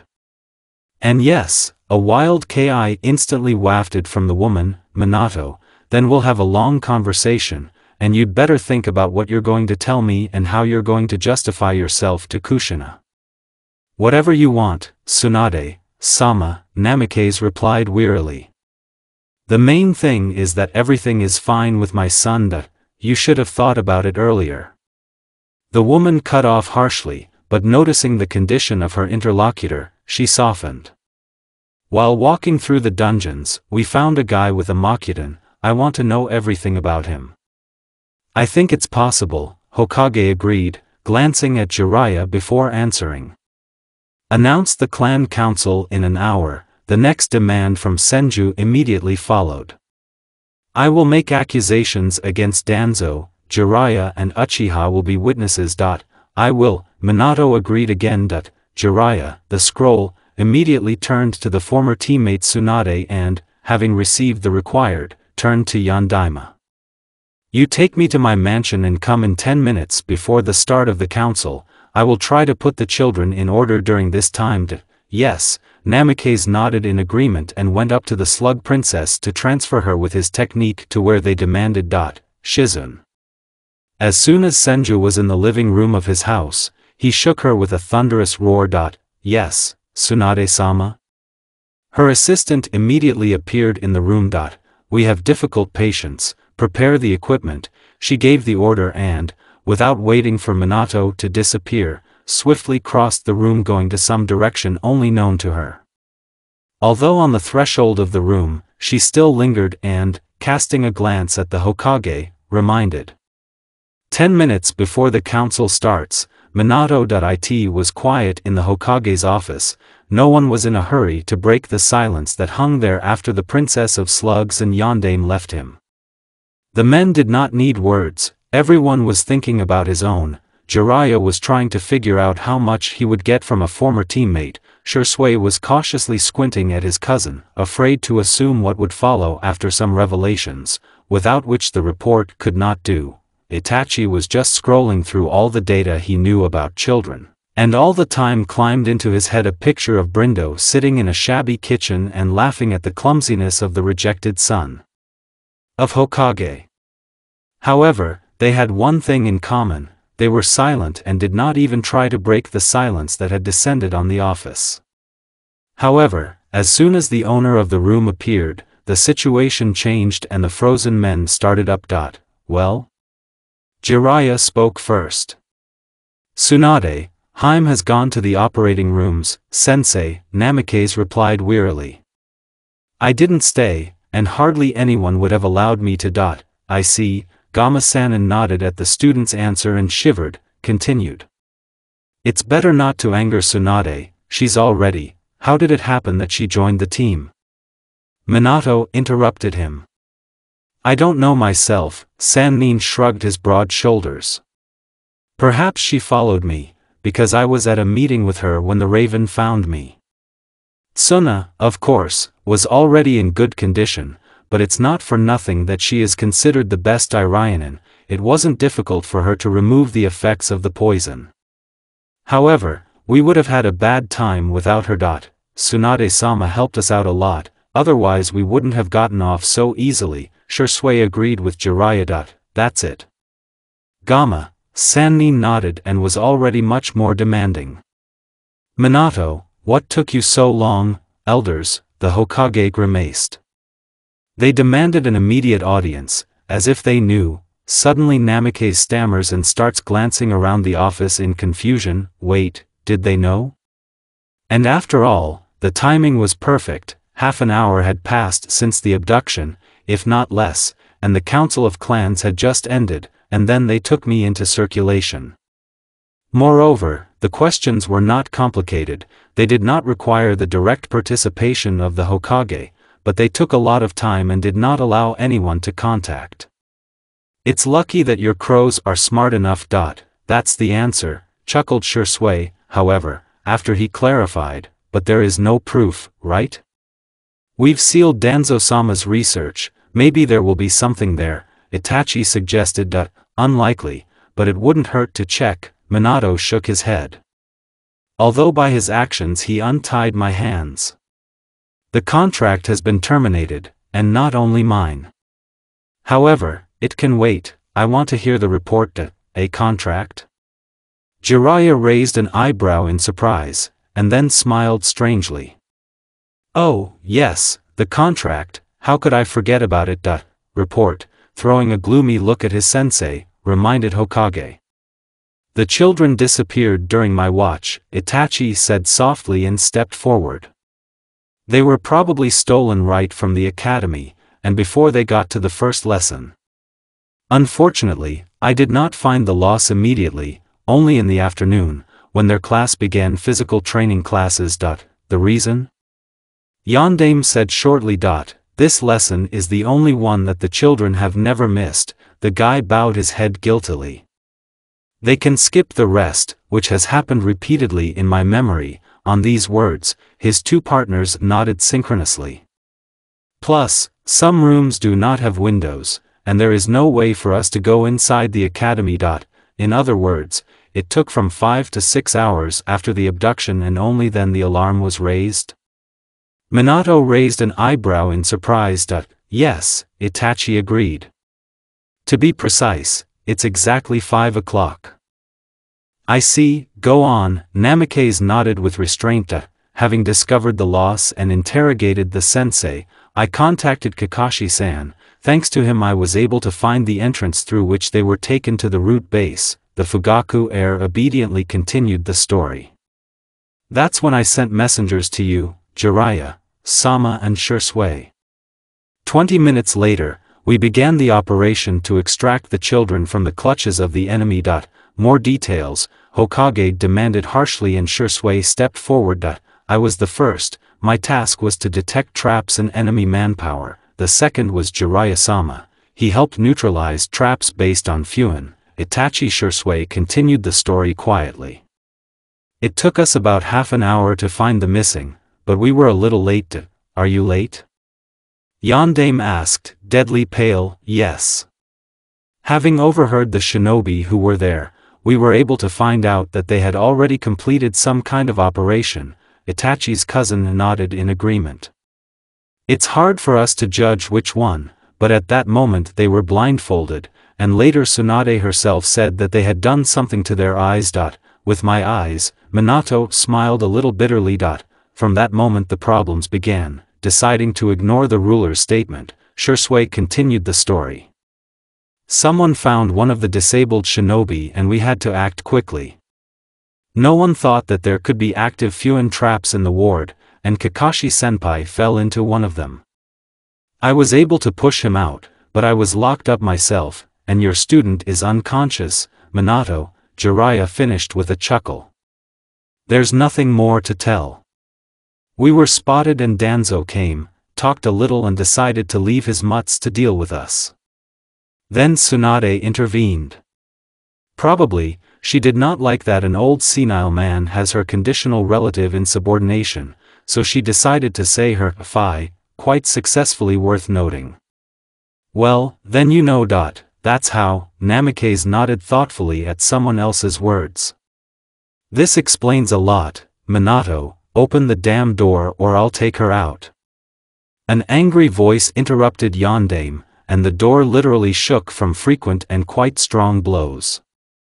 Fugaku-sama, Minato-sama is busy right now and can't see you.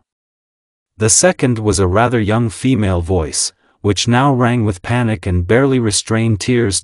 He's free for me, growled clearly enraged Uchiha. Minato, open up. It seems I shouldn't have sent a message to Fugaku-sama that Sasuke-hime was in danger, Shisui said in a strangled voice. Hime? Itachi turned to him in surprise. Sasuke-hime? This is, his cousin drawled, and Minato only shook his head wearily and created a passage in the barrier. As soon as this happened, the door instantly swung open, letting in an angry man who flashed red eyes around. Fugaku, stop scaring my secretary. Namikaze calmly withstood the furious gaze of the activated Sharingan. I'm sorry, Hokage-sama. A black-haired girl stammered, looking into the office. Tears froze in the corners of her large brown eyes, and she herself was trembling, clearly afraid and not only of possible punishment for her mistake. It's all right, Naomi-chan, Hokage smiled gently at her. However, if someone else comes, tell them that I have important negotiations. Hi, Hokage-sama, the girl replied in a trembling voice. And yes, please inform the clans that Tsunade Senju, by right of the head of the founding clan, demands an extraordinary meeting of the heads of clans in exactly 1 hour, Minato continued in the same even friendly tone. Will you do it? Yes, Hokage-sama.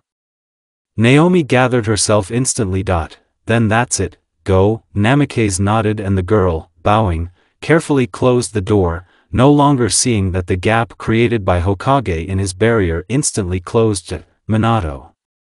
Barely waiting for the secretary to close the door, Fugaku growled, it seems he didn't see anyone else. Although, as an option, the head of the Uchiha clan did not want to see that not only he was furious, but also his son. Always calm and balanced air, now little resembled himself, a Sharingan blossomed in his eyes, in which 3 tomos were rapidly spinning, so that after a couple of moments they could start changing the pattern. She is alive and now they are being handled by Tsunade-hime, Yondaime replied wearily. In addition, part of the documentation was seized and the places of descent to the root base were identified. What did he do to her? It seems that Fugaku practically didn't hear anything that Hokage said. I'm guessing eye surgery, Shisui replied, anxiously watching his friend. Perhaps they were trying to restore her eyesight, but to find out, you need to study the documents in detail. which may not be in time before the council begins. I asked what he did to my daughter. The head of the Konoha military police barked to Sama, so you knew that Imato was alive. A moment ago, the head of the Uchiha clan, bursting with rage, shuddered and, turning in the direction of his son who spoke, froze, peering into the manjik blossoming in the eyes of the firstborn. I knew, is a short word, but how hard it was given to Fugaku. And you, Shisui? Itachi shifted his scarlet gaze to his silent cousin, did not wait for an answer, but the guiltily lowered head was more eloquent than words. So he knew. I ordered him to be silent and not to tell you anything, the head of the Uchiha clan said in a low voice. That's how, the guy smiled bitterly. And Kasan? She doesn't know anything, the head of the military police shook his head. Besides, now is not the time or place for such revelations, but tonight I will tell you both why it happened. Good, Sharingan in the eyes of the heir of the Uchiha clan went out, but this only made it worse. The look, which expressed practically nothing without it, became completely empty and cold. Minato, wasn't the root disbanded by the decree of Sarutobi-sensei? Jiraiya, about whom everyone completely forgot, hurried to defuse the situation and translate the topic. I was. Officially it doesn't exist, Namikaze agreed. So it's wonderful. Gamma, Sannin grinned. 10 to 20 minutes have passed since we abducted Danzo and the children returned. Tell me where the passages are, they will not pass by us, immediately realized Sannin Fugaku's plan, simultaneously seizing the opportunity to distract from an unpleasant topic. Minato, give me Konoha's map, Jiraiya demanded. There is no need for this, I will pass on the knowledge like this. Sharingan lit up in the eyes of Shisui, who stepped forward. It will be faster this way. Well, that's even better. Sannin nodded in agreement, looking at how the two Uchiha froze opposite each other. Minato, I'm going to give orders, Fugaku said after a couple of seconds, and then he smiled coldly, becoming more and more like himself. By the time of the council, you will have evidence of Danzo's guilt, at least in the creation of a unit beyond Konoha's control, and most likely in an attempted coup. I hope for you. Namikaze nodded and removed the barrier, and then, following his friend who quickly left the office, turned to the guys with his sensei waiting for orders. Jiraiya-sensei, go to Tsunadeheim, Itachi and Shisui will help me with the initial review of documents. Hi. A friendly response sounded, although everyone put different intonations into this simple word. The extraordinary council of clans was noisy, no one understood why they were called. Now everyone was trying to remember if anything significant had happened in Konoha, and in general in Hinokuni, and on another occasion the last Senju would not have called a council. However, it did not work out very well. All the events recalled were small and in no way hurt the pride of the last of the once great clan. That is why the staid and respected heads of clans behaved rather noisily, making assumptions and immediately refuting them, listening to others and finding a sea of arguments against. This could have gone on for a long time, if exactly at the appointed time, the Hokage did not enter the council hall, accompanied by two Sannins and his disciple, Hatake Kakashi. All four of them were unusually frowning and focused. Greetings, distinguished members of the council, Yondaime began softly, as soon as the last person present took his seat. This is the second advice for today, and Tsunade Senju insisted on holding it. A rather strong hum went through the room, but the heads of the clans refrained from loud shouts, although they considered it their duty to exchange thoughts on what was said. The only ones who stood out among them with calmness were Uchiha Fugaku and Sanina and Kakashi, who arrived from Hokage. However, in this regard, the elders also distinguished themselves, who looked at what was happening wildly indifferently. Quiet. Covering the noise that had begun, Yondaime commanded, and perfect silence reigned in the room again, which, however, did not prevent the heads of famous clans from cautiously squinting around.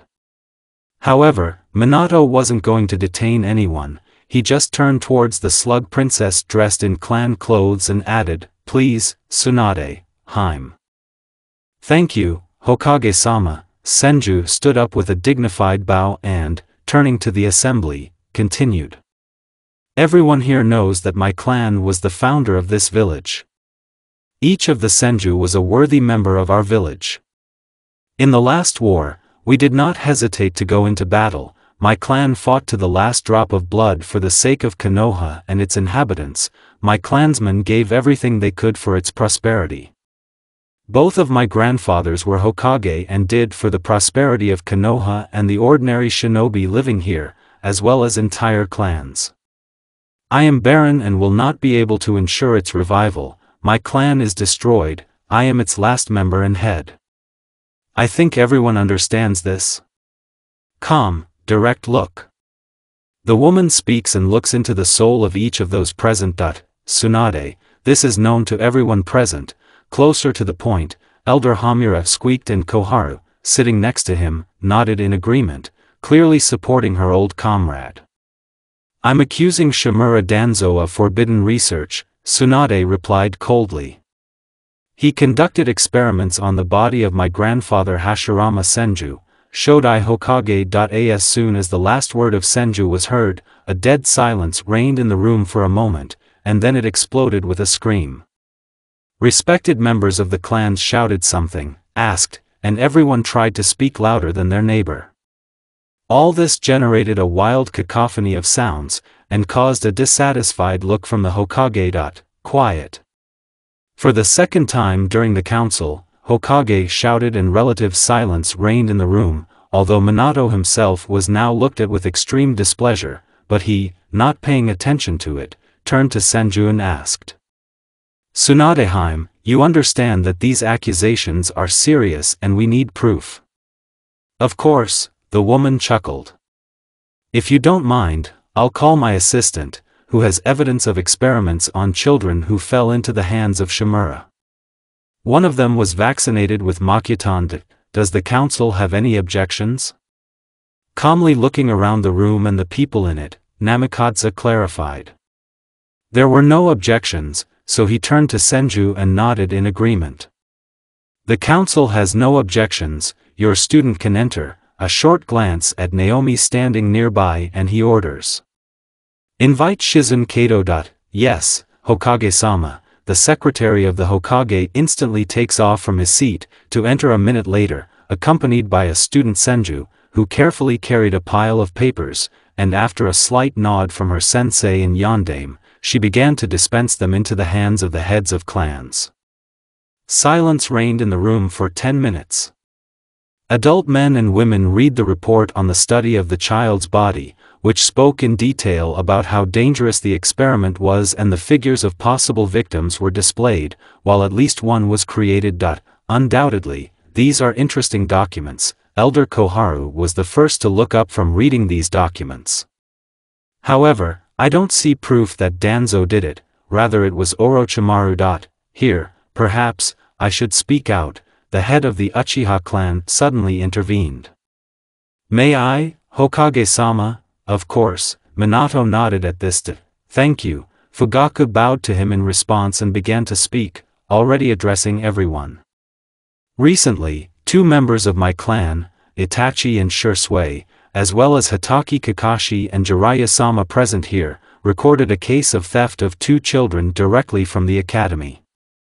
They followed the kidnappers and were able to find a passage to the well-equipped underground route base."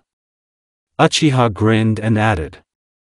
"A unit that was disbanded by the decree of the Hokage Sandaime, but as it turned out, still operating under the leadership of Shimura.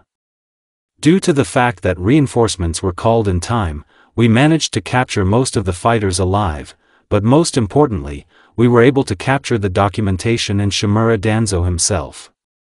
Now the records are being decrypted and the caches are being opened.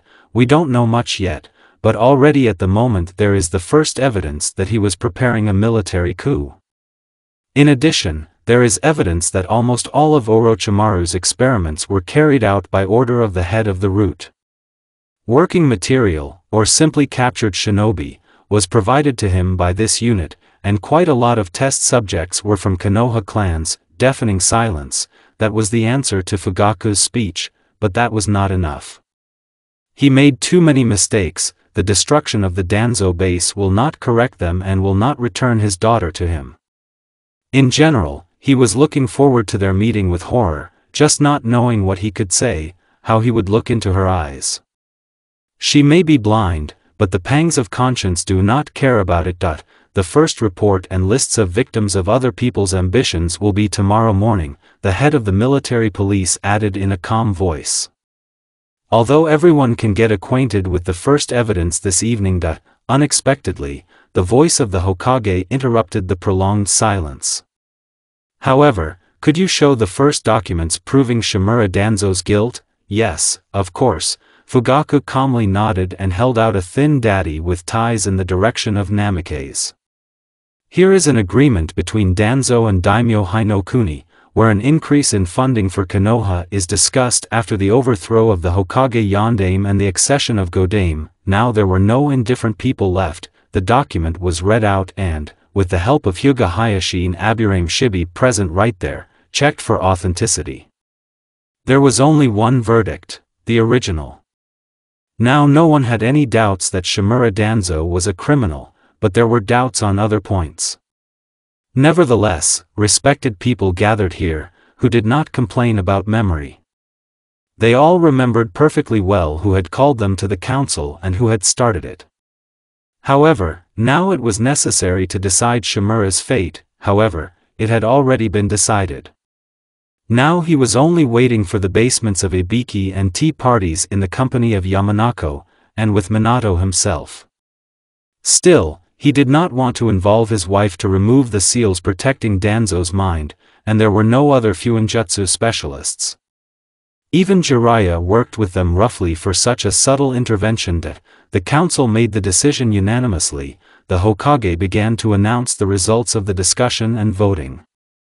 Shimura Danzo has been recognized as a criminal and permission has been given for his harsh interrogation. The next council will be held in 3 days, by which time the military police must provide a detailed report. The same applies to the Department of Analysts and Interrogations. There is /understood/how problematic, came the reply to, this issue has been resolved. Are there any other issues that need to be resolved? Yondaime clarified in a calm tone. Yes. Tsunade quietly intervened. Speak up, Tsunadeheim. Minato nodded in agreement. By right of the head of the Senju clan, the clan of the founder of Konoha, I announce that I accept into my clan the children found in the root laboratories. Clearly pronouncing every word, Senju began to speak, looking straight into the eyes of Uchiha Fugaku, namely, a boy with the implanted cells of my Ji-sama, Kino, a child that according to the results of the genetic examination, he is my distant relative, Naruto Kako, and the last blind girl is Sasuke Brindo. You have no right. The head of the military police jumped to his feet and clenched his fists. However, the Hokage also did not remain indifferent, but behaved more restrained than an example, although he could not hide the rage in his eyes until the end. I have a full one, Fugaku, you know it yourself. Senju smiled venomously. Danzo was still a wild crook. What will the council say to Senjuheim's demand? Namikaze's calm, too calm voice sounded in the council room. He looks around the audience, hears their answers and automatically calculates the result. Total 2 abstainers, 2 against, 11 for. Calculated Minato and coldly concluded. The council has decided to grant your wish, Tsunade, Heim. Thank you for the advice. A victorious smile slides across the lips of the woman, and she sits down in her seat. Any other questions? In a colorless tone, Yondaime clarifies, not hearing the answer, states. There are no questions. I declare the council over. Naruto has never been a gullible child, but a conversation with his girlfriend, her quiet voice, in which humility was heard, made the boy reconsider his attitude. If it hadn't been for that, he would never have agreed to follow the suspicious Kunoichi, who promised to help and give Sasuke sight. The only price is loyalty to some Danzo. It was an acceptable sacrifice for him, especially since this woman knew Nono. It was Kunoichi who gave examples from life, proving that she had a strong connection with their first mentor. Well, how can you resist the temptation and not succumb? However, the children were able to. Their only mistake was that they underestimated the danger of the woman who came to talk to them. A short blow to the neck and they lost consciousness, so that the next time they would regain consciousness in some incomprehensible laboratory, literally bolted to the bunks. Sasuke. A cry of despair from Kako, who saw the pale body of a friend that was sprawled on the couch opposite. People in white coats were fussing around her, doing something to her face. After a couple of moments, the boy saw one of the Irionen stretch out his hand to the girl's eyes and pulled it out of the socket. Bastards, what are you doing? Naruto struggled in the bonds, trying to escape. Sasuke. Sasuke. The voice, full of horror, breaks into a wheeze. The test subject woke up earlier than planned. A cold voice is heard above the boy's head, and a man bends over him, whose face is completely hidden by a mask. Let's write it down. The resistance to mechanical influences is higher than normal, even for Uzumaki. Body reactions are normal. Resistance to external influence is high. The seal of silence has not caught on. It seems that it is worth using psychotropic substances, otherwise repeated application does not guarantee success. He quickly starts scribbling something in a small notebook that suddenly appeared in his hands, and then he turned away and ordered. Enter sample number 10. There is a short emotionless answer, and a syringe is inserted into the boy's hand, injecting some kind of drug into a vein. Ah. There was a cry full of pain in the room.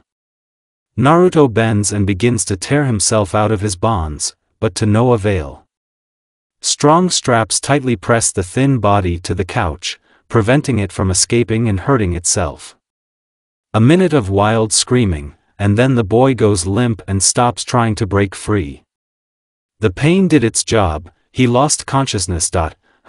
Let's write down that the drug did not work as it was calculated. The one who recently gave the order to inject an incomprehensible serum to a child calmly scribbled in his notebook. Check the reaction of the body. Within the norm. A couple of minutes later, the answer sounded full of indifference to the fate of the children. Then we begin the operation. The order sounded, and silence descended on the room, which was occasionally broken by the rustling of clothes and the clink of used working tools that the Irionens who were here were thrown into small metal trays. After they are thoroughly washed and disinfected to be able to use in the future.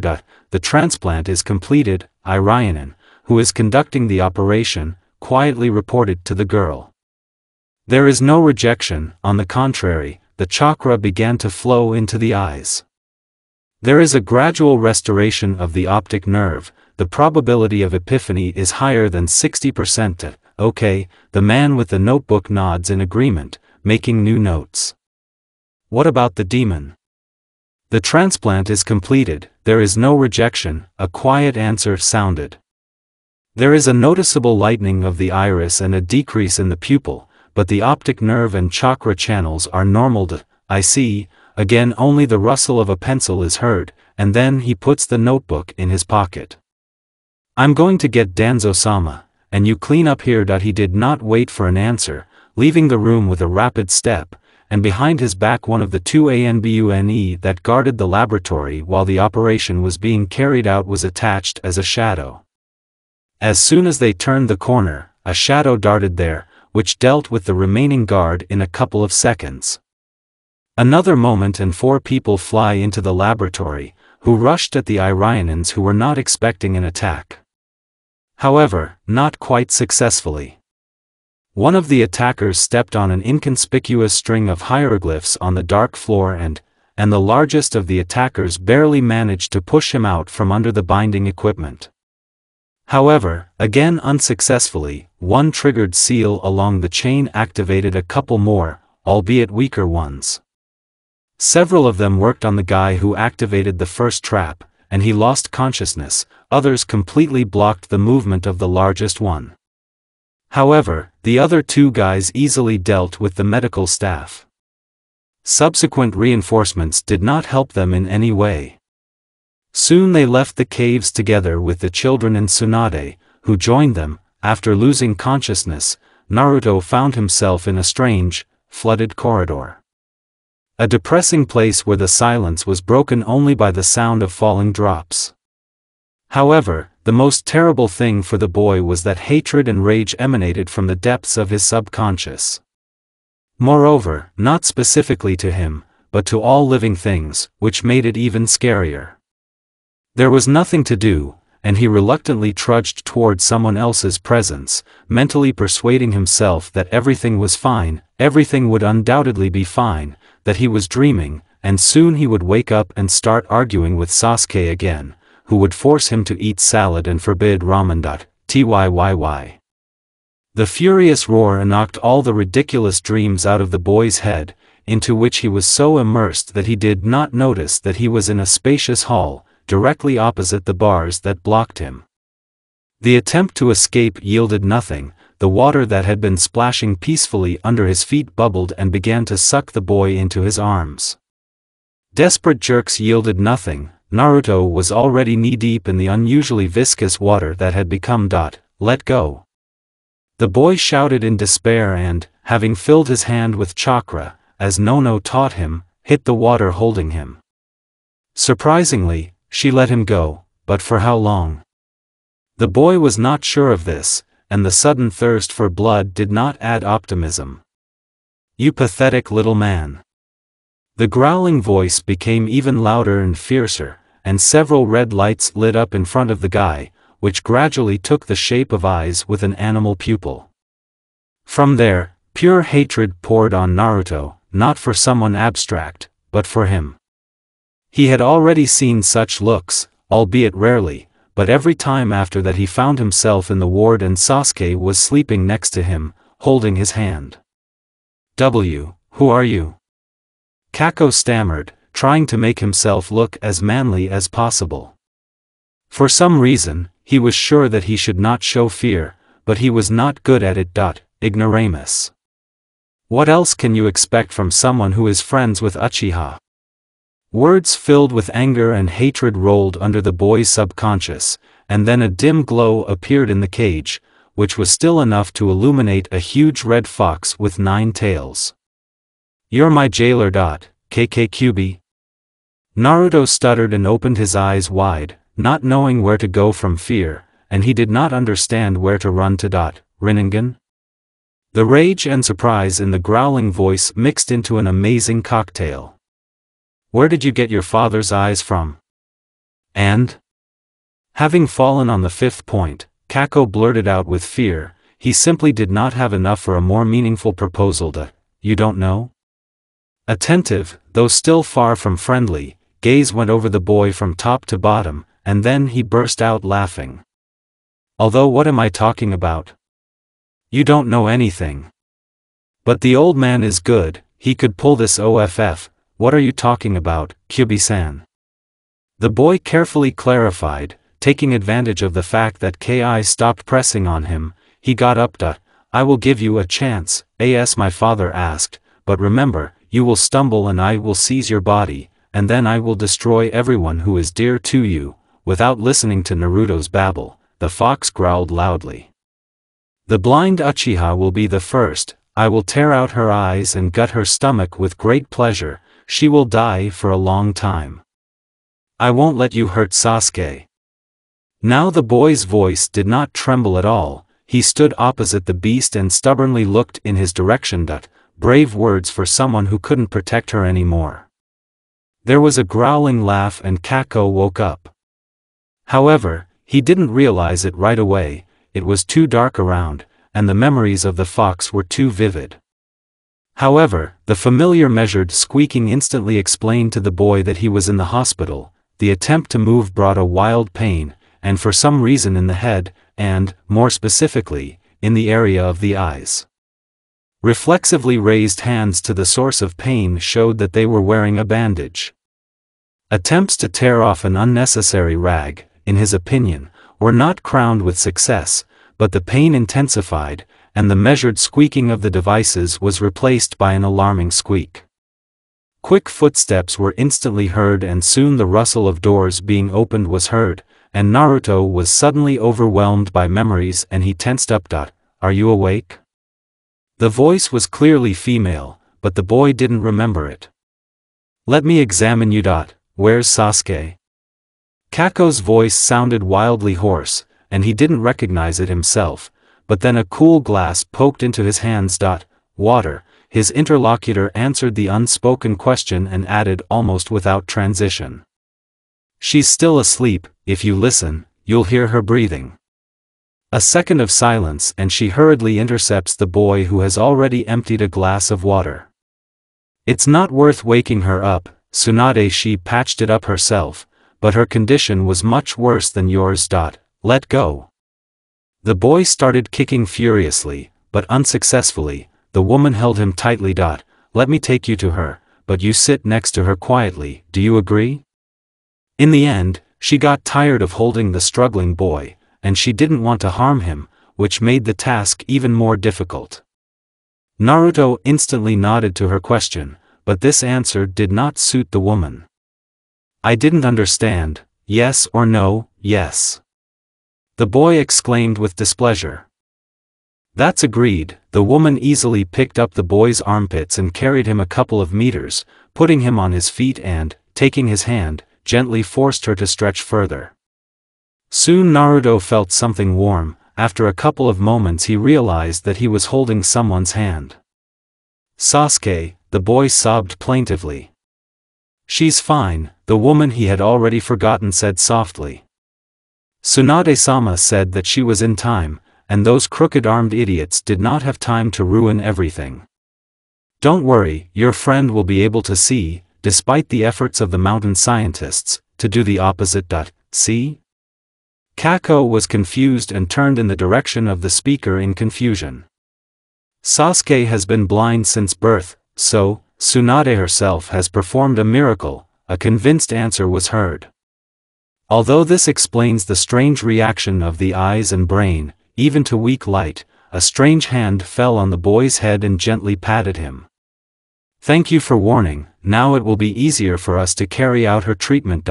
And Naruto tried to ask something, but was interrupted.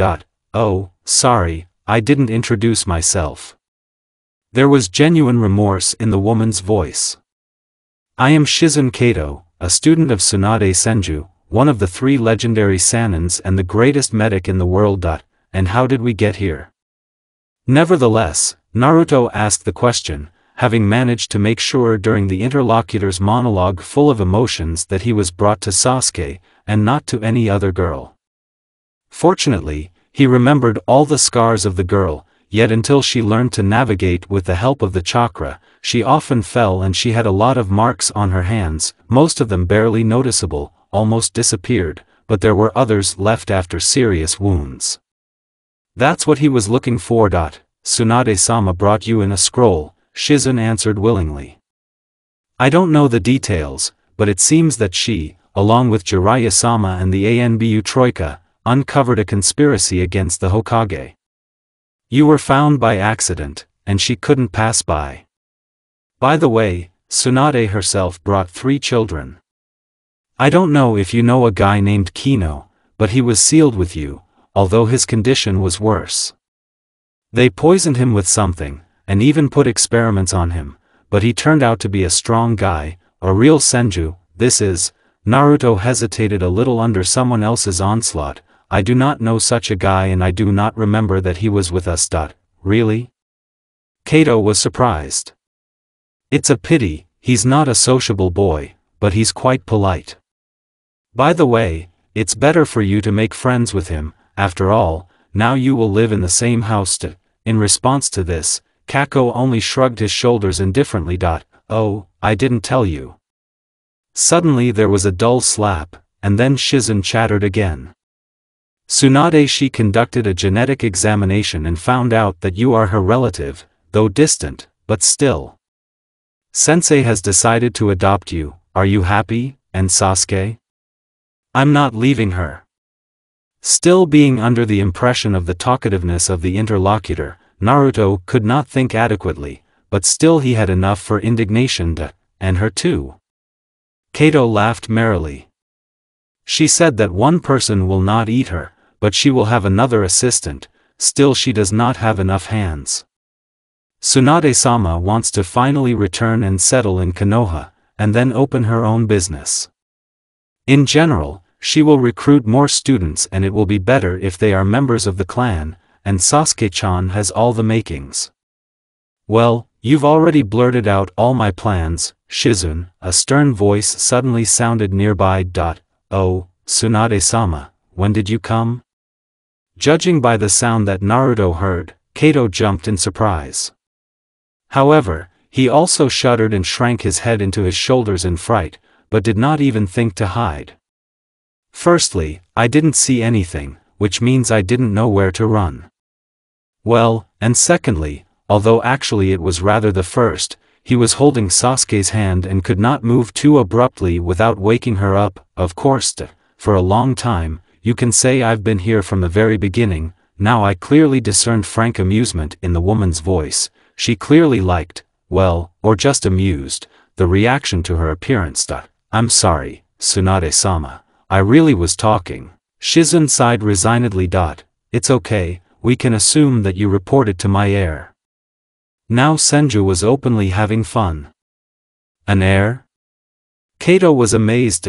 Yes, Hokage recently gave me all the documents for the children, now they are officially members of the Senju clan, Senju Naruto, Senju Sasuke and Senju Kino. Does it really sound? Naruto clearly heard a grin in the voice of the speaker, and then someone else's palm fell on his head and gently stroked him. Is that right, I say, soaring? Thank you. A light touch, but full of affection, made the former shudder, and then, remembering Nono's instructions, he bowed deeply. I will justify the trust placed in me. I have no doubt about it. The answer to him was a gentle laugh and he was pulled to his chest. Now you have me, and know that I will tear anyone for you. Thank you. The weak voice of Naruto and Tsunade, Sasuke, who woke up at the beginning of the conversation, sounded. The girl stirred and tried to sit up. It's not worth it, she was instantly intercepted, not allowing her to get up. It's too early for you to get up, it's too hard for your body to survive the operation, and even now. In general, we have restored your eyesight, but your eyes are too sensitive, and your brain is not used to receiving so much information. She's going to be all right, isn't she? Naruto was instantly alarmed. Of course, Tsunade snorted. It's just that at first you should not overexert yourself and remove the bandage, however, it is fixed with a foot, so it's not so easy to do. Well, that's why there are no restrictions on taking a shower or a bath. Fuinjutsu is designed for this. Will I really be able to see? The girl interrupts her in a broken voice. Of course, the woman chuckles again. However, you'll need to get used to it first. In general, we have developed a whole restorative complex that includes a certain diet, medications and exercises that will help you get used to it faster. However, do not count on the imminent removal of the bandage, it is too dangerous. It's a pity, the girl whispered softly, barely audible, but Senjuheim heard her. Don't be sorry, the main thing is that you will see, the rest is not important, the woman stroked her hand soothingly. However, now your bandage passes only weak light, when you get used to it and your head stops hurting, the transmittance of the bandage will increase and so gradually we will reach its complete removal. Great. Naruto responded enthusiastically, restraining himself with great difficulty so as not to start jumping up. No, he would have been very happy, that's how he expressed his joy at such news, but alas, his eyes were tightly bandaged, which means there was no opportunity to rush around the ward. Still, the kid didn't want to give himself extra bruises. However, it can take years. Ignoring someone else's enthusiasm, Tsunade continued. Are you ready for this, Sasuke? Yes. The girl proudly threw up her head, which caused cheerful smiles on the faces of Senjuheim and Shizune. are you sure? Still smiling, but not letting it affect her voice, Tsunade clarified.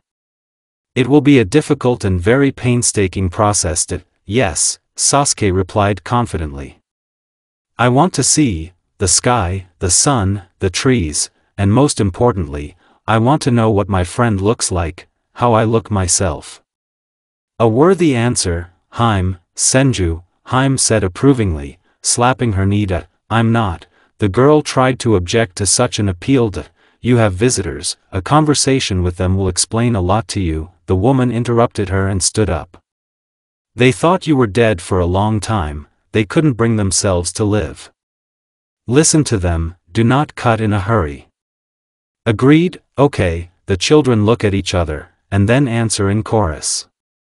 For a moment, Tsunade has the idea that if they don't see each other, then at least they can communicate mentally. However, she quickly banishes this thought and goes to the door. Come in, but remember that visiting time is limited, she strictly informs visitors. 15 minutes, no more. The children have not yet recovered from the operation and they should not overwork. Is that clear? Yes, the answer is clearly not one person, but the children cannot understand how many of them, they freeze in anxious expectation. Too much has fallen on them, they did not have time to digest the past data, and here are visitors. Moreover, both Sasuke and Naruto caught bitterness and old pain in the voice of the woman who accepted them into the clan. The children were just scared, there were too many changes in such a short period of time. Tsunade did not stay in the ward, as well as Shizune, they both left the room, although they did not go far, looking with interest at how those who came to see the children froze on the threshold. Two women, two mothers who, after they found out that their children were alive and in her neighborhood, literally spent the night at the children's beds, now froze. Of particular concern was Kushina, who was having a hard time enduring her second pregnancy.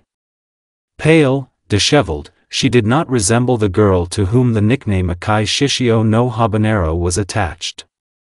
Now there was a mother who had lost and suddenly found a child.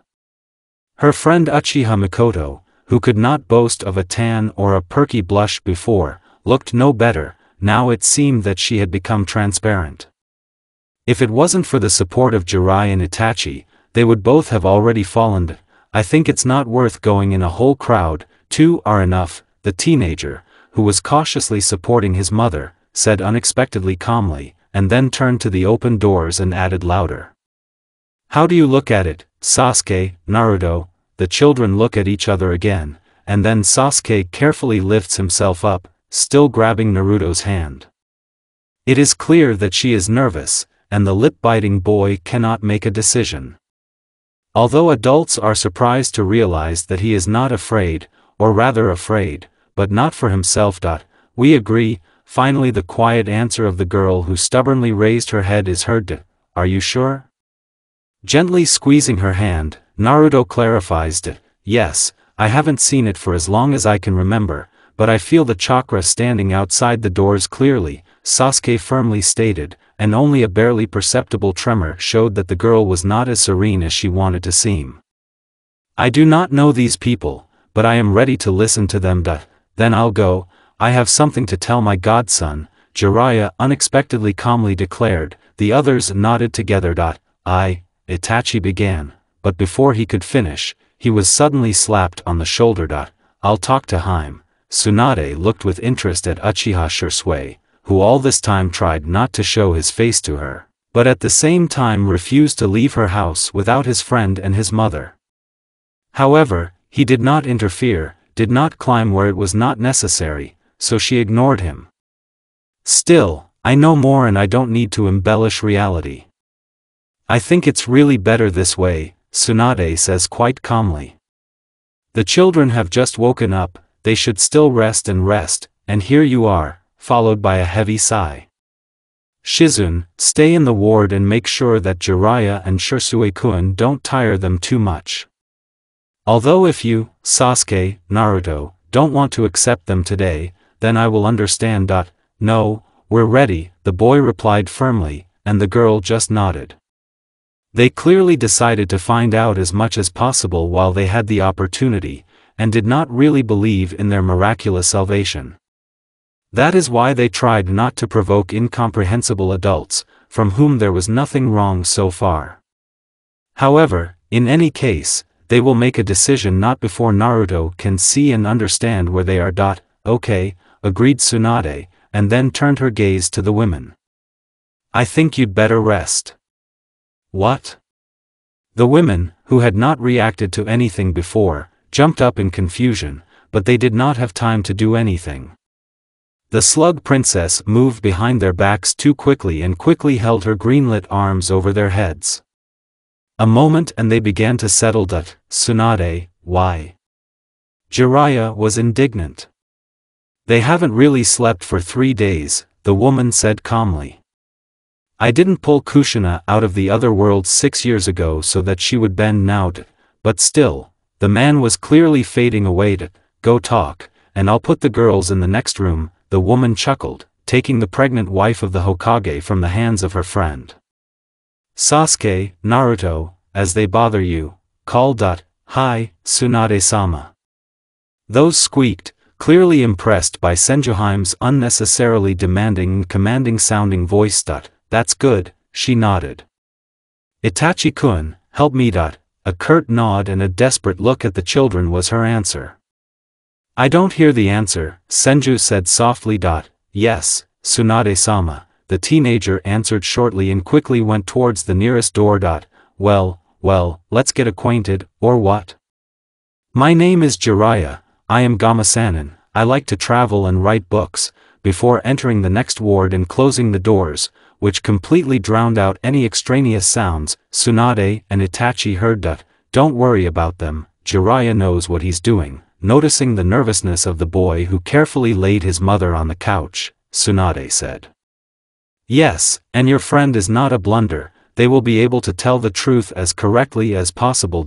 I know, but, the guy shook his head and lowered his head so that it was impossible to see his eyes. But what if she doesn't want to see you?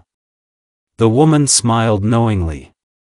What if he decides that it's all your fault, what do you think?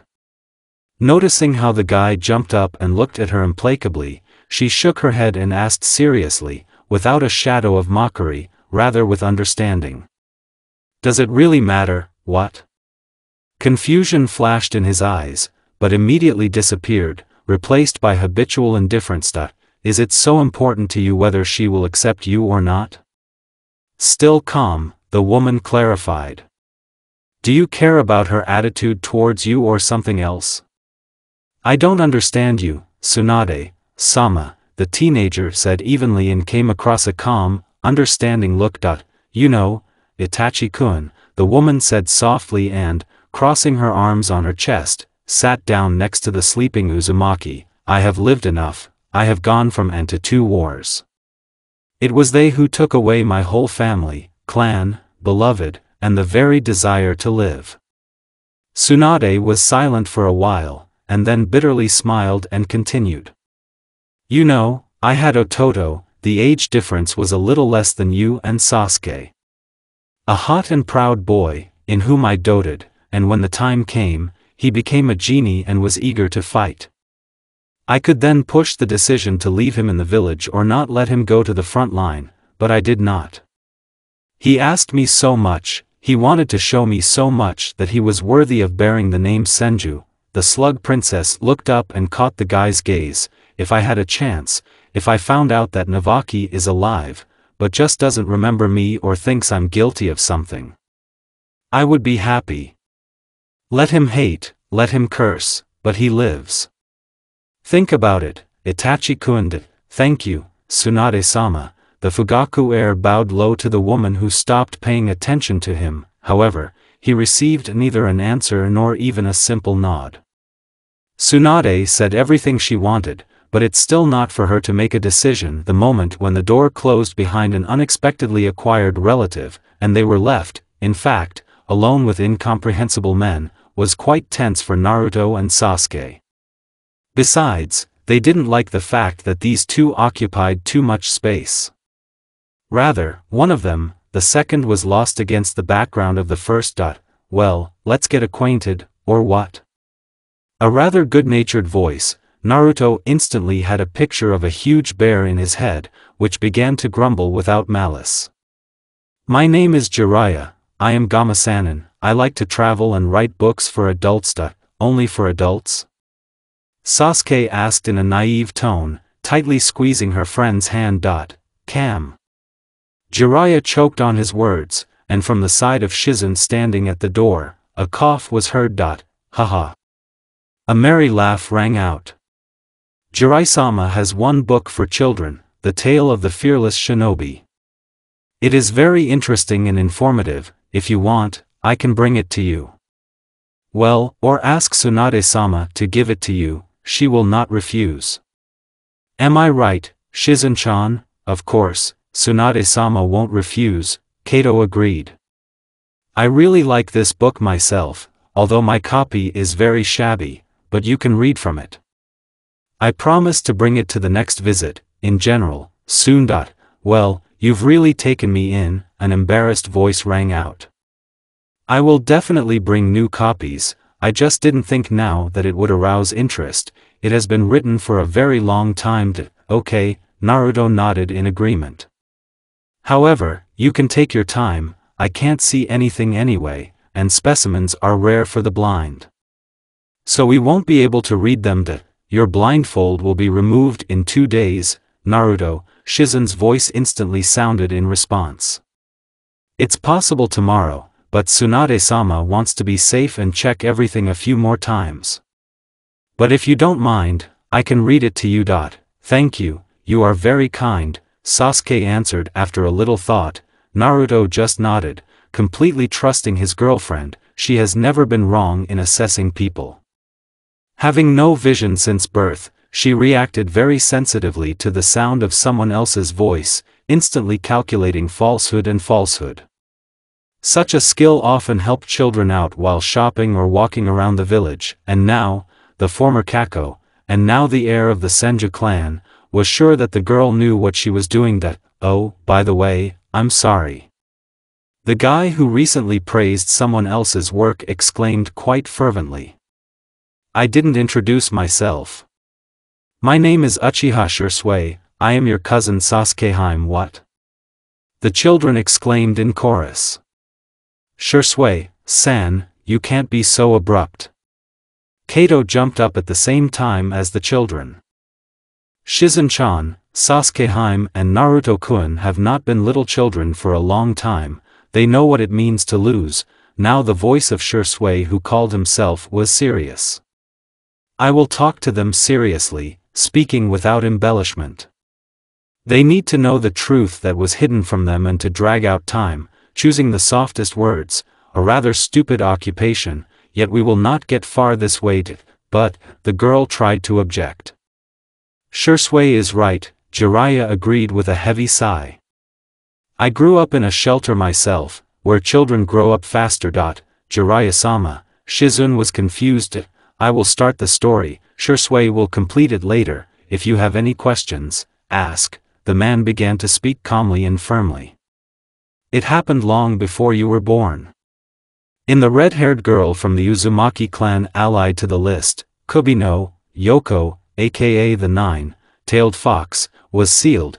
It did not escape the attentive gaze how the blonde-haired boy shuddered at the last words, and then clenched his jaw and tensely froze. Time passed, the girl grew up, becoming a real beauty and a strong kunoichi.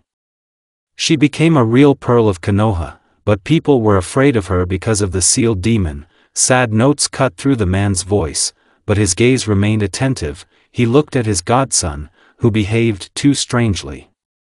She had a childhood friend who always supported her and saved her from loneliness, who didn't care about the demon that scared the others. Handsome, strong and brave, a real shinobi, in which the will of fire burned.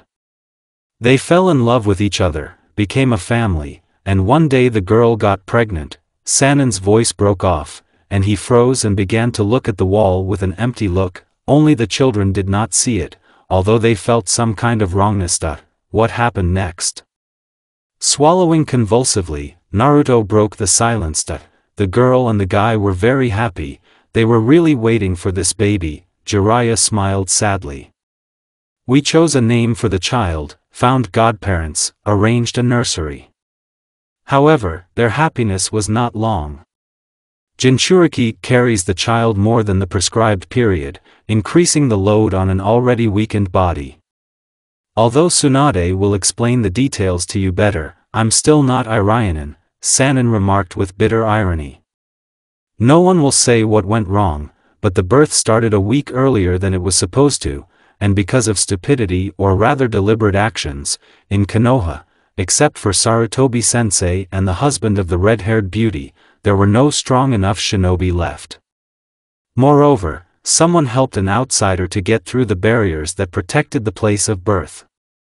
He turned out to be strong, waited for Jinchuriki to give birth to a healthy strong man and, weakened, would cease to tightly control the seal of containment. He killed 2 women Irionins, who helped the child to appear and, threatening his safety, forced him to move away from the beauty of her husband, who was going to strengthen the seal. A heavy, convulsive sigh, telling, the man himself found himself there. A vivid imagination painted a picture of the past days too vividly before his eyes. A guy saved his child, but a stranger stole the girl. Fear shackled the shinobi's heart, his beloved was too vulnerable. Leaving his newborn son in a lovingly made room for him, he decided to go save his wife. And how? Sasuke asked softly, taking a convulsive breath. Did he save his wife? I saved him, pulling him out from under the blow at the very last moment. Sannin smiled, looking at the children who reacted too vividly to the story. However, the demon escaped from captivity and was subdued by a stranger who decided to test his abilities on Konoha. While the guy was rescuing his beloved and taking her to the house, closer to their baby, he reached the village territory and called the Kubi inside the barrier. Shinobi hastened to defend his native village, leaving his family under the protection of his native walls. The guy was transported to the heads that are carved on the rock and was able to reflect a huge cloud of chakra, which Biju spat on the village. At this time, Kyubi himself was knocked out of the wall by Sarutobi-sensei, and the guy was attacked by the one who subdued the nine-tailed. He moved them away from Konoha and tried to kill the brave boy, but he turned out to be stronger and mortally wounded the opponent, freeing Kubi from control. Jiraiya's voice shows pride for the unnamed guy who remained. He was able to kill a stranger and hide his body in a storage scroll to later find out the identity of the attacker, and after Shinobi went to help the village, intending to participate in the taming of the still ferocious beast. It succeeded. Biju was sealed in the body of the only suitable child, the son of that boy. However, the price of this was high. The one who established a strong seal for the Kyubi, Sarutobi-sensei, died. The boy himself fell with the strongest chakra exhaustion, and his beautiful wife, who helped to hold the demon all this time, was on the verge of death.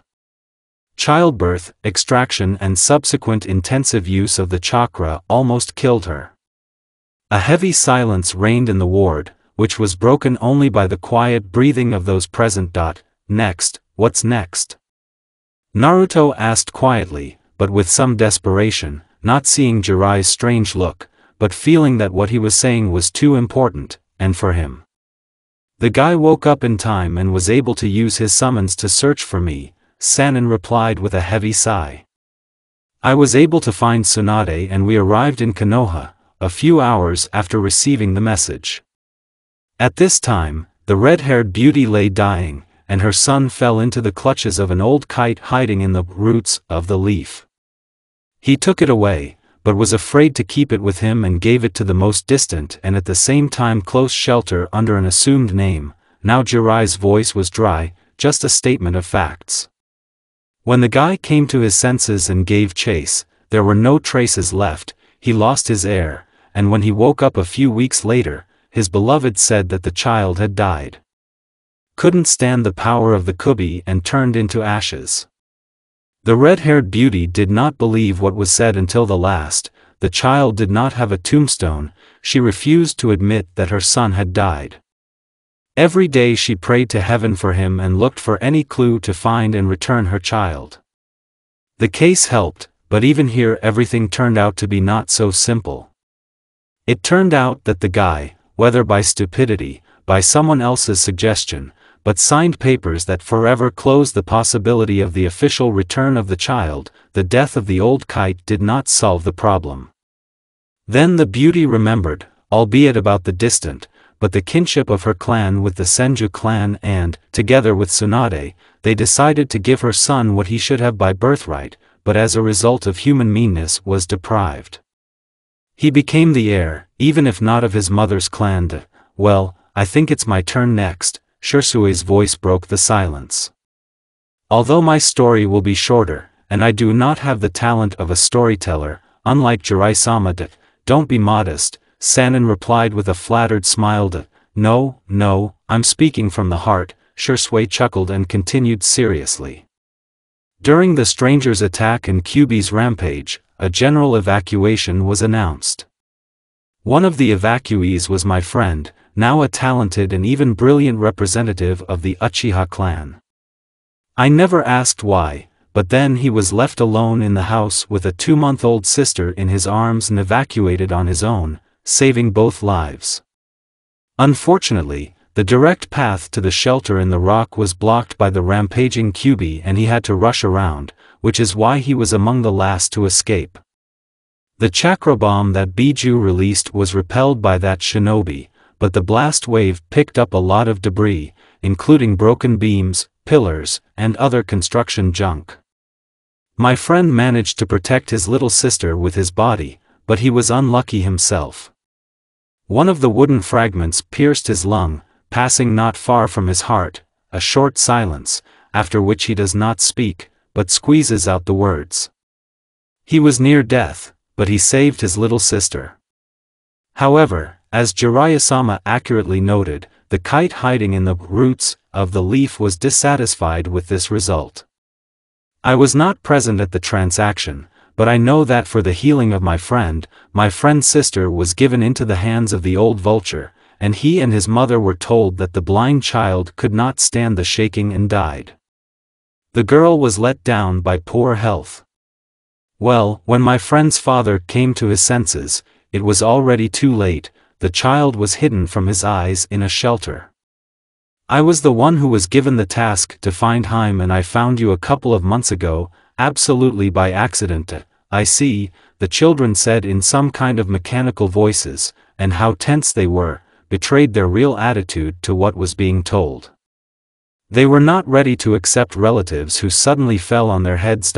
I understand that it is difficult for you to accept what has been said, Jiraiya said softly.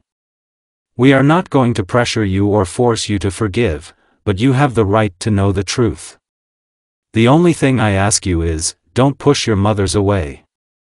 They didn't know anything, and when they found out, your fathers were barely pumped out, and they are unlikely to receive their forgiveness soon.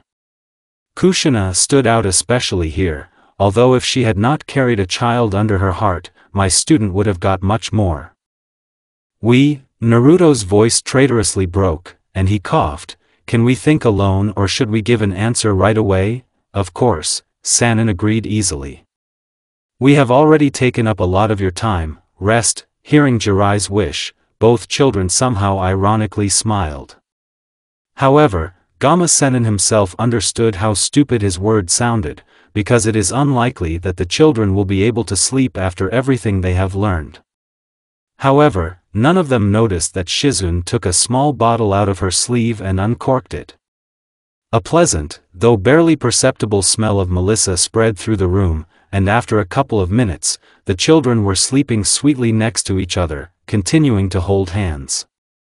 Although not many could evaluate the resulting picture, and not immediately, because Shizune left to see off the guests, and Tsunade was busy diagnosing Kushina's condition and went to see them only a couple of hours later. The next day started quite early for the children, or rather, it seemed so to them, but in fact they slept for more than a day. They were subjected to 2 strong shocks.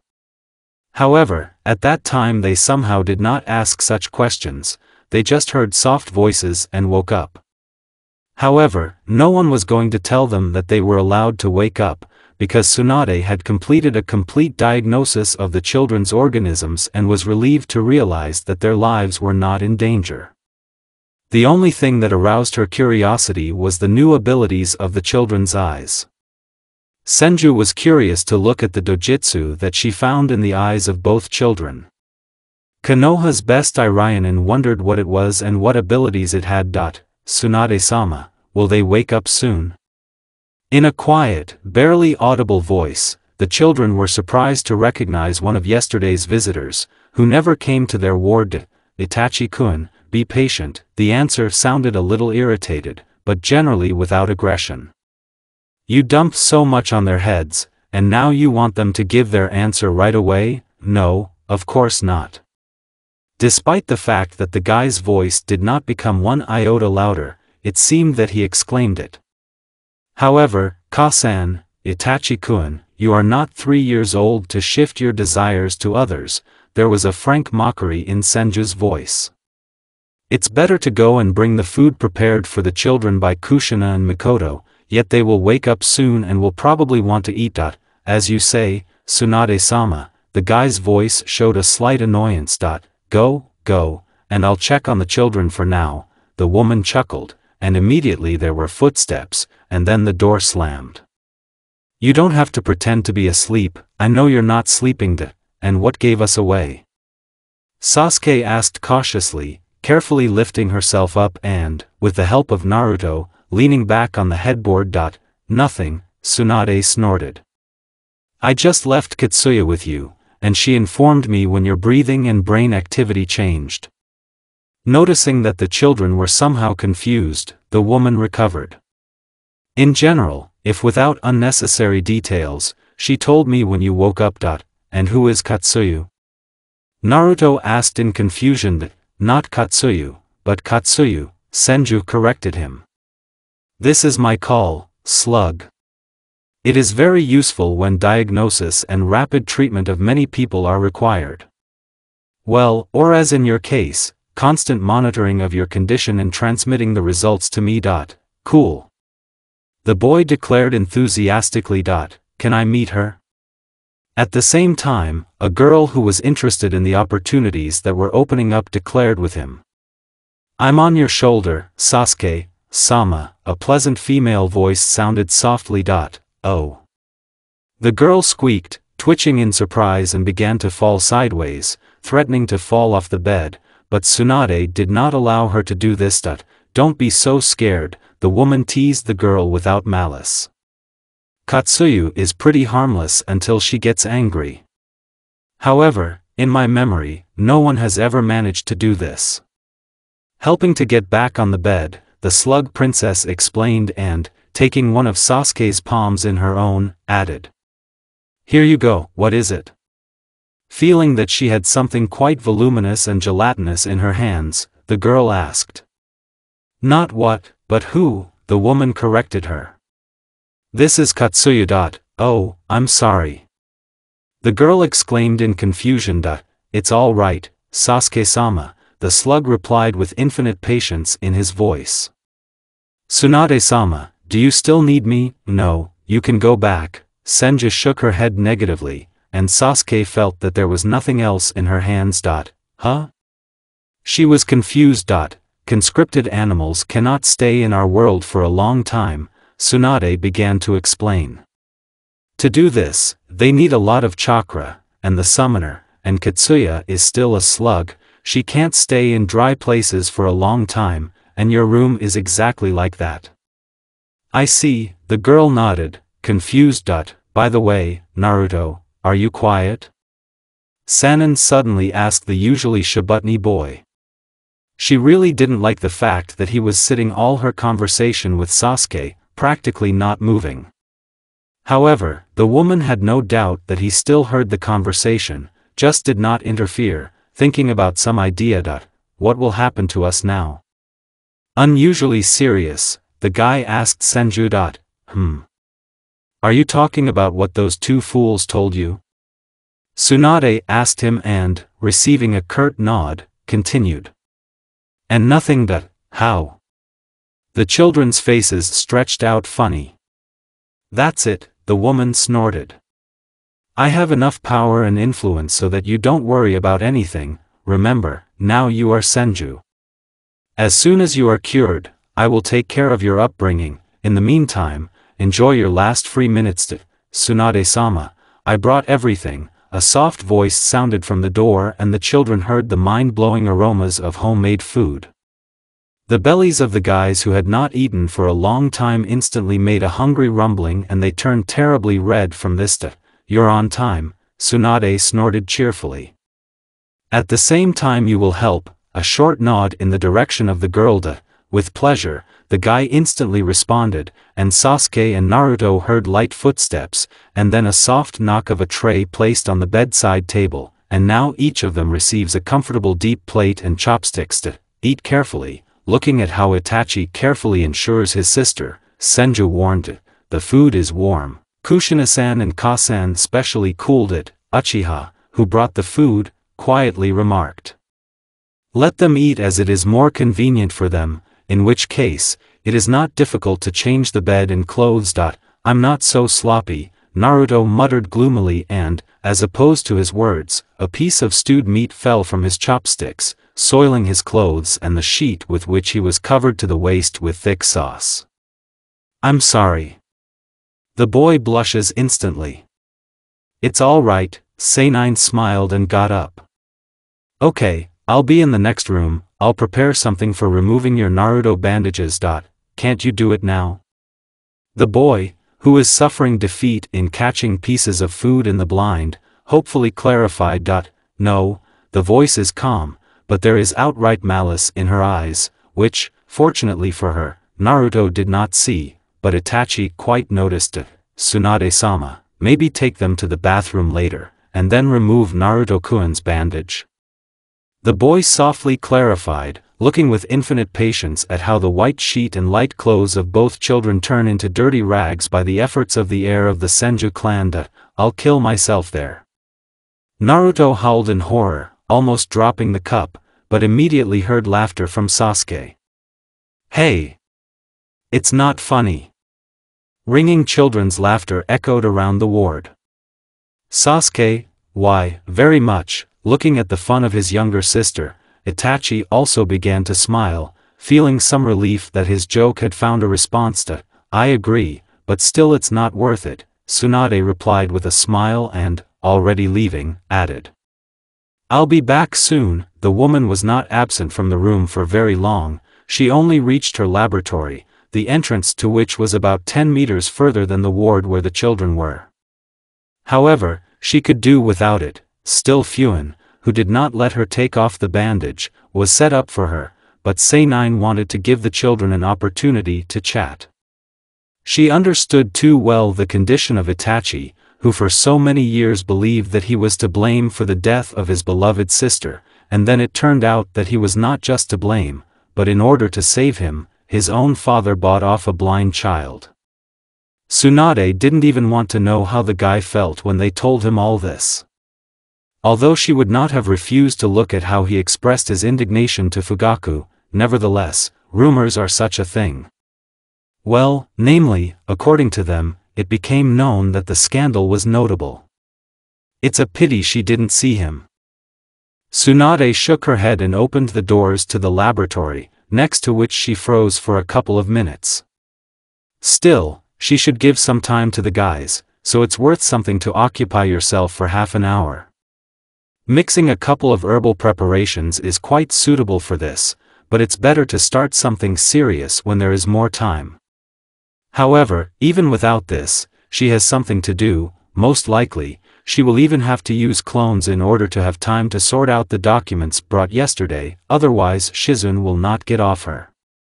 As a result, instead of half an hour measured out to her, she spent a whole hour in the laboratory, and when she returned to the room with the guys, she found a picture of children talking cheerfully. Sasuke and Naruto were asking something animatedly from the gently smiling Itachi, who looked very peaceful, and the eternally indifferent expression disappeared from his face. He finally began to look at his real age. And here I am, Naruto, ready? the woman asked with exaggerated cheerfulness. The laughter died down, but the answer sounded firm. Okay, then I'm taking it off, Tsunade agreed, coming closer and touching the seals located in the temporal region with her index fingers. A short pulse of the chakra and a ligature of seals appears on the bandage, which quickly fades, and now, without any tricks, Senju pulls off his bandage and Naruto starts blinking in confusion, trying to get used to the excessive transition from darkness to light. "Well, how are you?"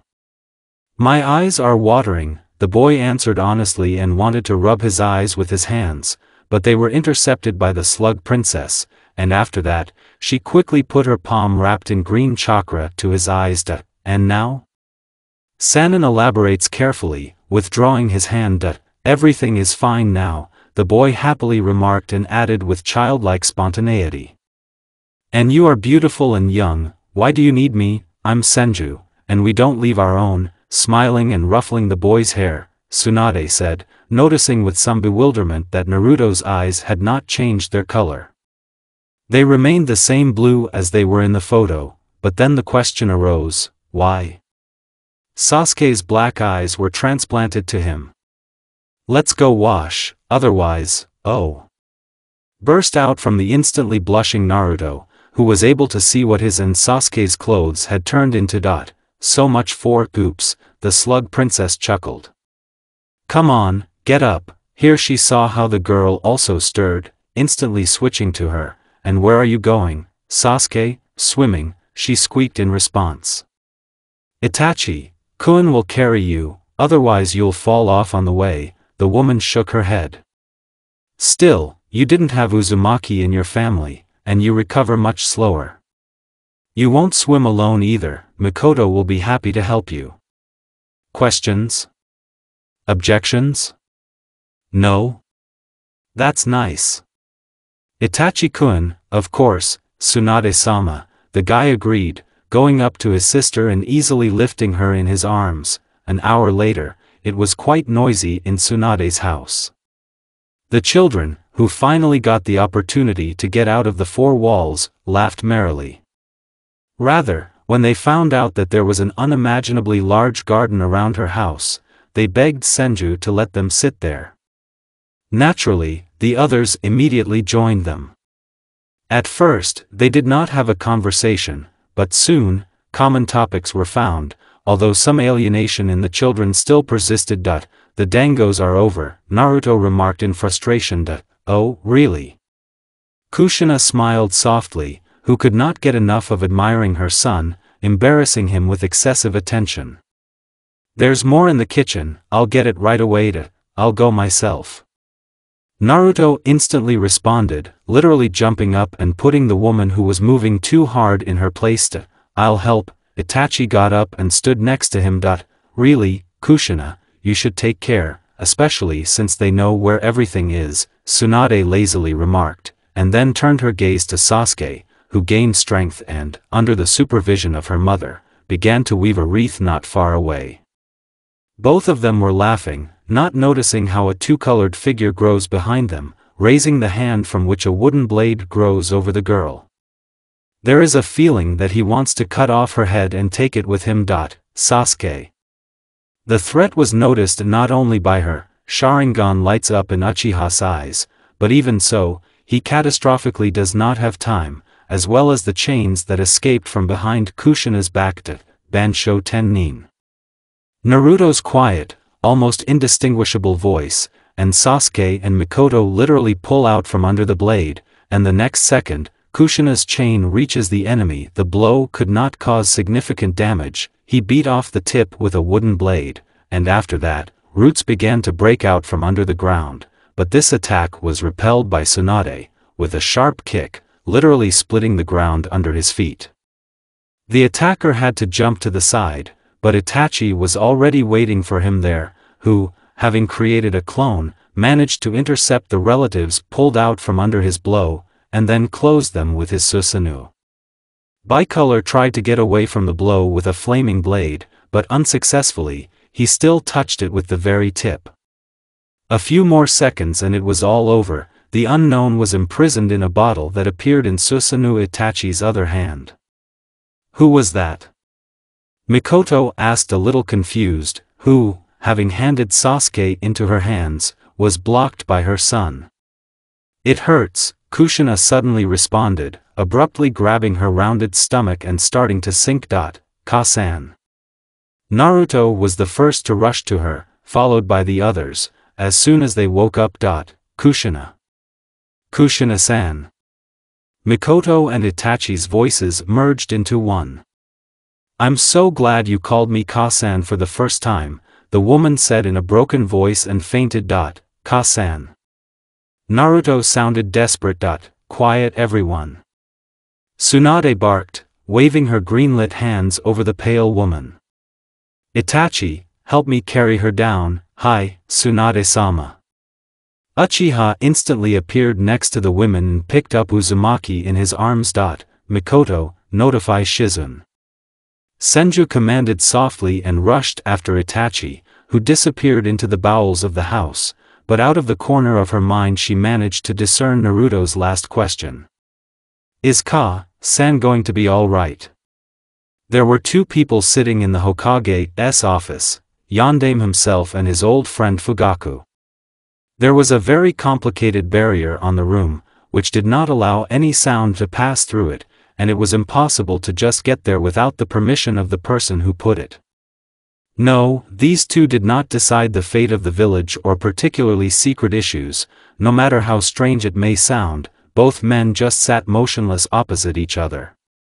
The reason for this behavior was a wild scandal that occurred no more than an hour ago. Both men were sick of remembering what had happened. They were so happy when a message came from Senjuheim that she allowed them to go to her block and meet with the children that they dropped everything and rushed there, but instead of a joyful reunion, they were met by the icy eyes of the children and the news that Kushina was barely pumped out. Tsunade was even able to save the baby, but now Hokage will not see her until the very birth. Namikaze still remembers the look of his son full of icy fury and the accusations thrown by him, the truthful accusations. An attack, and in the heart of the village, it was impossible without passing through all the barriers, and only a few people could give such a thing, a Hokage or a master of seals from the Uzumaki clan. He did not give, and you will not find masters in the daytime with fire. Not the best picture appeared before his inner eye. Things were no better with his friend, only they simply refused to talk to him, and Mikoto also promised to file for divorce if he did not find the culprits. Life, which only recently began to improve, again collapsed into the abyss. A little more than 5 years have passed since Naruto and Sasuke joined the Senju clan. The children had grown up, now they looked nothing like those who had been released from the orphanage. Every movement brings confidence, calmness and serenity in the look. They are the best in their flow. Excitement, it is present, but not because today is exam day. Much more, they are waiting for a completely different event. Today they will have to finally remove the blindfolds from Sasuke's eyes, who has been stubbornly moving towards her dream of seeing the world with her own eyes all these years. That is why it was difficult for them to concentrate and pass all the tests, but they coped. Having received their rightful top scores and armbands, the joyful ones jumped out, where their closest people were already waiting for them. Ni-san, Ni-chan, congratulations. The heir of Senju was literally knocked down by a red-haired girl, and then she began to jump joyfully on her defeated brother. Machiko, you'll crush me. The guy groaned, trying to get out from under the bouncing child. You're lying. The red-haired little girl brazenly declared under the cheerful laughter of the mother and Tsunade, who came up. I feel your chakra, you have strengthened the skin, which means you are all right. Really, Naruto, Jiraiya snorted cheerfully, appearing next to him. Shame on you for lying. By the way, congratulations on the handover, you guys made a splash. And you go there, too, Ero Sennin, the guy groaned in resignation. Congratulations on a brilliant handover, Sasuke. Her mother ran into Sasuke, who was laughing at a friend who got into a mess, and Itachi was standing behind her, smiling faintly. Congratulations. Fugaku's son handed the girl a small tube, where, judging by the seals, a recording of some terribly secret technique was kept. Thank you, Kachan, Enai-san, the girl replied with a happy smile, not even trying to escape from her mother's embrace and take the gift. Really, thank you, Naruto said calmly, who easily got to his feet with his sister hanging on him and with a wide smile took the scroll Sasuke handed out. Itachi, you've been made. A cheerful laugh sounded and he was slapped on the shoulder by Shisui, who appeared seemingly from nowhere, and after he subtly bowed and winked cheerfully, added, My sincere congratulations, Hime, Naruto-kun. Enai-san, what's in the scroll? Machiko asked with great curiosity, sitting comfortably in her brother's arms. It's best to ask Itachi. The guy instantly turned the arrows and smiled widely, looking at how his brother Sasuke frowned with displeasure, and Shisui began to laugh. There is a description of the dojutsu techniques that we were able to find. Shifting his gaze to the girl waiting for an answer, Itachi replied with a soft smile. If you want, then Naruto will show you the result. In the next second, vindictive notes appeared in the Uchiha's voice, if he can learn. Is someone doubting me? The stubborn gaze of the blue eyes clashed with the discontented black ones.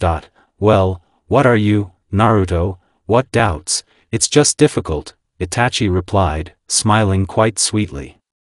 It's just that Sasuke is my Yamato, it's in her blood, it will be more difficult for you. So. Sasuke cut in between the guys' withering glances at each other. Immediately stop the farce, really, let's not quarrel on such a beautiful day. Mikoto supported her impulse, next to which Tsunade and Jiraiya stood, but Kushina came closer to take her daughter from her son's hands. Pf. Absolutely the same, guys snorted. We won't, will we, Thebans? Now Kushina stepped in, who took off Machiko from Naruto and now looked at the guys with displeasure, and 9 strands began to rise around her head. Whatever you say, Kachan. Of course, Kushina-san. Gulping convulsively, the guys responded in chorus. That's nice. Instantly calming down and gently smiling, the red-haired woman rejoiced. Kachan. Kushina was gently tugged by her daughter's pant leg. What, Chiko-chan? The woman carefully squatted down in front of her daughter. Are we going to celebrate? The girl clarified with childlike spontaneity. You've cooked so much. I want a piece of that huge cake. Sasuke was surprised. Of course, today is a holiday, and what holiday without a cake? Machiko said seriously, while funny puffing out her cheeks, instantly becoming like a hamster. By the way, I also helped and deserved. The girl spreads her hands in different directions. There is a feeling that she is hugging something unimaginably big. Here is such a piece of cake. A serious face framed by red hair, and most importantly, the meaning of what was said causes cheerful laughter from all those present, which they try to disguise as a cough.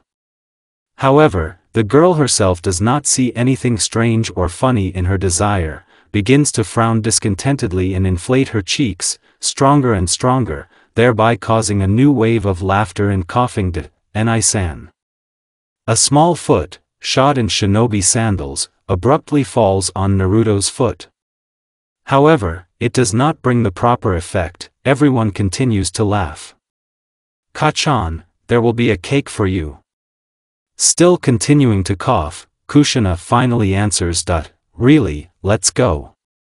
Agrees a wide-smiling Tsunade, a soft touch on the shoulder of the adopted daughter and her talented student, carrying support, and she continues. We still have to remove the blindfolds from Sasuke's eyes and only then celebrate. Wah. It's great, I'll finally see what color eyes Eni-chan has. The no longer offended child clapped her hands enthusiastically. I want. Come quickly. The girl grabbed the hands of Naruto and Sasuke standing next to her, literally dragging the unresisting teenagers further, but noticing that the others remained in place, she stopped and added discontentedly, looking at the adults. Well, why are you frozen? Let's hurry up. Indeed, we are slowing down something, the grinning Jiraiya remarked, and the first went after the cheerfully chatting children. The road to the Senju quarter was fast and fun, yet everyone present was well acquainted, and is it possible to be sad or angry on such a wonderful day? Of course not. You need to laugh and have fun, especially since one of the most important people in their life will soon realize his dream and look at this world with his own eyes, and not through a blindfold. The noisy celebration that Naruto and Sasuke became shinobi, combined with an equally significant event, the removal of the girls' bandages, quickly tired the teenagers. Nevertheless, even fathers who did not feel too comfortable arrived at it, because the children did not forgive them until the end, but they did not refuse to communicate. Teenagers behaved with them emphatically, politely and coldly, as with unfamiliar relatives, which in fact they were. No, they hadn't been mad at them for a long time and were even glad to see them, but they suddenly wanted a little silence. They had too much to say to each other. That is why, when the opportunity arose, they carefully retreated into the shade, going deep into the green garden, where they sat down by the pond, hoping to talk a little in peace and quiet. You know, Sasuke, Naruto said softly, clearly succumbing to the mood that evoked a soft twilight and the rustle of sakura leaves that leaned to the very edge of the pond, in which the stars were reflected. I am glad that you are near, and we have passed our way together. Even if I had the opportunity to change everything, I wouldn't, because then, you might not be around. Me too. The girl smiled and, blushing slightly, hurriedly continued. I don't want to change my fate. I'm glad that everything happened the way it happened. If everything were different, I would never have seen you. I would never have known what kind of eyes you have. Blue, like the purest sky or a mountain lake sparkling under the sunlight. You gave me back the light, Naruto did. Sasuke, the guy pulls in confusion and, turning to her, quietly begins to speak. Sasuke, you are very dear to me. I want you to always be there. You are 100. Have they kissed yet? Naruto's speech is interrupted by a loud children's whisper from the pond, and a distinct crackling is heard from under the sakura. It seems that the guys got excited when they decided that they could escape from their relatives unnoticed, yet they were not the last shinobi. Not yet, but they are on the right track. Machiko, a man's, rather adult voice sounded no less quietly, but for now it's quiet. You'll scare them off and they'll reach it for another 5 years, just like Kushina with me. Be silent, old fool, don't teach the child any vulgarities. The muffled sound of a blow reaches the silent children and immediately, almost without transition.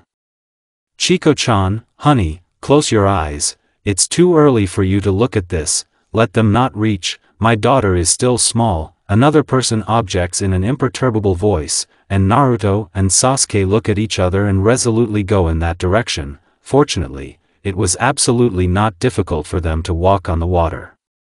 This is still one of the very first control exercises that Tsunade gave them. For example, the same Sasuke could generally run along a mountain river and not get out of breath. Irionin, after all, they are nowhere without virtuoso chakra controlled. Nothing is small. Jisan showed me his books. An offended child's voice sounded. Jiraiya, I'll kill you. Instantly there was a growl, and 2 people spoke at once. I'm just a rake. A man's voice tried to object, but a thud and he fell silent. I hope my daughter hasn't read these books. The imperturbable voice sounded again. Small for such a thing, but in 10 years it will be just right. To San, it's not worth it. Much quieter, another voice began to object.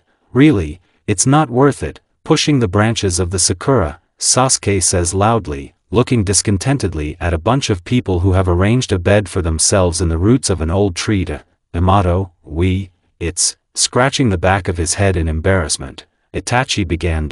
I already realized that you are not the one, the girl said, putting her hands on her hips. In general, we bless you, children.